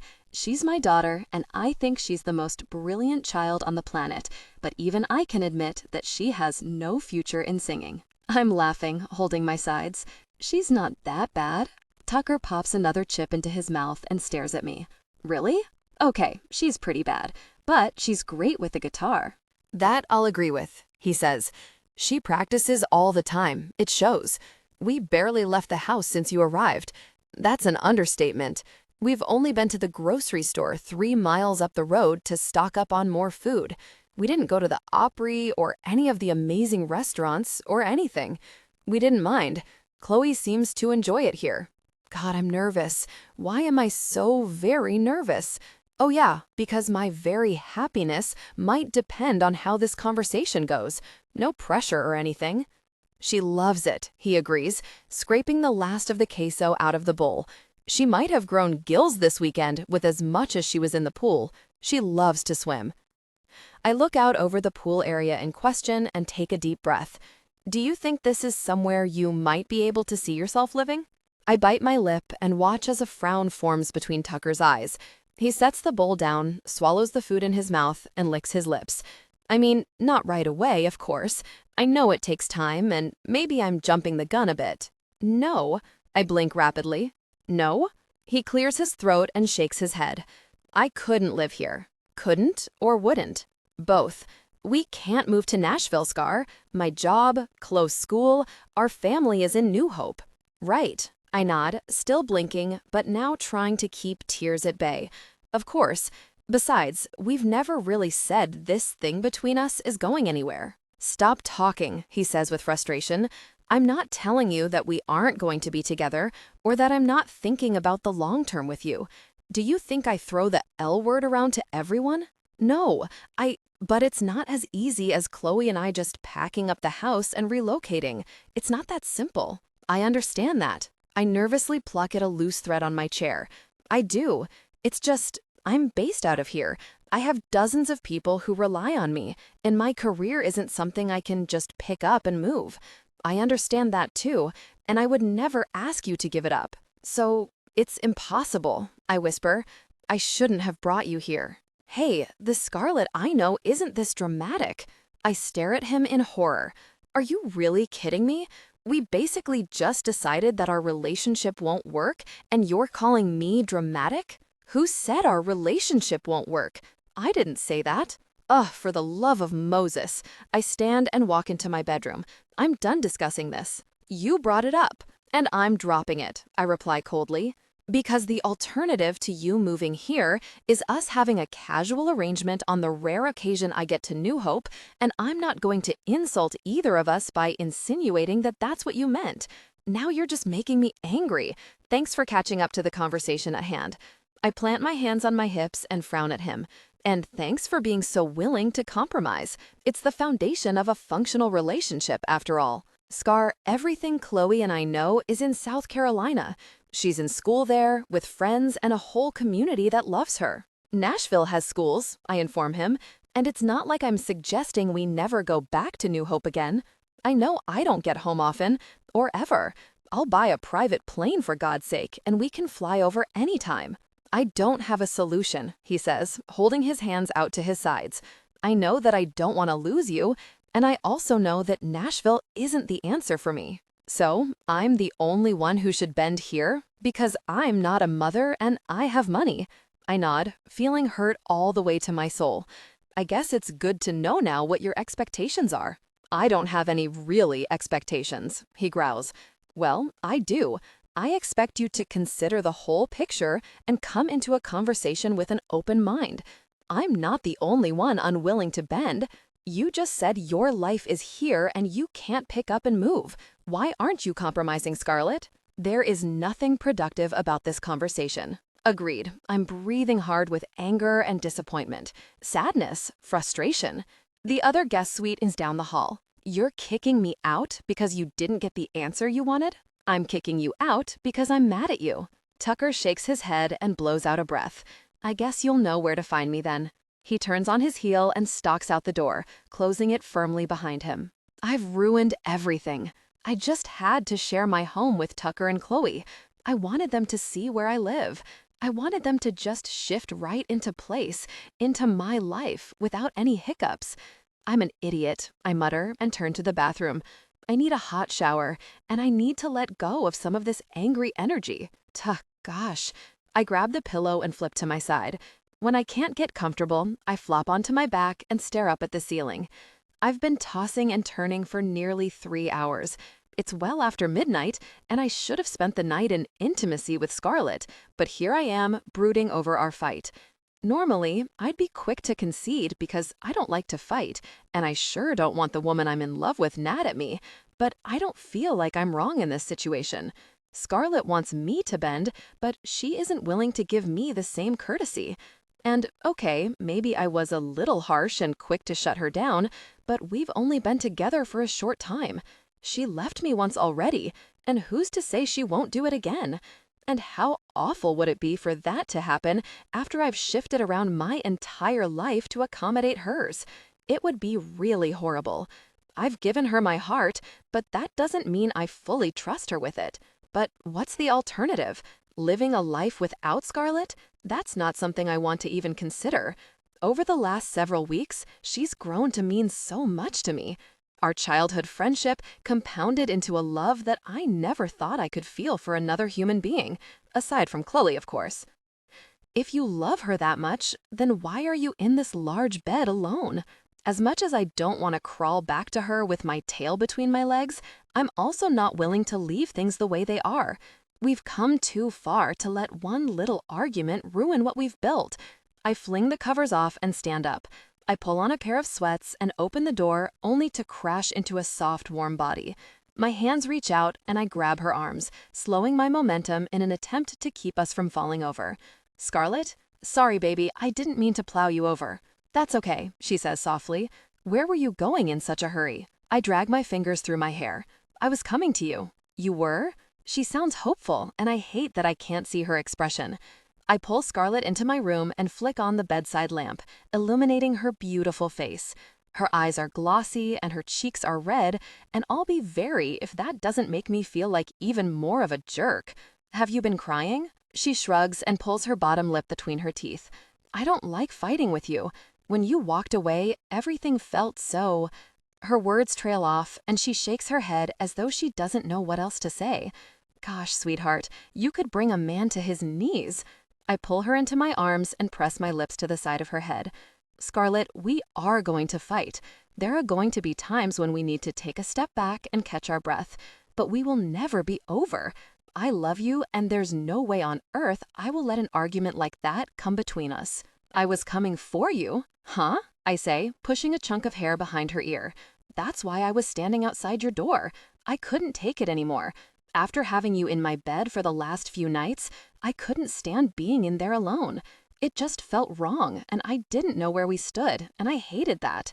I love you, Tuck, and I'm sorry I bombarded you with all of that. Don't be sorry. You said what was on your mind, and that's something I've always loved about you. You're honest to a fault, and there's nothing wrong with that. And I'm sorry too. So, where do we go from here? I lay back on the bed and pull her down beside me. She curls into my side and rests her head on my chest. I don't know about you, but I'm not ready to give this up. When I tell you I love you, I mean it. You're in my heart, and I have no plans of that changing, ever. I feel the same way. But how are we going to make this work? If neither of us is willing to compromise, how do we move forward? We make a choice to stay together, I say, skimming my fingers up and down her arm. We make a choice to work it out. That doesn't mean we have to have all the answers right now. As our relationship grows, those things will become clearer. But for now, I think we simply make the choice to stick it out. Scarlett props her chin on my chest so she can look at me. You're right. We've known each other forever, but our romantic relationship is still new. Why push it? Exactly. Right now, I can't commit to uprooting my life, and I know that your career will take you away from me, so we'll work on things one day and one situation at a time. Okay, she says, sounding pleased, but one of these days we'll have to revisit the topic, because we can't live like that forever. When that time comes, we'll sit down and have an adult conversation about how to move our relationship forward. Until then, we keep enjoying each other and let things progress naturally. Her eyes twinkle. And we keep enjoying our physical connection. Because it's great. In less than a second, I have Scarlett close to me. Of course we'll share intimacy. We might suck at compromising, but we're really good at connecting. You mean more to me than that, she whispers, pulling her hands down my back. I know. I kiss her softly once, twice, and a third time. I hated being in this room without you tonight. Me too. My bed was cold and it felt empty. It was awful. Let's never do that again, okay? From now on, we work our mess out before it gets that far. Deal. And while we're on the subject of beds, I want you in mine. I am in yours. Scarlett shifts closer to me. Well, technically, it's my bed, but I gave it to you for the night. What I meant is that I want you in my bed for the remainder of your time in New Hope. Scarlett blinks, her lips forming the perfect little O. I just assumed that I'd stay with my dad until it was time to leave. And you can if that's what you want to do, but I'd really like you with me. You said that Rick was cleared, and he's been by himself all weekend and has done fine. Finally, Scarlett smiles.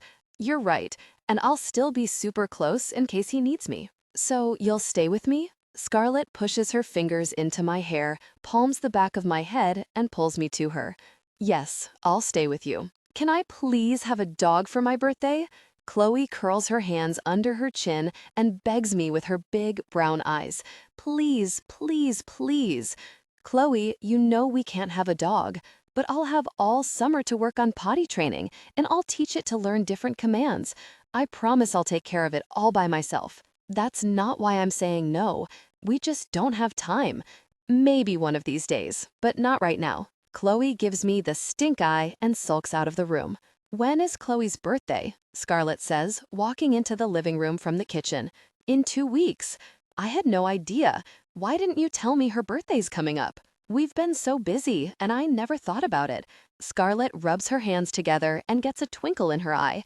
So, what are we getting her? We? I pull her onto my lap and press my lips to her ear. I like the sound of that. And we are getting her a dog, I whisper. What? Scarlett pulls back, a giant grin on her face. But you just said... I know what I said, I say, pressing a finger to her lips so she'll keep quiet.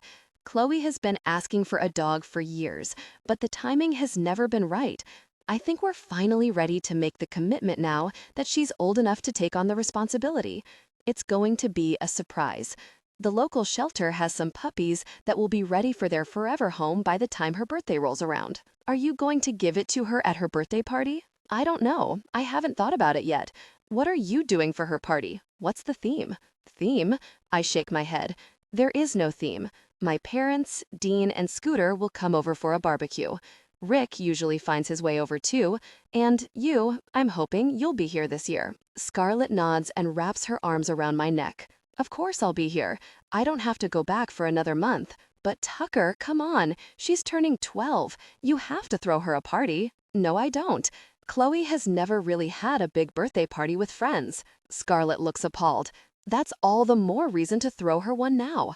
I don't know. I scratch my head and think about it. I'm a little short on time. There's plenty of time. Let me plan it. I can't ask you to do that. You're not asking. I'm offering. I love Chloe, and I would love nothing more than to throw her a party she won't forget. Plus, I have mad party planning skills. How do I tell Scarlett no? She looks so darn excited, and it makes me happy that she wants to do this for Chloe. Fine, but we have to agree on a price limit. There is no price limit. Scarlett, I'm not loaded. You're not, but I am. And before you even say it, you are not paying for a penny of this party.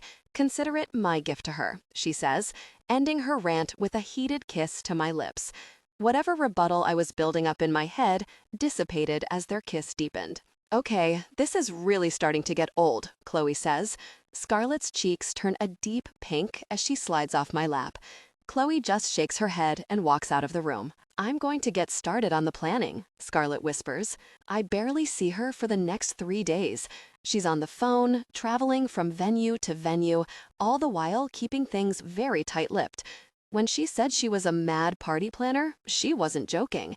Finally, at the end of the week, after a long shift at work, Scarlett pulls me into the bedroom and hands me a file folder. What's this? It's all the information on Chloe's party. Everything is detailed down to the napkins. Napkins? She isn't getting married, Scarlett. Scarlett rolls her eyes. Don't worry, they're paper napkins, but they're super cute and match the rose gold color scheme perfectly. Go ahead, open it. Let me know what you think. I take a breath and open the file folder as I sit on the edge of the bed. Scarlett paces the length of my room as my eyes scan the pages, reading about everything from invitations to a catered meal full of every kid's favorite foods to party favors and, of course, napkins. She even hired a DJ. After reading every last word, I set the folder aside and pulled Scarlett closer. With my hands resting on her hips, I look up at her. You rented out the local water complex. I know, Scarlett squeals, dancing a little jig. Chloe and everyone in her class will have 3 hours of private access to the pool, all 3 water slides, and the splash pad. And do you know what's even better than having a pool party? Having it catered, I say, since Scarlett booked a caterer. Besides that, I hired a DJ. How cool is that? It's going to be amazing. I really think the kids will like it. Not like, love. They'll love it. I don't even want to know how much this is costing you. Don't ask, and I won't tell. I shake my head, but I can't keep from smiling. I can't believe you hired a DJ. Don't worry, I've already put together the playlist for the entire party. There will be no songs with explicit content, drugs, or alcohol, and absolutely no cuss words. You've thought of everything. I think the party might top the puppy I'm getting her. I highly doubt that. I don't know how to thank you. She wags her brows and smiles. I have a few things in mind that you could do to thank me. One look at her hooded eyes, and I know exactly what my little Spitfire is thinking. I stand up, picking her up along the way, and then toss her onto the bed. Scarlett laughs as she bounces and then settles against my pillows. Where's Chloe? Scarlett laughs as she bounces and then settles against my pillows. Where's Chloe? She asks, glancing at the clock. Shouldn't she be home from school by now? She had running club after school. I don't have to go pick her up for another 45 minutes, I say, drawing Scarlett closer. You're beautiful. Tension broke. They gave in to desire, connecting deeply. After their night, they lay close. I don't think that's possible. Scarlett, 35. Chloe announces with the cutest little shimmy dance I've ever seen. Only 35? Tucker asks his daughter and winks at me. That's practically your entire 5th grade class. Dad, I don't want anyone to feel left out. I mean, this is the birthday party of the century. Everyone is going to want to come. I even invited Stacy Pruitt, and she's a difficult person sometimes. Then why invite her? I ask, brushing my fingers through her soft hair. I settle in next to her, braiding the silky strands. Because she'll feel bad if she's the only one who doesn't get invited. Chloe shrugs one shoulder and examines her list of guests. One of the things I love most about this little girl is her big heart. She's always thinking of others' feelings. She's an amazing kid. Did you invite your grandma and papa? Yep, and Rick, Uncle Dean, and Scooter, too. Scooter in a bathing suit? I ask, trying to get the image out of my head as Tucker laughs. I think the adults will watch the kids swim, Tucker says, watching me thread Chloe's hair through my fingers. You can swim too, Chloe informs him, and I grin, imagining Tucker in his swim trunks. The man has a body built for board shorts. I'll watch you guys. I'll be the lifeguard, he says, just as my phone rings. I glance down and frown when I see my manager, Susan's name, flash on the screen. I'd better take this. I tie off the braid and quickly walk out the back door to the deck. I haven't spoken to Susan since I came to New Hope a month ago. I hope everything is okay. Hey, Sue, what's up? You never reply to your email, she accuses, and I can see the stern look on her face. I know, sorry, what's going on? I need to confirm with you that you'll be in New York on Thursday. We have rehearsal and sound checks, and Mo said you'll need some costume alterations. I pull the phone from my ear, glance at it, then press it to my ear once again. What in the world are you talking about? I'm in New Hope for another 3 weeks. Negative, ghostwriter, she replies. If you'd read your very email, you'd know that we rescheduled the shows and interviews we had to cancel when your dad had his stroke. We couldn't be super picky on dates because it's not like we scheduled 2 years out. I literally emailed you this itinerary 2 weeks ago. 2 weeks ago, my dad was still unable to care for himself. Sorry, kiddo, the show must go on, and it's going on this Friday night. Chloe's party is Saturday. Okay, I can do this. I guess I can cancel, she begins, but I interrupt her. No, we won't cancel twice. It's my fault for not looking at my email. But Susan, from now on, you have to call me. And I have to be back in New Hope on Saturday. She's quiet for a long moment. What's going on with you, Scar? I'm living my life, I reply honestly. For the first time in a long time, I'm enjoying the people who love me for more than my celebrity, and it feels very good. So I'll come do the show, but I'm coming home on Saturday. Understood. She clears her throat. I'll text you if anything else comes up. The plane will be in Charleston on Thursday at 10 in the morning, ready to take you to New York.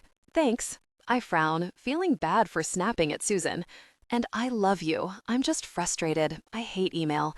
I should have called. She sighs. It's just been busy here in the office, getting these dates rescheduled and getting the band and singers together. It's a lot of working parts. And I love you for working so hard. Thank you. See you Thursday. See you soon. She hangs up, and I let out a long, breathy sigh. Gosh. I walk back into the house and hear Tucker and Chloe laughing in the living room where I left them. What's so funny? Tuck's smile falls a bit when he sees me. What's wrong? Absolutely nothing. He narrows his eyes.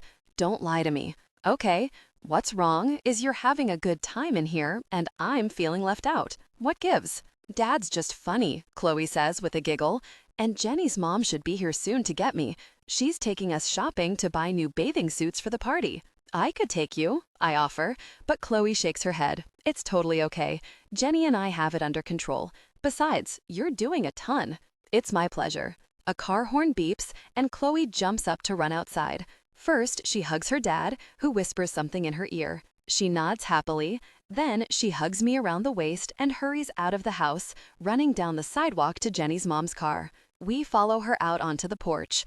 All three of them wave, and then they pull away. So, what's really going on? I sigh, feeling my shoulders sag in disappointment. I have to be in New York on Thursday. I turn to him, but rather than respond, he just takes my hand and leads me back inside. I thought we had 3 more weeks. So did I. I fill him in on what Susan said about rescheduling the last of the concert dates.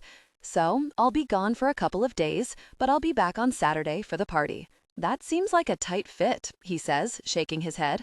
I don't care. I'll make it happen.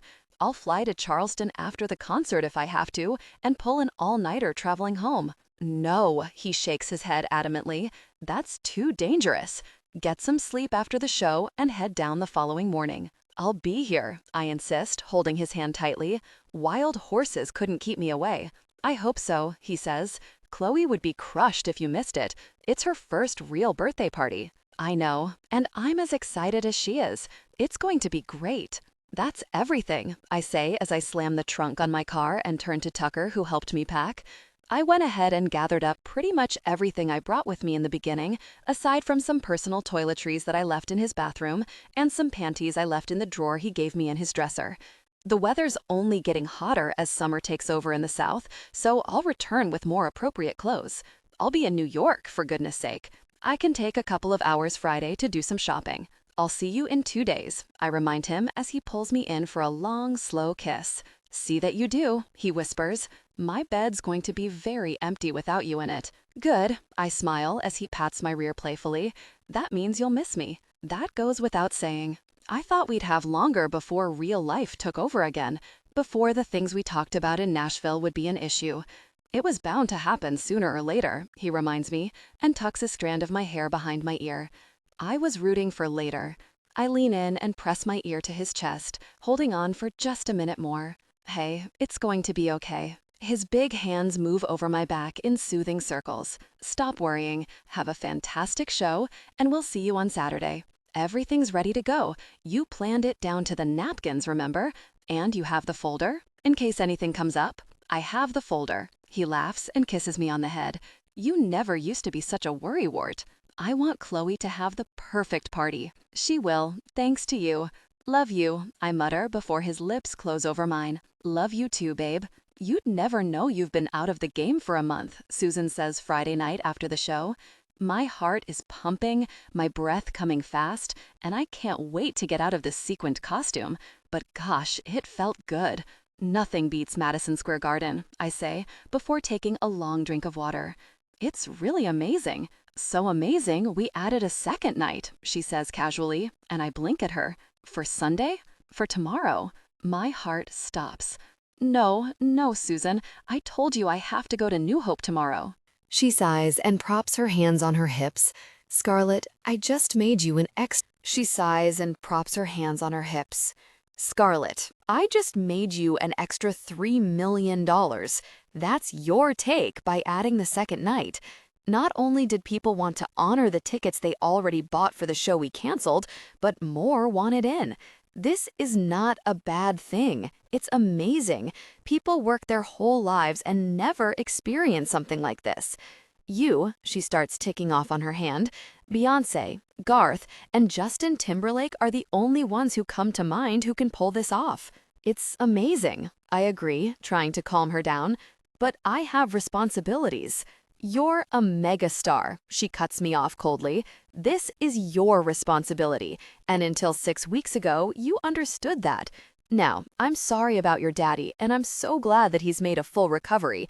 Beyond that, your job is to really entertain the people who have given you everything you ever dreamed of. I'll finish these last few shows with you, I say, my voice firm, not shaking, but angry. And then we're done. Excuse me? You heard me. I'm the boss here, Susan, not the other way around. You seem to have forgotten that. Oh, and I went back and looked through my emails. You never sent one. You blindsided me. I sent it. No, you didn't. Maybe you forgot, and that's okay. I know this is all a lot of work, but I'm not your puppet. I've made you a very rich woman, and I'm done. I call the shots, not the other way around, Sue. Look, we can work this out. I've made up my mind. I shake my head, feeling heartsick and so very guilty. I can't believe I'm going to miss Chloe's party. Susan stomps out of my green room without another word, and I deflate. Gosh, she's been with me for years, years. I have come to rely on her for so much, and she is the boss of most things, but not of me or my time. Susan booked the second show without even talking to me, without confirming that it would work with my schedule, even after I told her I had to go back home after tonight's show. I mean, what in the actual world? I check my phone and see that I've missed a call from Tucker. I haven't spoken to him since yesterday morning. When I call, he's not available. And when he calls, I miss it. It's a horrible feeling. I didn't even get to talk to him last night before I went to sleep. I press the button to call him and frown when it goes to voicemail after 4 rings. It's 11 at night. Where could he be? Hey, Tuck, it's me. Give me a call when you get my message. I change out of my costume, but don't bother to take off the makeup. I'll do that at the hotel. Right now, I just want to go back to the room, get a bite to eat, and finally talk with Tucker. I'm flanked by huge security guards as I'm led out of the building to a limo waiting by the stage door, and less than 30 minutes later, I'm in the presidential suite of the Waldorf. I strip down and clean my face, brush out my teased hair, and then take a long, hot shower, scrubbing myself clean from head to toe. Once I'm wrapped in a thick robe, I sit on the sofa and call Tucker again. Hey, he says. Sorry, I was talking with Chloe when you called. She's worried about tomorrow, but I talked her down. What is she worried about? Everything, he says with a chuckle. What if people don't come? What if you don't come? Sucker punch to the gut. What if someone drowns? Well, that escalated quickly. Hey, I'm just the messenger. How are you? How was your show? The show was amazing. It felt really good. I'm glad. I'm sure you were fantastic. Thanks. I clear my throat. Tuck, I have some bad news. Don't say it. His voice is soft. Do not tell me you can't come tomorrow. I'm so sorry. They booked a second show on me without consulting me. The tickets are sold, it's scheduled, and roughly 40,000 people are going to show up at Madison Square Garden tomorrow night. A little girl is going to show up to her birthday party, one that you planned, and she'll be crushed that you aren't there. I know. A tear drops down my cheek. I'm so sorry, Tuck. I was as blindsided as you are, and I fired Susan. You fired her? Don't sound so surprised. Yes, I fired her. She really messed with my family, and that won't fly with me, ever. God, I'm so sorry. I feel awful, and I don't know how to make this up to you both. Hey, gosh happens, right? No, this isn't supposed to happen. He's quiet, but I can hear him breathing on the other end of the line. I'm really sorry, I whisper again. I know, he says, but he doesn't say it's okay. Because I know it's not okay. I'm as disappointed as he is. What can I do? I don't know. I have to tell her. She's going to be crushed. But she'll be excited once she gets to the party, I say, trying to put a positive spin on it. And she's getting a puppy. Trust me, as soon as she sees that, she'll be saying, Scarlett who? You're probably right. I have to pick her up tomorrow afternoon. Your dad's going to hide her over at his house, and I guess I'll have Dean pick both Rick and the pup up for the party now. Tell Dean I appreciate it. I will. Gosh, this sucks. I was excited to get my hands on you tomorrow. Trust me, I was ready for you to have your hands on me.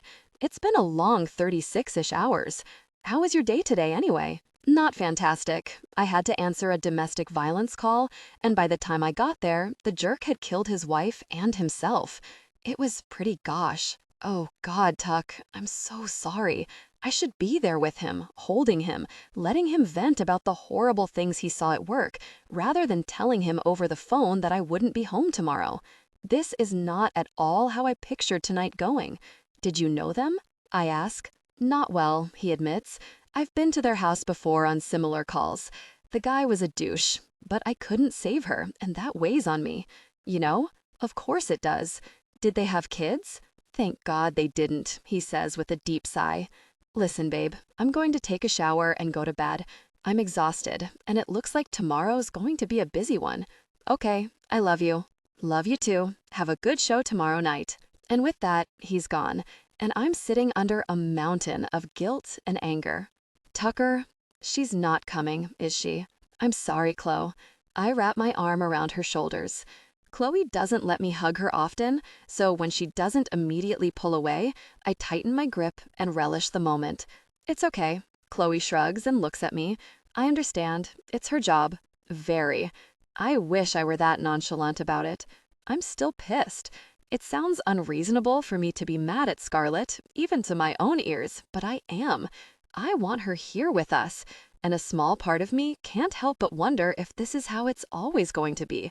Missed birthdays, holidays, school programs, and dinners? Will Chloe and I forever come second to Scarlett's career? And what happens if we have our own kids someday? I'm not sure if I can raise another baby on my own. I guess part of me hoped that since Chloe and I are part of Scarlett's life now, that she would decide to fit us in more. Maybe I was too quick to hope for that grand of a gesture. Or perhaps we just don't mean as much to her as she says we do. Dad? I shake my head, determined to shelve all thoughts about my situation with Scarlett until after the party. Today is Chloe's day, and I want to focus all of my attention on her. I want this day to be unforgettable, and I'll do whatever I have to do to make that happen. Yeah? You okay? Yeah, I'm good. I'm really proud of you, Chloe. For what? For being mature about this. I know how bad you wanted Scarlett to be here. I guess I'm just finally growing up. Not too fast, okay? I'd like to keep you little for a bit longer. Sorry, Dad, no can do. I'm almost a woman. I groan. Lord help me. Chloe laughs. Come on, I'm ready for my party. Chloe thinks that we're going early so that she can be there to greet all of her friends. Little does she know that everyone is already there waiting for her. The party wasn't a surprise. The greeting is going to be. Mom just texted me that the last kid showed up. Dean, Rick, and Scooter are there with the puppy, which means we need to hit the road. As long as I don't have to break up any... Dean, Rick, and Scooter are there with the puppy, which means we need to hit the road. As long as I don't have to break up any fights, catch any kids kissing in the corner, or save anyone from drowning, tonight will be a success. Let's do it. As soon as we walk around the corner, all 35 of close friends and our family jump to their feet and yell, "Happy birthday!" Chloe stumbles back, a hand to her chest. She smiles from ear to ear and looks from me to her friends, back to me, and then over to her friends again, before running toward them with a high-pitched squeal. Did you see her face? Scooter walks toward me, holding his phone up for me to see the picture he took. That was priceless. Good job, Dad. Will you send that to me? Scooter does something on his phone and then looks up. Done. Dean joins us, and I look over at where Chloe is stripping off her clothes down to her swimming suit. I make sure she's out of earshot, and then I ask, "Where's the puppy?" "The little hellion is in the pool house with one of the lifeguards," he says, looking down at the teeth marks on the toes of his Chuck tees. "They're going to keep the she-devil until you're ready to give her to Chloe." Of course, I picked out the ornery puppy. "I'll buy you a new pair." "Very right, you will. Those were my favorites." "Hey, Tucker," Rick says, walking toward us. "Hey, Rick, you're looking better every time I see you." He puffs up his chest and smiles. "Thanks, I'm feeling pretty darn good. How's Scarlett?" I feel my smile start to slip at the mention of her name. "I don't know. I haven't talked to her since late last night. She was supposed to call this morning, but that didn't happen." "Yeah." Rick frowns and shakes his head. "She told me she couldn't make it. I know she would be here if she could. I wish I were as sure about that as he is." "I know." Cannonball! We all turn in time to see one of the boys in clothes class cannonball off the diving board. He splashes all of the girls in the process, causing them to giggle. "Hold this." Scooter hands me his phone and pulls his shirt over his head. "What are you doing?" "I'm gonna show that punk how it's done." "No, you're not." "Yes, I am." He's 12. So am I, at heart. "This is gonna be great," Dean says, pulling his phone out and getting ready to record the disaster that's about to happen. "Go, Scooter," Chloe yells, tossing her arms into the air. She's floating on a tube in the middle of the pool with Jenny and a few of her other friends surrounding her. Scooter looks at the boy who just jumped, points to him, and says, "Watch and see how it's done, son." Oh, Lord, I roll my eyes. He climbs onto the diving board, waves to Chloe, and then takes off running. When he gets to the end of the board, he goes to jump, but his foot slips and he flies through the air and smacks the water face first. The entire place starts laughing. "Please tell me you got that," I say to Dean. Every glorious second. Instinctively, I turn to find Scarlett, to see if she saw, only to remember that she's not here. Vary it. She should be here, enjoying this, and I can't decide if I'm still upset that she's not, or if I feel sorry for her that she's missing it. We're all laughing and carrying on at a party she worked very hard to put together, and she's at work, missing all the fun. I pull my phone from my pocket and send her the photo of Chloe that Scooter sent to me, along with a simple text. "Wish you were here." I haven't heard from her all day. I thought for sure she would call Chloe this morning to say happy birthday, or at least send her a text, but she's been completely silent, and I don't know how I feel about that. Has she been busy? If so, what has she been doing? It kills me that we're this far apart, and I know absolutely nothing about her day. Over the next hour and a half, I send her at least another dozen photos. Everything from pictures of Chloe and her friends, to Scooter making an obscene gesture, and even a photo of Rick sitting on the edge of the pool with his feet dangling in the water. She doesn't reply to any of them, not one. This is ridiculous. I can't believe I'm spending closed parties staring at my phone waiting on Scarlett. Chloe deserves better than that from me on her birthday, and I deserve better than that too. Determined to enjoy the rest of the party without being attached to my phone, I shove it into the pile with Dean's and Scooter's clothes. That way, I can't check my phone every 10 minutes without it looking like I'm ogling their underwear, and Scooter would never let me live something like that down. "Daddy?" "Yes, sweetheart." "Can I open my presents now?" I look around. All of the kids have eaten, and the caterers have cleared out. I don't see why not. "Yes!" She fist pumps the air, then rounds her friends up and digs in. She gets gift cards from most of the boys in her class and a variety of perfume, clothes, and makeup from the girls. When she gets to Scooter's present, she tears into it and frowns. "A dog bowl?" Scooter smiles proudly. "You're welcome." "Thank you?" She grabs Dean's present and rips it open. She pulls off the top to the box and pulls out a dog leash, dog treats, and a tennis ball. "Uncle Dean, what's all of this for?" "Ask your dad, kiddo." She turns to me, eyebrows raised. I signal the lifeguard in the pool house, and she opens the door. Chloe gasps when a tiny ball of fur comes barreling out. The puppy I picked up this morning stumbles twice as she runs across the concrete, but gets back up each time. Chloe runs after her and scoops her up. Oh my gosh, he's perfect. He's actually a she. She's perfect, Chloe coos, cuddling the wiggly body to her chest. But I thought you said I couldn't have a dog. Because I wanted it to be a surprise. You're old enough now, and it's time. With the puppy clutched to her chest, Chloe hugs me. Thank you, thank you, thank you. This is the best birthday present ever. I promise I'll be the best dog mom ever, and I'll train her. You'll also be pooper scooping the yard, taking her out at night, and making sure she stays groomed. Yes, yes, and yes. This is amazing, Dad. You're the best. Love you, Chloe. I kiss the side of her head and then release her so she can show her new puppy off to her friends. Everyone crowds around, oohing and awing over the newest member of our family. You did good, son, Dad says, patting my back. Thanks, Dad. I can't believe how fast she's growing up. Mom steps up to my other side. Just wait. One of these days, you'll be standing here with Chloe watching your grandson or granddaughter the way we're watching her. I smile at my mom and then look at Dad. They're so happy, in love, and content just being here, spending time with their family. That's what I want with Scarlett. When I picture my future, I see the three of us living in the country. Maybe another kid with Scarlett's brown hair, my eyes, and Chloe's smile. I want evenings spent on the porch, watching the sun go down, and Sunday dinners with Rick.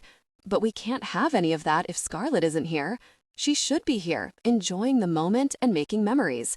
Instead, she's on stage somewhere, entertaining tens of thousands of fans.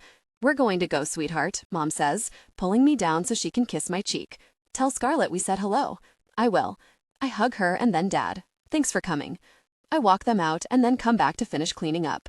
The kids all jump back into the pool, determined to enjoy every last second before it's time to go. Scooter and Dean step in to help me clean, while Rick corrals the puppy. I pile my arms full of trash and carry it to the garbage can. Voices from the bathhouse catch my attention. Can you believe her? A girl says in a snotty voice. What a joke. I dump the trash in the can and scoot a little closer. I know, another girl says. How pathetic. Can you believe she actually told people that Scarlett Kincaid was going to be here? The girls laugh, and then I hear another voice. I overheard her tell a group of people that Scarlett and her dad are dating. No way. If I were her, I'd be embarrassed to show my face in front of my friends. You know it's frowned upon to stalk young girls, right? I elbow Scooter in the stomach and then pull him to the side. I'm not stalking the girls. I'm eavesdropping. On what, 5th grade gossip? They were talking gosh about Chloe. Difficult persons, he hisses dramatically. Very it. I hate this gosh. Girls are so mean these days. What do I do? You're asking me for advice? You're right. I should talk to Dean. Wait. He stops me with a hand to my shoulder. You want my honest opinion?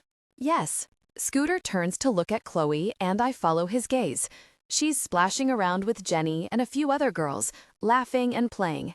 You've raised one hell of a girl, Tuck. She is pretty great, isn't she?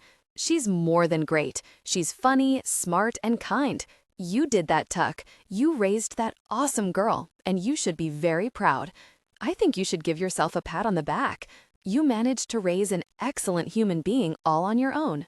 Not completely on my own. I have you, Dean, and my parents, but you did most of the work. She's an awesome person, and while I know you probably want to march in there and give those girls a piece of your mind for bad-mouthing your little girl, I think you should thank your lucky stars that she's not one of them. He's right. When did you get so deep? He shrugs a shoulder. I have my moments. Thanks, Scooter. Anytime, brother. Now let's go finish cleaning up. I've got a hot date tonight with one of the moms. Why does that not surprise me? Daisy is finally asleep. Chloe drops down on the couch beside me. You named her? She looks like a daisy. Uncle Dean said I should have named her Cruella. I laugh and shake my head. I think Daisy is perfect. Thanks again for today. It was wonderful. You'll have to thank Scarlett. She did 99% of the work. Chloe frowns. I'm really bummed she couldn't be here. I know you are. I think Scarlett would have been here if she could have made it work. When will she be home? I honestly don't know, Chloe. Can I text her from my phone and say thank you? I think that would be really nice. Chloe gets up and walks toward the kitchen, but turns around when I call out to her. Chloe? Yeah? I'm really proud of you. You're blossoming into a wonderful person, and I've really enjoyed watching you grow. You mean I'm blossoming into a wonderful woman? Don't push it. You're still my little girl. She laughs. Thanks, Dad. I love you. Love you too, Chloe. What a day. I close my eyes and drop my head against the couch. I must have dozed off because I wake up sometime later to the shrill sound of my phone ringing. I rub my eyes and look at the clock. It's almost 2 o'clock in the morning. Who would be calling at this time of night? I grab my phone and see Scarlett's name flash across the screen. The part of me that misses her like crazy is dying to answer the call and hear her voice. The other part of me, the one that came to a stark realization tonight, hesitates. But I can't not answer. That isn't fair to her. I slide my finger across the screen and answer the call. Hello? It's so good to hear your voice, Scarlett says, sounding out of breath. I wasn't sure if you'd answer. I'll always answer. You, on the other hand, wait, are you mad at me? Not mad, frustrated. Did you even check your phone today? I was busy, she fires back. Too busy to send Chloe a happy birthday text or check in and see how the party was going? Or hell, even to say hi. There's a long pause. I prepare myself for the fight and am caught off guard when she apologizes. I'm sorry. I'm so sorry. Today was an absolute gosh show. I had interview after interview. I went from one studio to the next and then to Madison Square Garden. Before I knew it, I was on stage. It's 2 o'clock in the morning. I know. The fans were going crazy, and it felt so good to be up there, Tuck. They kept chanting for more, and I had to give them what they wanted. What about what I want, huh? Me, Scarlett. Do you ever think about what I want? Do you even know what I want? I ask, continuing without giving her a chance to respond. I just want you here. I want you here with me and Chloe. I want to wake up to your beautiful face every morning and kiss your sweet lips every night when we go to bed. I want holidays and family reunions and Christmas concerts. I want a kid with your hair, my eyes, and Chloe's smile. Tucker, you were right. We should have talked about this in Nashville because I see now that what I want and what you want are two totally different things. I want laughter and memories, Scarlett, and you want bright lights and screaming fans. Do you even want kids? Don't throw that on me. Do you even want me? Of course I want you. Good, because I know that I sure as hell want you. You're it for me, Scarlett. When are you coming home? I don't know. Tomorrow is a travel day because I have a concert on Monday, and then I fly to Austin and then Denver for interviews that had to be rescheduled, and see, this is what I don't want. I can't live my life wondering where you're at each night and when you're coming home. What do you want me to do, Tucker? This is my job. I know it is. And I thought I could do this. I thought I could share you with your fans. But Scarlett, I don't know if I can. What do you want from me? Tell me what you want me to do. I want you to choose me. Scarlett blows out a hard breath. Are you giving me an ultimatum? I don't know. I don't know what I'm doing. I just know that I can't live like this. I love you more than I will ever love another woman besides Chloe, but I want more out of this. I want more for my life. I want more for us. I want to make a family with you and protect you and love you. I want you all of my days, Scarlett, not just some of them. I can't do this with you right now, Tucker. Not like this, not over the phone. Then when? When can I see you face to face so that we can talk about this? I don't know, she yells. Look, I've got to go before I say something I'll regret. Good night, Tucker. Goodbye, Scarlett. Scarlett, goodbye, Scarlett. 2 words, repeating in my head over and over again. For a week now, he didn't say goodnight. He said goodbye. And I haven't talked to him since. We haven't made up. We haven't said we're just frustrated, but it's going to be okay. Nada. Instead, I've spent the past week finishing up the tour and the media circus that surrounds it. I've done countless interviews and have been on television. I've crammed it all into a week so I can take the time I need now to figure out my gosh show of a life. I landed in Charleston this morning and am driving to New Hope. I gave my dad a heads up because I'll be staying with him. I don't think I'm welcome at Tucker's right now. I'm not even sure that Tucker and I are still a thing. It doesn't feel like it. It's mid-afternoon when I pull into town, and I immediately feel a sense of déjà vu. Has it really been less than 2 months since the day that Tucker pulled me over on my way into town for the first time? So much has changed since then. I hadn't been here in a dozen years, and now I can't imagine spending more than a few weeks away. There's no sign of Tucker as I drive through town and to my dad's place. Tucker shouldn't be home from work yet, which is perfect for me. I'm not ready to see him. And still, I want to see him so badly that it hurts. Life is complicated. I glance at Lexi's car parked at the curb and square my shoulders. This will either be fine or a nightmare. With my suitcase in tow, I climb the steps to the front door and knock. Dad pulls open the door, then pulls me into his arms, giving me a big hug. I'm not ashamed to admit that it makes me want to sob like a baby. There's nothing as good as my dad soothing away something that hurts. "Hi," I say into his chest and then sniffle loudly. "Hi, sugar," he says and kisses my head. "Come on in, I'll make you some tea." Okay. I stop when I see Lexi sitting on the couch, watching me with pursed lips. You know what, Lexi? I don't have it in me to listen to your nastiness today. So if you want to lecture me for really messing up a good thing, or abandoning everyone, or how I'm just generally the spawn of Satan himself, just save it, okay? I'm not Satan, Dad says from the kitchen, making me grin. I wasn't going to say any of those things, my sister says, shaking her head. I was just going to ask how you're doing, because you look like, gosh. That's appropriate. I sigh and drop into the chair opposite her, because I feel like gosh. I think you need to talk it out, Dad says as he walks in with a steaming mug of tea. He sets it on the table near my elbow and sits in his favorite chair next to mine. What's going on? Tucker hasn't said much. He just scowls whenever we mention your name. Great. I sigh and rub my hands over my forehead. That's just great. Well, you know I had to miss Chloe's birthday. Which was fabulous, by the way, Dad says. You did a wonderful job planning that party. It was the talk of the town, Lexi adds. I'll let you plan the kids' next birthdays.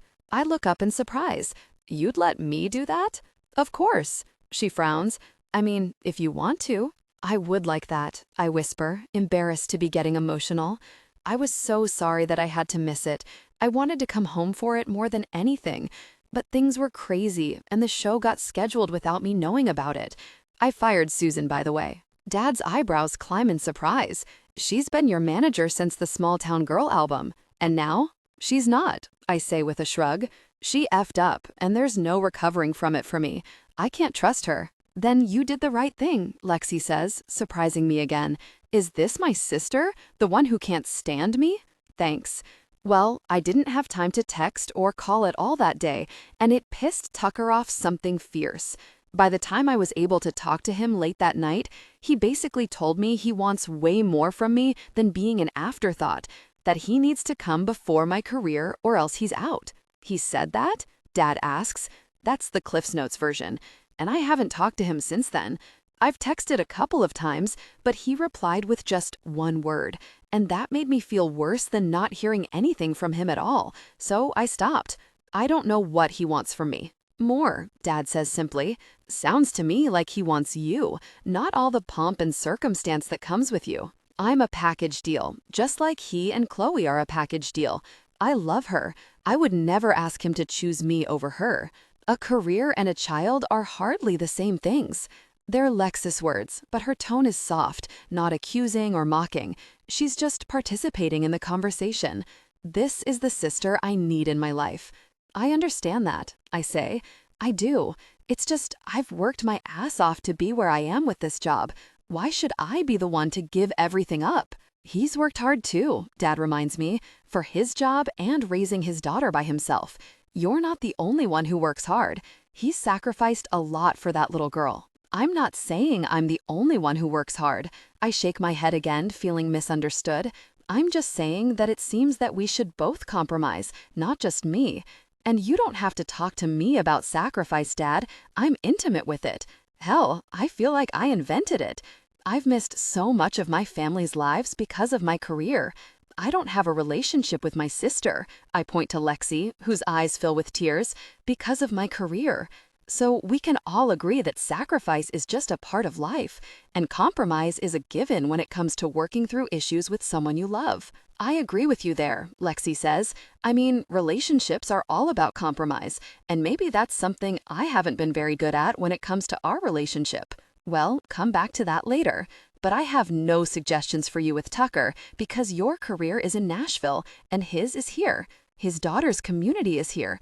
Everything they know and love, aside from you, is here.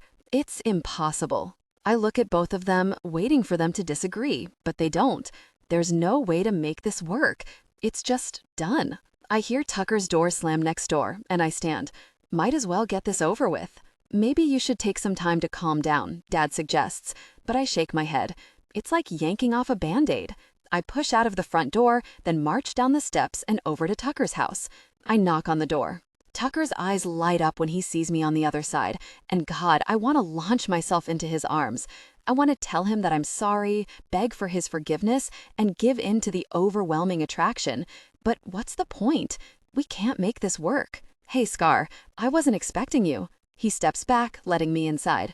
Close it, Jenny's. He blinks like he doesn't know why he said that, but I'm glad he did, because I'd rather not do this in front of a 12-year-old. That's okay, I reply stiffly and stand inside the door. I won't keep you long. What are you talking about? When did you get to town? Just about an hour ago. Hurt flashes through his eyes, and I hate myself even more. I wasn't sure that you'd want to see me. Are you kidding me? I'll always just listen, okay? You did a lot of talking last week. Now it's my turn. Okay, he crosses his arms over his chest and watches me with an impassive face. Go ahead. You were right, I begin, hating every very word coming from my mouth. This isn't going to work. I don't know how to make it work. I mean, we're great together. I love you so much, and Chloe too. But I also love my career. I don't want to give it up, and you don't want to bend either to work it out. You want so many wonderful things, and I just don't see how I can give them to you. I promised you that I'd be here last weekend, and I couldn't make that happen. I felt like, gosh, I still do. It wrecked me, and it hurt both you and Chloe. You're right, it might happen again, probably more than once, because my life is crazy. I don't live in a sleepy little town where everyone knows everyone, and you fall in love and get married and have a quiet life. That's just not me. I hold my hands out at my sides, as if to say, what can I do? Tucker takes a hesitant step forward, panic and desperation flashing in his eyes. But that is you, Tuck. That's so you. You deserve all of the Sunday dinners and evenings on the porch swing, babies and dogs, and a life that fulfills you. Tucker's eyes grow suspiciously glossy, and I'm tempted to throw myself into his arms and tell him that everything I just said was a lie. But that would only hurt us more in the long run, and I don't want to hurt Tucker any more than I already have. I have to swallow hard over the words I'm about to say next because, God, I don't want to say them. It's just about killing me. Someone can give you that, I whisper, my throat hoarse. But she's not me, and we both know it. So you're just going to walk away?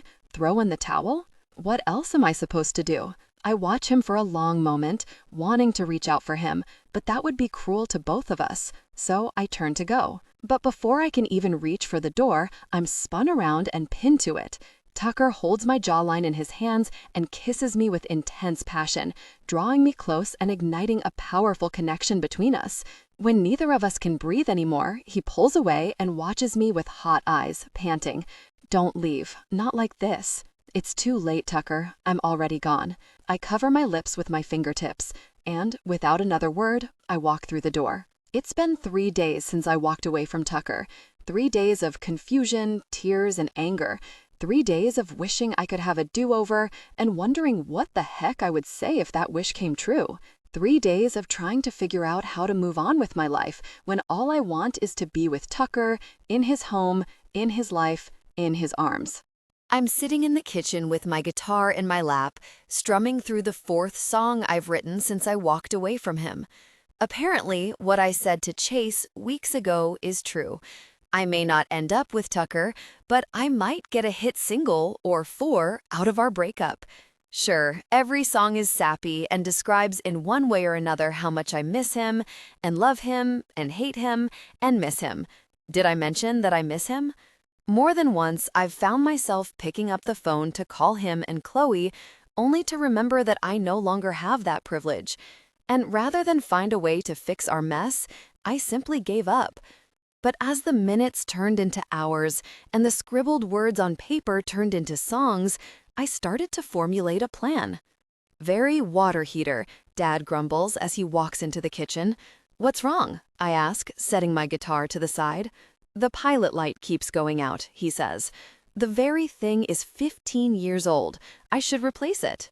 Why didn't we replace it when you had all the work done 5 years ago? It wasn't 15 years old then, he says calmly. And at the end of the day, this place is getting older. Things are going wrong, one by one. The roof will need to be reshingled this fall. Why didn't I know any of this? He glances at me, and I know why. Because I'm never here. You need a new house, I say, getting Dad's attention. And no, I'm not suggesting you move away from New Hope. We just need to get you a new house here. Or we can buy a new hot water heater and fix the roof. That's not fun. I stand, propping my hands on my hips. And I have an idea. It sort of came to me when I was writing this morning. Let's hear it. Well, Dad, remember when you said being an overachiever runs in the family? Sure. I've been thinking about Tucker a lot, and about what you and Lexi said. Dad turns fully toward me. Glad to hear it, but what does that have to do with being an overachiever? I don't like the idea of giving up on Tucker. I love him, Daddy. Dad grins as if he knew this would be where this would go all along, and I'm just now catching up. I'm not a quitter. When I know what I want, I chase after it, even when it's hard. And I want Tucker so much, I ache with it. These last few days without him have made that realization increasingly clear. I thought I could walk away from him and what we have, but I can't. I don't want to. What I want is Tucker. My heart rate kicks up at the thought of getting him back. So, what's your plan, sugar? I'm making it up as I go, but I love New Hope, not just Tucker. This is home for me. It took coming back to realize that, but I get it now. I'll have to go to Nashville from time to time, and there will still be tours and such, but I think I can work it out where I'll spend a good deal of the year here. Dad's eyes light up with hope. I'd like to buy some property and build 2, maybe 3 houses on it. One for Tucker, Chloe, and me, one for you, and if she wants it, one for Lexi and the family. It'll have to be a big piece of property, Dad says, rubbing his chin, because that's a lot of people living in one place. If I bought like 500 acres, there would be plenty of room. He raises a brow. Can you afford something like that? I smile and wrap my arms around my father. Daddy, I have more than enough money for this. Okay, but I still don't understand what this has to do with being an overachiever. I'm going to win Tucker back. I'm going to prove to him that I'm serious about us, that this isn't just another empty promise with no results. If I buy property, build homes, set down roots in New Hope, maybe I'll convince him that we can both bend to make this work. I'll only schedule tours in the summer when we can travel as a family and try to be here for the rest of the time. I don't have the particulars figured out, obviously, but it's way better than where I was 3 days ago. Why don't you just walk yourself over to his house and tell him you want him back and get on with your lives? I shake my head. I can't. I've failed him more than once. My word means nothing to him right now. So I'm going to show him. Building a house is a long process. What if during that time he meets someone else and moves on? Dad suggests. My heart stops. I never considered that. Do you really think that could happen? Dad scoffs. No, that boy is crazy about you. Geez, Dad, you about gave me a heart attack. You can't say things like that to me. Love is wasted on the young, Dad says, shaking his head. Is that a yes? Do you like my plan? What if I say no? I'll just talk you into it. That's what I thought. This is the property. After I made my mind up yesterday, I thought to work hiring a real estate agent, and I called Lexi and Jason over for a family meeting. It was an evening of laughter and plans, and for the first time that I could remember, it felt like we were a real family. Are you sure? Dad asks as we stare out over the fields. The view sure is pretty. There's a river about a quarter of a mile that way, Chuck, the real estate agent I hired, says, and a small lake over to the right. They have a tendency to be swampy now, but you can have it all cleaned out, get rid of the gators and such, and it would be quite lovely. We can't have gators, I agree, shaking my head, but a lovely lake would be great. I'm adding a pool area to my house that everyone can use whenever they like. The kids will love that, Dad says with a smile, and I might take a dip or two myself. This is it, I say again. How much does Mr. Truman want again? Chuck rattles off a number that has Dad's eyes widening, but I just shake my head. Take $100K off that and make the offer. He's priced it way too high. I'll pay cash. I'll write up the offer today and keep you posted. Thanks, Chuck. My pleasure. Well, stay for just a few moments if you don't mind. Help yourselves, Chuck says with a smile. I'll be in touch soon. He drives away, and Dad and I smile at each other. Looks like you just bought yourself 300 acres, sugar. If old man Truman takes my offer, he will. Dad takes my hand and gives it a squeeze. I have a good feeling about it. Would you like a waterfront house? I ask him. Nah, I don't like gators either. Let's stick to the meadow. Deal. When are you going to tell Tucker? I already told you. I'm not telling him anything. I'm showing him. Dad shakes his head and walks to the car. Put that poor boy out of his misery. I'm working on it. But you got to admit, this is a pretty great plan. It's a wonderful plan. Tucker's a lucky guy. I'll be the lucky one, just as soon as I get him back. Tucker.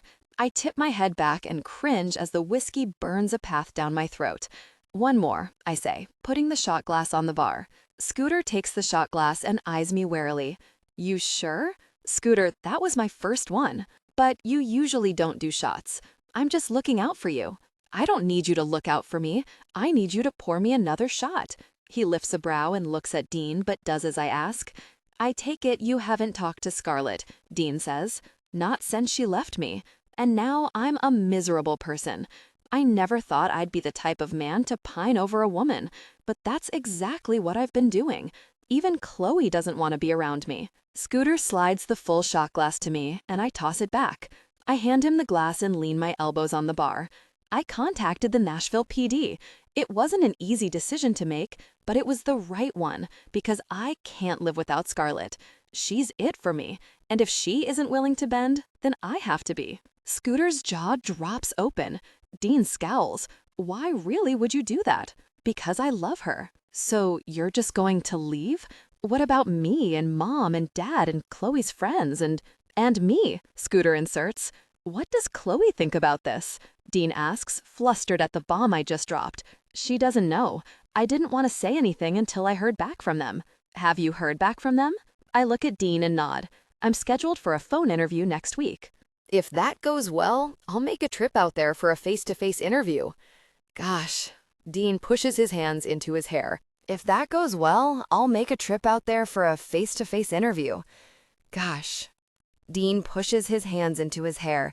For the record, I think you're doing the right thing. Thank you, Scooter. He nods. Have you told Scarlett?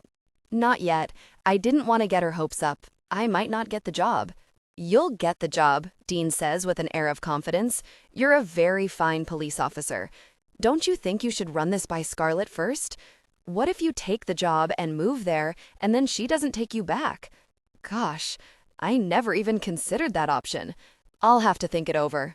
I didn't say my plan was foolproof. What's up, gentlemen? Chuck says, sliding onto a bar stool on the other side of Dean.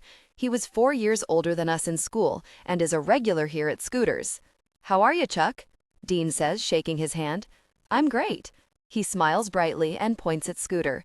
I'll have a Bud Light and one for these fine men, too. Thanks, Dean says. What's the occasion? I ask as Scooter slides a beer to each of us. I just closed a massive sale. Oh, yeah? Dean looks from Chuck to me and back to Chuck.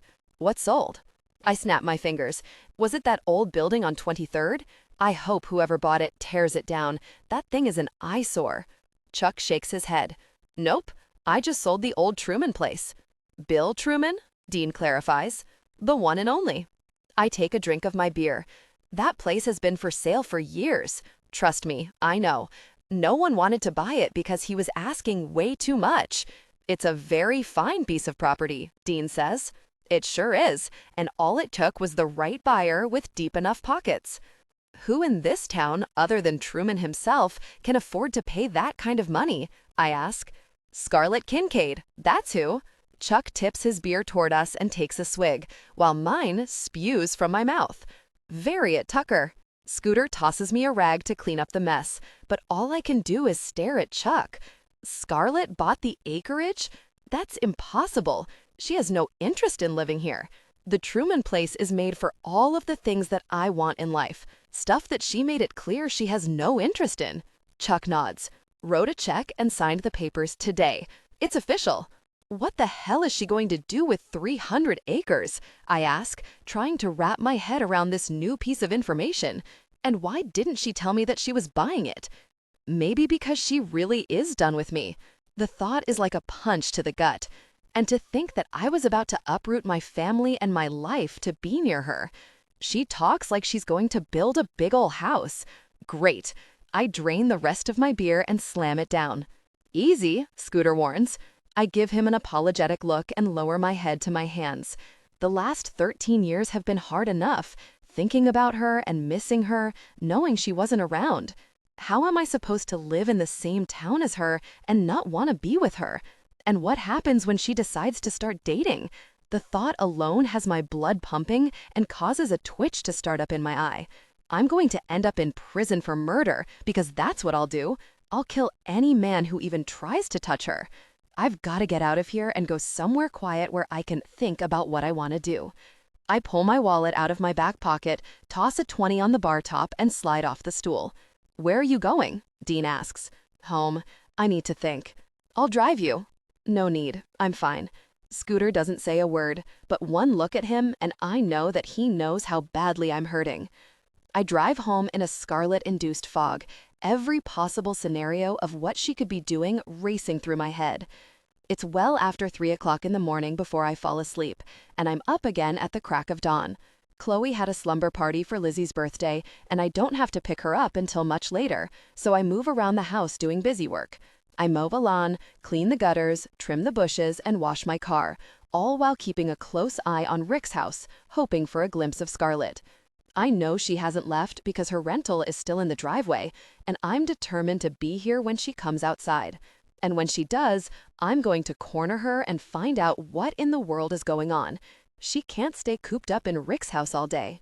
I watch and wait some more, and an hour before I'm due to pick up Chloe, I dart in the house and take a quick shower. When I walk back outside, Scarlett's car is gone. Son of a difficult person. If I didn't know better, I'd think that she was waiting for me to go inside before leaving. That's it, I mumble, marching across the yard. I bang on the door twice and it flings open. Rick smiles at me. Where's Scarlett? Nice to see you too, Tucker. Sorry, I drop my head and sigh. Hello, Rick. You're looking great. How's life? Not too shabby, thanks for asking. I nod. Good to hear it. Where's your daughter? I imagine Lexi is with the kids. She's probably at home if you need to talk to her. I stare at him blandly. You know I'm not asking about Lexi. Oh, he says dramatically. You mean Scarlett. She just left. Where did she go? Alfonso's. The Italian restaurant? Who did she go there with? Rick's smile falters. A friend. She went with a friend. Scarlett doesn't have any friends here. She made a new one. He's lying through his teeth. Really? What's her name? Variet Tuck. Rick drags a hand through his hair. I can't lie for gosh. She's at Alfonso's with Dawson Peterson. I flinch back. Dawson Peterson? What the hell would she be doing with Dawson Peterson? Sure, he has lots of money and his own business, but wait, are they on a date? I'll kill him with my bare hands if he so much touch her. No, nothing like that. Then what is it? I shake my head and step off his porch. I can't believe this. I can't believe that I was ready to take a job in Nashville to be with her, and here she is buying land, going on dates, and living her life as though our relationship didn't just end. Wait, you know about the land purchase? Rick asks. Did Scarlett tell you about it? No, Chuck came into Scooter's last night bragging about it. Oh, why? No reason. I was just curious. I turn to Rick and look at him pleadingly. What's going on, Rick? Is she moving on for good? Is that what's happening? Because I don't know if I can do this. How am I supposed to watch her move on with her life knowing it doesn't include me? It'll really kill me. Rick frowns. You need to talk to her, son. Why do you think I'm here? I stood outside all morning and half of the afternoon waiting to see her, and the second I stepped inside, she disappeared. Obviously, she doesn't want to see me. Christ, I'm such an idiot. I turn away and Rick calls out to me. Where are you going? I have to go get Chloe, and then I'm going to call the Nashville PD and tell them to pull my application because I refuse to chase a woman who doesn't want to be pursued. Are you okay, Dad? Chloe asks, climbing into the car. She tosses her backpack into the back seat, buckles up, and looks at me. Yeah, why wouldn't I be? I don't know. You tell me. You look like... Gosh. I give her a hard look. Language. Sorry. She blanches and then tries to offer me that innocent little girl smile. So, what gives? I'm fine. Right, and I'm Taylor Swift. Chloe's phone vibrates in her bag, and she reaches back to pull it out. I started letting her take it to sleepovers in case she needs to call me to come and get her, but only with the understanding that I have access to her texts and pictures when she gets back. Who's that? I ask. Scarlett, she says, causing my heart to skip a beat. Scarlett is texting you? Uh-huh. Chloe finishes whatever it is she's typing and puts her phone down. She texts me every day. Well, isn't that just great? She loves my daughter enough to text her, but can't bother reaching out to me. Is the woman trying to drive me out of my mind? Because she is, and she's ripping my heart out in the process. Would it be okay if I spend some time with her tomorrow? For what? Is it pathetic that I'm jealous of my own daughter? I shouldn't be that way. I should be happy that Chloe has a woman in her life that she can trust and enjoys spending time with. Just to hang out. I miss her. Me too, I guess. Is she going to pick you up? Yup. Thanks, Dad. She types out another text, presumably to Scarlett, and then turns up the radio. On our way through town, I see Dawson Peterson's truck pulling into a parking space outside of his office building. I whip my car to the left, take the spot beside him, and open the door. Stay here, Chloe. I'll be right back. Where are you going? Just need to talk to someone real quick. She shrugs, and I shut the car door. When I walk through the front door of Dawson's building, a bell chimes, signaling my entry. A second later, he walks out of his office and smiles at me. Hey, Tucker. Long time no see. He holds out his hand for me to shake, and when I take it, I pull him close with enough force for him to realize that I'm not here for a friendly visit. I have to be careful about how aggressive I get because I'm a town cop, but I can still let the guy know I mean business. What are you doing? He stutters. If you hurt her, I will break every bone in your body. His eyes grow big. Hurt who? Scarlett. She's special, and she deserves someone who is going to treat her like gold, and that someone isn't you, it's me. She can't see that right now because she's so unaware, but that woman is mine. Dawson is shaking his head furiously and trying to back away, but I won't let him. I'm not with Scarlett. You had lunch with her today. It was strictly business, I swear. I loosen my grip, but don't let him go. What business could you possibly have with her? She hired me to build her house. What? I release my hold, and Dawson takes 2 giant steps back, his hands in the air. I'm going to build her and Rick's houses. She's building a house, I say, to no one in particular. And Rick's. Maybe even Lexus, but I haven't been contracted for that one yet. Our lunch today was to go over the contract. So it's true, she's moving back? The love of my life wouldn't move back here for me, but she's willing to do it now that we're no longer together? A sharp pain rips through my chest. I reach up to rub the offending ache and walk toward the door. You okay, Tucker?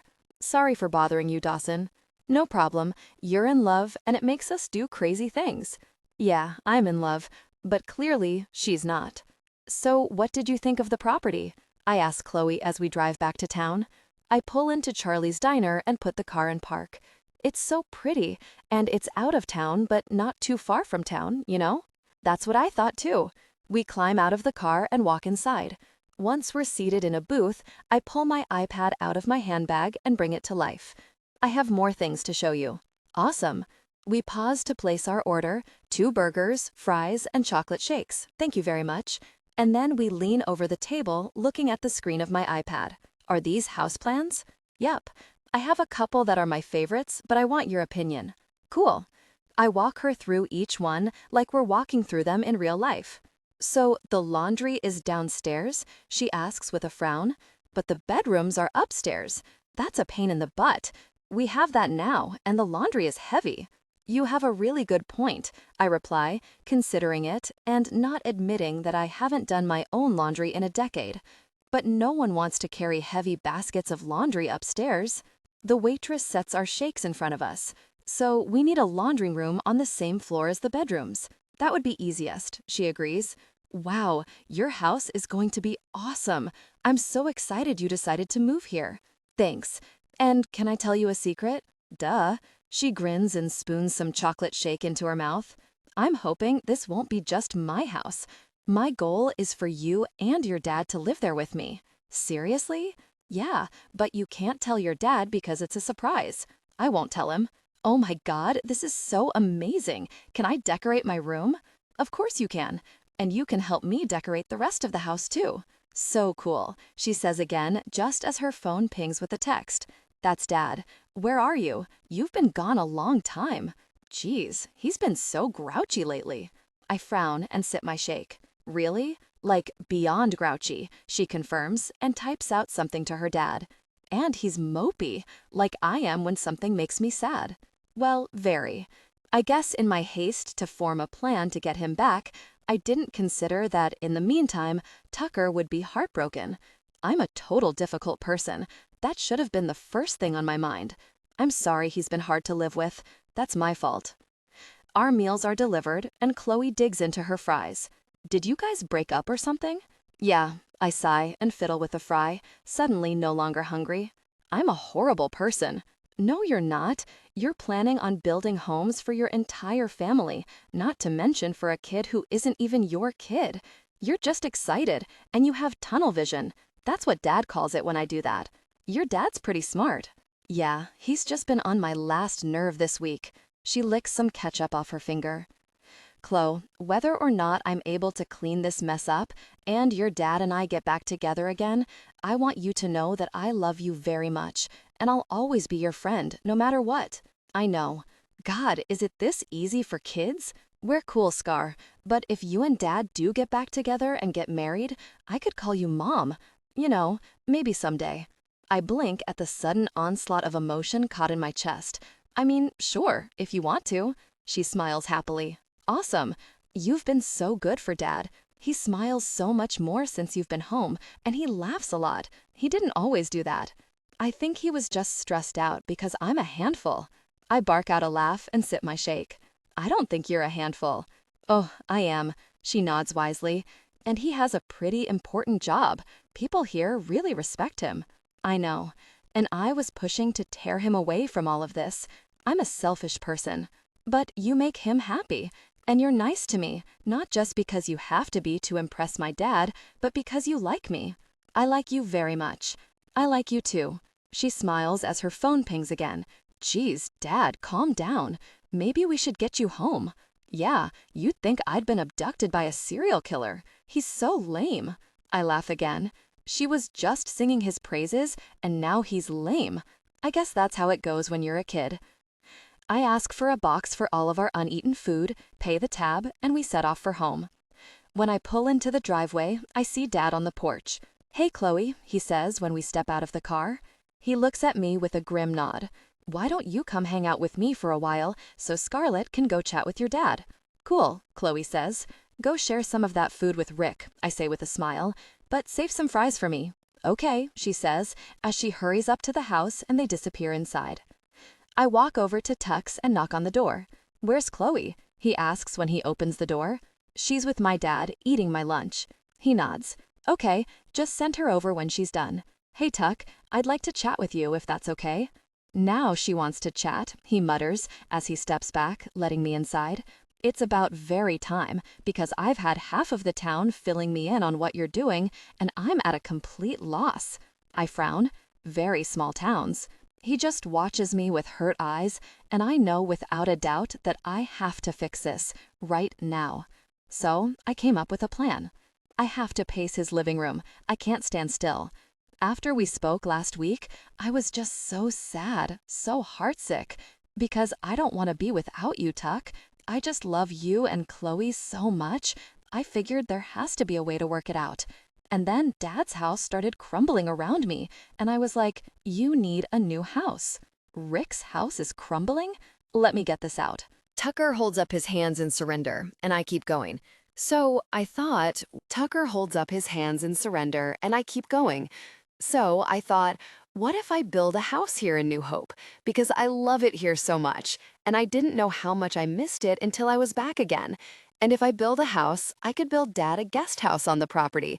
And if I'm going to do all that, I might as well build Lexi and Jason a house too. That's a lot of houses.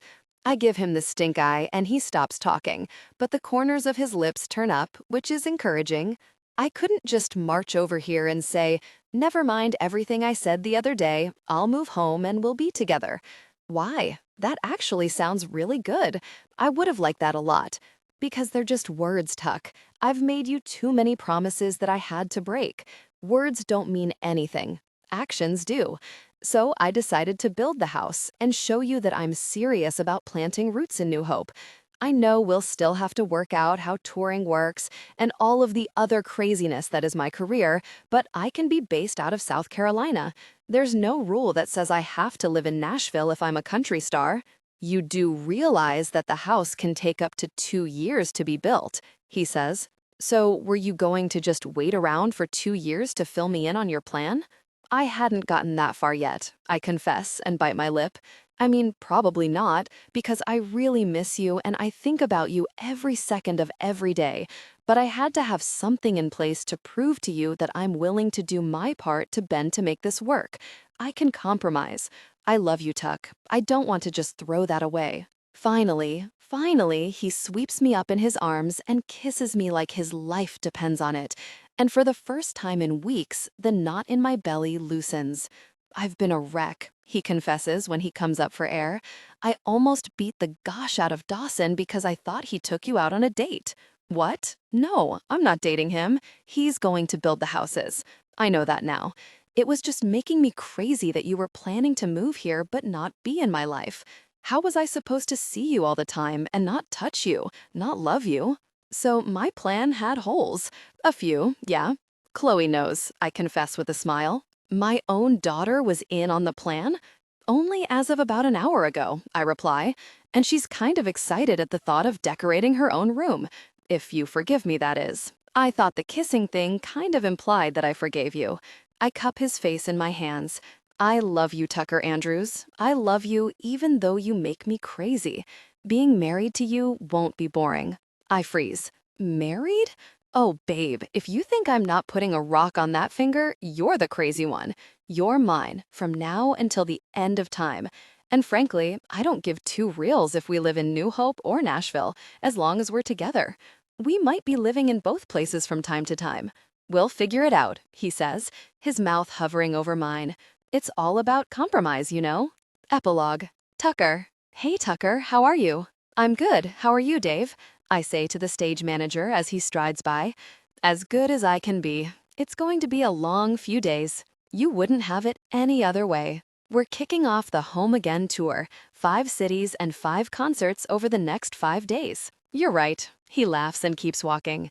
It's taken us almost 3 years to work out a routine, but Scarlett, Chloe, and I have finally found a groove that works.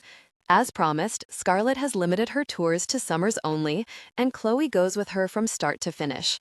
I'm not quite as lucky due to my work schedule, but I've been able to work it out where I spend the majority of the summer with them. When I do have to go home to New Hope to work a few shifts, we hire extra staff to make sure there's always someone watching over Chloe, and she wouldn't have it any other way. She loves being on tour with Scarlett. From August until May, Scarlett is home in New Hope with us. She has to leave from time to time for interviews or TV appearances, but she's never gone for longer than a few days, and sometimes we go with her. Lexi and her kids have even gone with Scarlett a couple of times. I'm on cloud 9. When Scarlett and I got back together 3 years ago, I didn't think that life could get much better. And then she married me, and I was proven wrong. Life got more than better. I pinch myself every morning as a reminder that I'm not dreaming. I've got a beautiful, talented wife, a wonderful, smart daughter, and a career that I love. Sure, life gets hectic from time to time, but with my girls by my side, I wouldn't have it any other way. Hey, Chloe, where's your mom? In her dressing room. Why? Larry needs her to come down to the stage so he can fit her harness. Scarlett is still using a harness and zip line to fly across the stage as part of a stunt during her show. She does it at every concert, and her fans love it. I kiss Chloe's head and keep walking down the long corridor to Scarlett's dressing room. I knock twice and walk in. I could have been naked, she says, perched on a stool in front of her vanity. You know better than to leave the door unlocked if you're naked. I love it when you get all possessive. She giggles and pulls me down for a kiss. My hands slide down her sides as I deepen the embrace, and then remember that I came in here for a reason. If we don't stop now, I'm going to have her stripped naked, and we'll become deeply intimate. Then she'll be late for the show, and it'll be my fault, and we don't need a mess like that again. Scarlett pouts when I pull away from her. I wasn't done. I promise that I'll ravish every inch of you tonight, but right now, Larry needs you down at the stage so he can fit you for the harness. Oh, her lips part, and then she shrugs a shoulder. I'm not going to need the harness for this tour. Why not? Because I'm not doing the stunt. But you always do the stunt. Your fans expect it, and it's something that you love to do. She nods and bites her bottom lip. You're right, I do love it, but my doctor said it isn't safe for me to do anymore now that I'm pregnant. Your doctor? Wait, what did you say? I'm pregnant. You're pregnant? Scarlett nods. I'm going to be a father again? Pretty sure that's how it works. I pull Scarlett into my arms and cup her face. You're pregnant with my baby? I whisper against her lips, trying desperately not to cry. I found out this morning. How far along are you? 8 weeks. I don't really want to tell anyone until we hit the 12-week mark, if that's okay. That's more than okay. Scarlett squeals when I lift her up and twirl her around. You have made me the happiest man in the world. And Chloe is going to be so excited. I can't wait to tell her. She's going to be the best big sister. And you're going to be the best mom. I kiss Scarlett deeply and passionately before dropping to my knees. I pull her shirt up and press my lips to her belly. Scarlett slides her fingers into my hair, holding me against her. I can't believe this is happening. I've dreamed of this moment so much over the last few years. Believe it, babe. In roughly 32 weeks, we'll be the parents of a beautiful baby girl or boy. 31.5 weeks later, I hate to. Scarlett's face contorts in pain as she grips my hand with a strength I didn't know she was capable of. You did this to me. You're doing great, sweetheart. You're almost there. The pregnancy went relatively smooth. Scarlett had some morning sickness early on, but other than that, she had an uneventful pregnancy. The delivery, on the other hand, hasn't been quite so easy. We're going on 18 hours of labor, and I'm not sure how much more my girl can take. She looks absolutely exhausted, but I refuse to let her give up. She can yell, curse me, call me every name in the book, and I'll stay right by her side and get her through this. Almost there? I'm trying to push a watermelon out, she yells between the contractions. I need another big push from you, Scarlett, Dr. Halpert says from her spot between my wife's legs.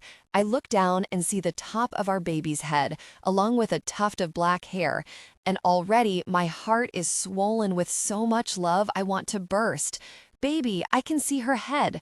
She has a thick mop of dark hair. It's not a she, Scarlett moans as the wave on the monitor goes higher and higher. It's a he. Oh God, this hurts. It hurts so bad, Tuck. Make it stop. Please, make it stop. I promise I'll do anything. Just get me out of here. We're not going anywhere without our baby. We opted not to find out what we're having. I said from day one that I think it's a girl, and Scarlett swears it's a boy. Chloe doesn't care what it is. Dr. Halpert watches the monitor and prepares for the next big contraction. Here we go, Scarlett. Same thing you've been doing for me. Bear down and give me a big push. Now, Scarlett, push, push, push. I hold Scarlett's foot, helping keep her knee raised while my other hand stays clenched in hers.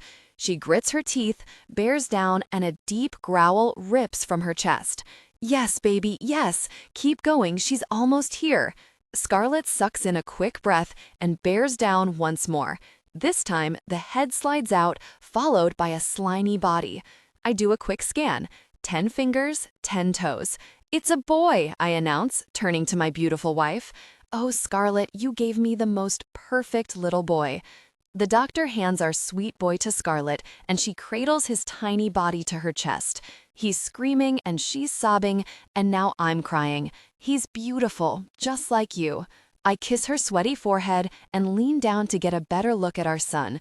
He has your nose, and your lips, and your dark hair. He looks just like Chloe, she says, laughing while crying. Will you go get Chloe? I want her here with us. I nod toward the nurse.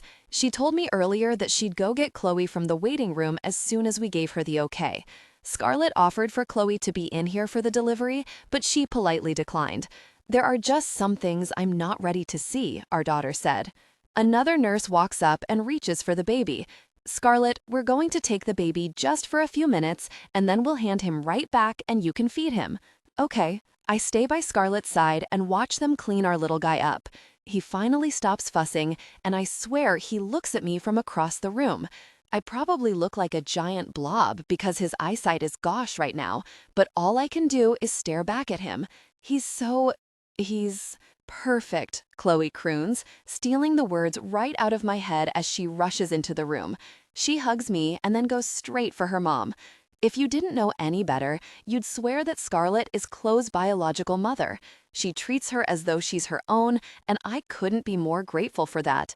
It takes a special kind of woman to take on someone else's child, and Scarlett is the very best kind of extraordinary.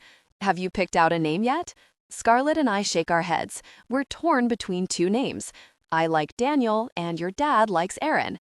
Chloe walks across the room where our baby boy is lying on the table, fussing. The nurses are doing whatever it is they do, and Chloe sticks an arm through the action and touches her brother's hand.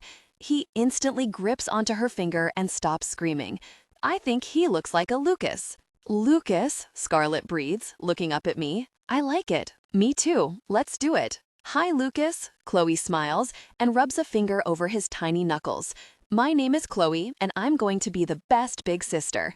I've always wanted a little brother, and I know I'm a lot older than you, but I promise I'll always be here for you.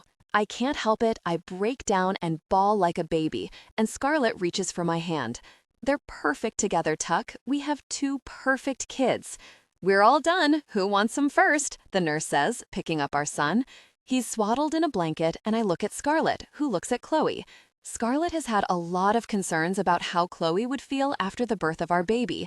It's important to her that Chloe doesn't feel left out or as though we love him more.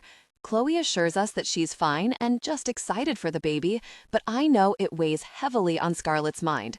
Do you want to hold him first, Chloe? Scarlett asks. Chloe's eyes widen. They brim with tears and happiness. Really? Scarlett nods. Go ahead.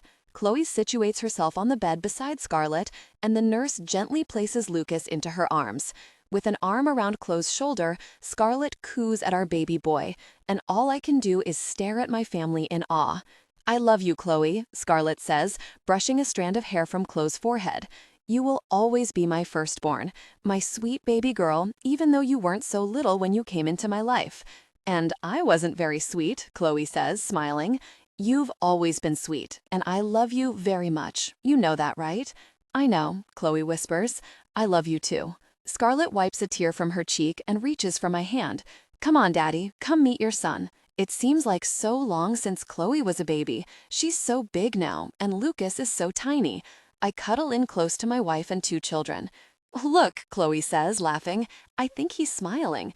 It could be gas. You used to make that face right before you loaded your pants. We all laugh. Lucas yawns and then starts to root on Chloe. Someone is hungry, I say, reaching for our son. I'll step out. Chloe kisses Lucas on the head and then hugs Scarlett. Tell Grandma, Grandpa, and Rick that they can come in as soon as she's done feeding him, I say. I will. Chloe slips out of the room and I cuddle Lucas while Scarlett pulls down her gown. I hand her our son. She cradles him to her chest like a pro, and he fusses around at her breast for a couple of seconds before finally latching on. It's such a beautiful sight, one that I never got to experience with Chloe. You're so beautiful, sweetheart. Scarlett looks at me. I'm a hot mess. You're my hot mess. I kiss her forehead and then stroke her cheek and turn her face to mine for a sweet, soft kiss. I love you more than you'll ever know. She smiles against my lips. I think I have a pretty good idea. Please,